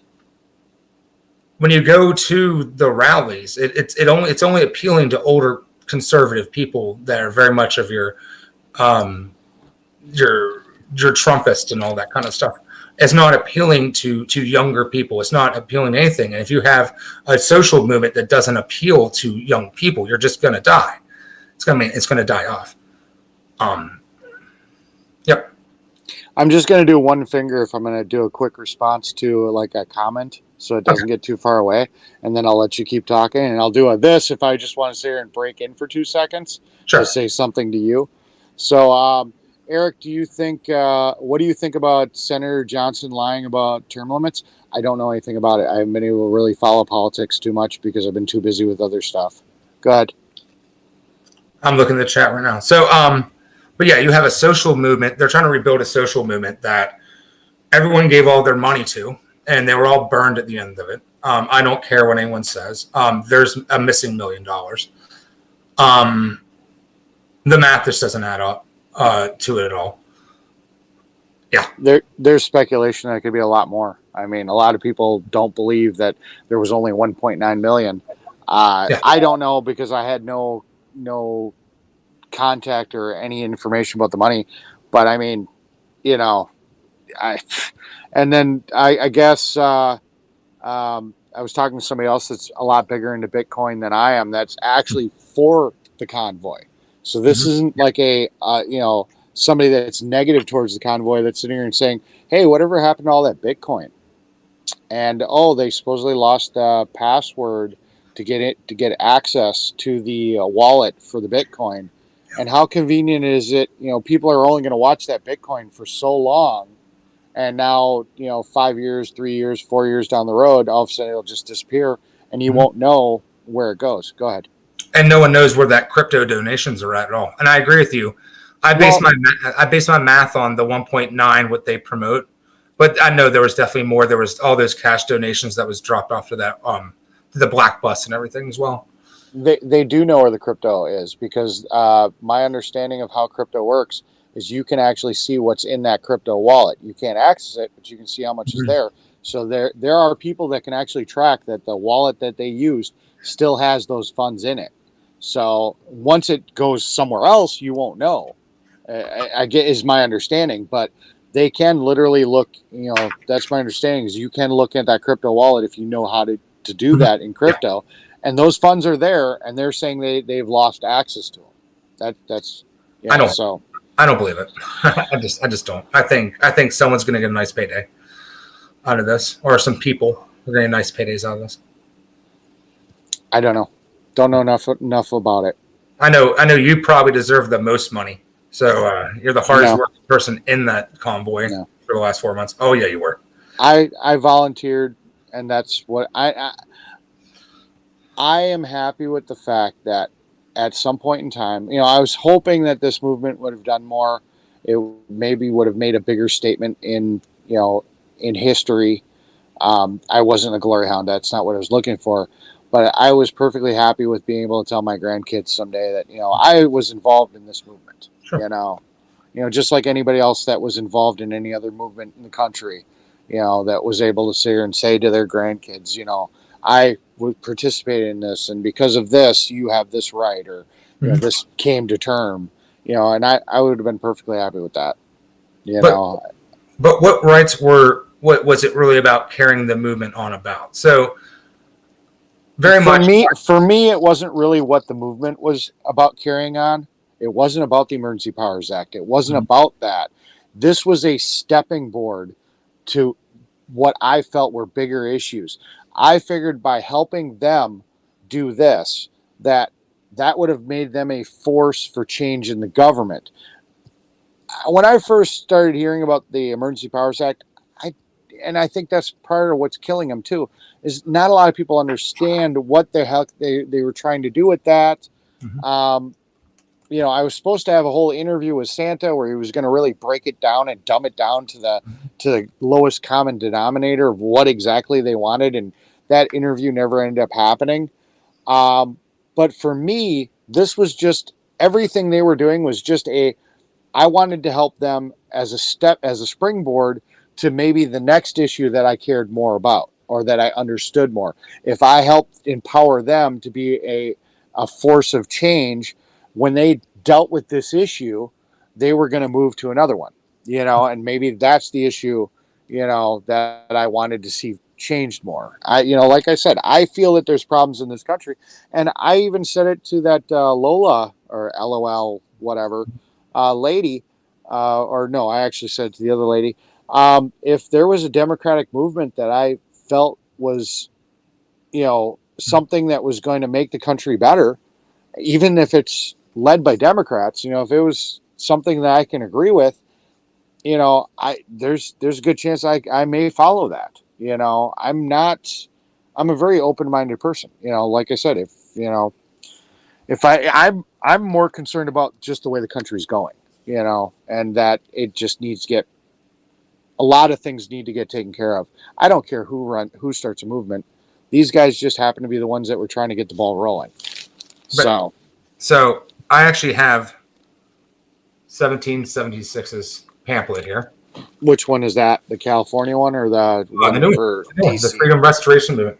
Oh, 1776. Okay, sorry. I thought it was a TPC one at first. Go ahead. No, I don't have it. I don't have a TPC one. I have a 1776 one. I think I have one of those around here too. I got to figure out where the hell it is. So I'm such a horrible person. So the mission statement that's written on here.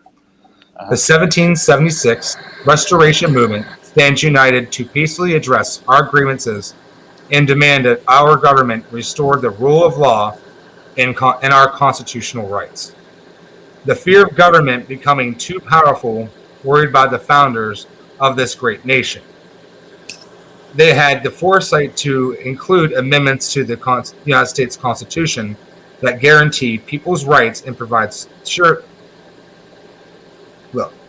surely that there's no future in U.S. politician or president that can ever disregard or take them away.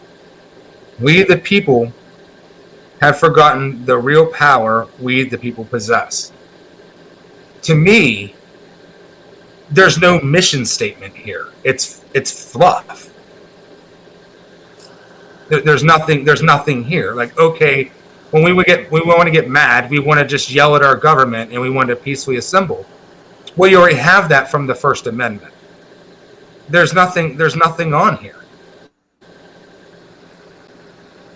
And like with people arguing, well, you're not creating a movement because there's just nothing there.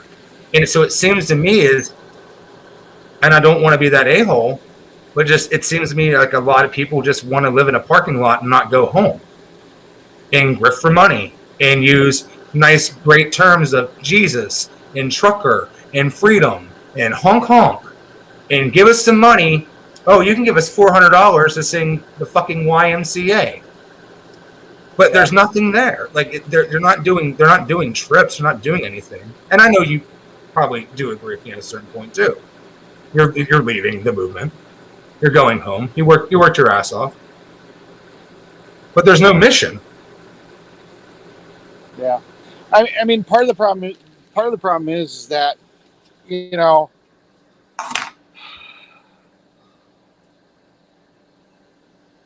what do they do until they get the numbers?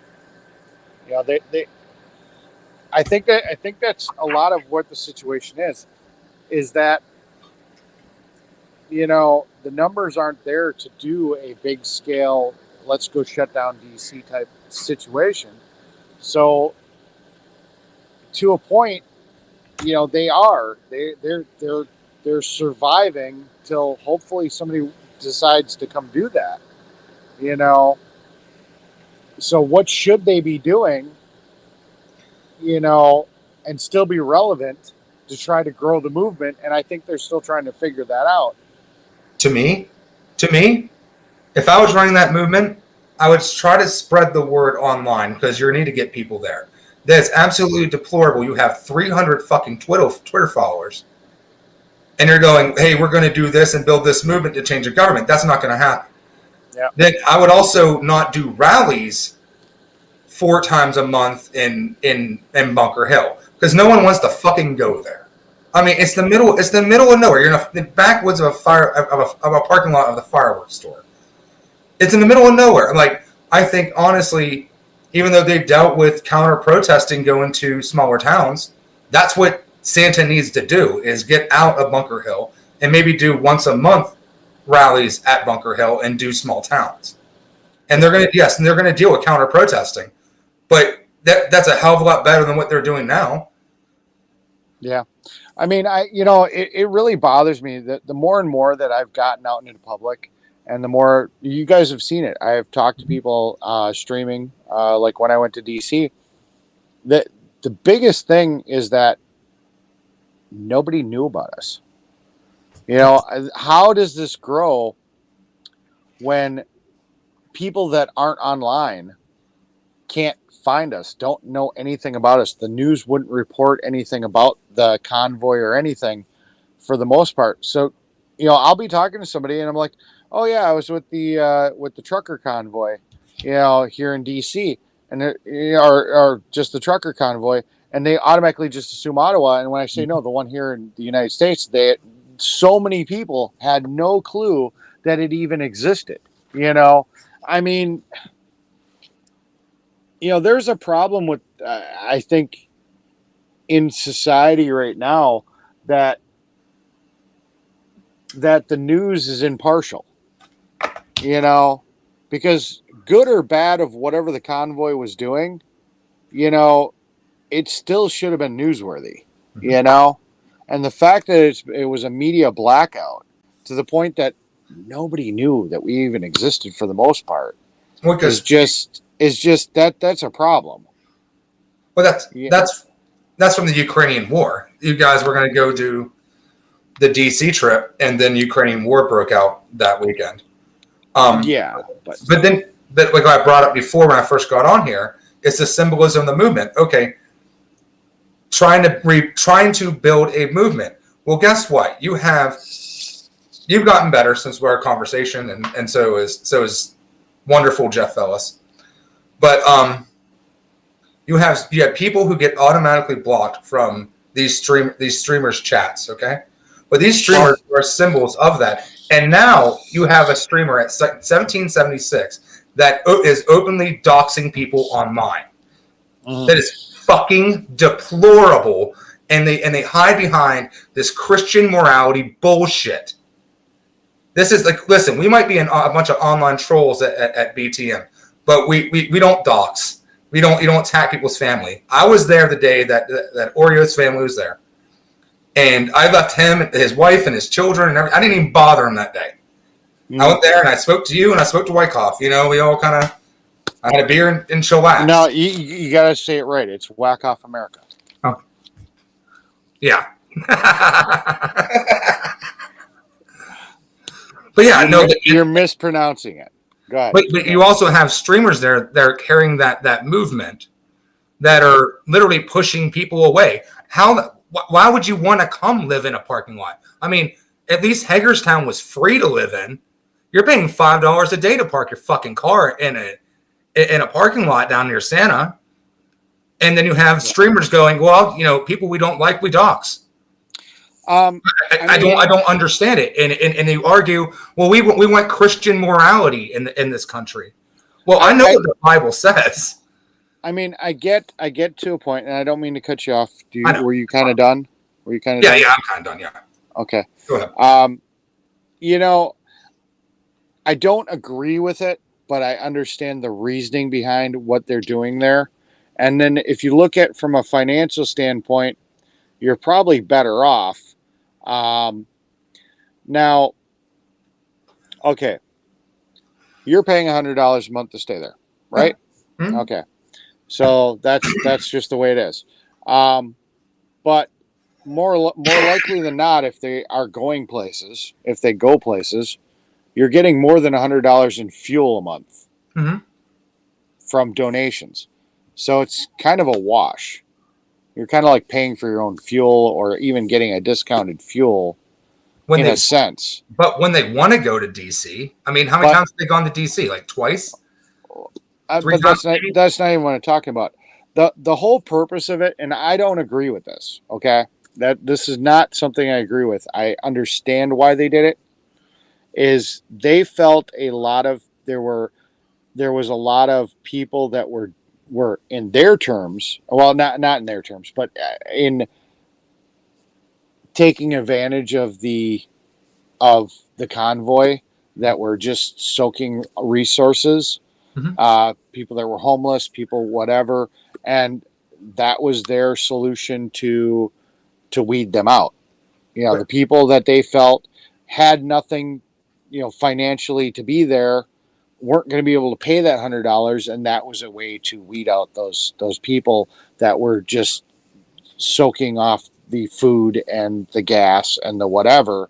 But they weren't buying the food. They didn't buy the gas. All that was donations. Now, every social it's still a resource that's being expended on somebody that may not go to DC and help support that thing in the end. I'm not saying I agree with it. I'm just saying I can understand the thinking process of why they did it. But you understand? But every social movement, neither right and left, okay, are going to draw in places, especially if you have free rent, a homeless population. It's neither here nor there. It happened at Trump. It happened in Hagerstown. And this was their way of trying to weed that out. But the problem is a lot of these people haven't been home in 4 months and they haven't been employed. I'm sorry, you're fucking homeless. You're fucking unemployed. Like, and then, you get criticisms and people are like, what? Because I bring it up to a lot of other people. I mean, they let me come there and let these have these conversations and stuff with you and Wizzy and stuff and Santa. And it's like the criticism I get from, the left thinks I'm a clinically insane for wanting to come there. The right, which is a problem. Yeah. And then the right, I've lost my train of thought. I'll probably pick it up in 30 seconds. I've been drinking beer. But the right is thinks I'm a liar and I'm a grifter and trying to bear things out.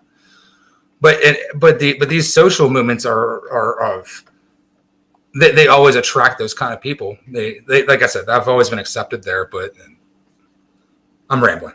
You go ahead. Lost my train of thought. No, you're fine. Go ahead. I'm just kind of catching up. I kind of forgot about the chat. My phone was up there, and I'm like, oh shit, yeah, I was actually watching the chat. But you have a lot of people who were homeless. I mean, Jersey J, for instance, is homeless. Like a lot of people down there are homeless that are drawing in there. They're paying their rent, I guess, so to speak, maybe from donations online. The money's particularly not going to the movement; they're going to the people. You have a person like Oreo who goes, he'll be a symbol of the movement until something bad happens, and then goes, "I'm not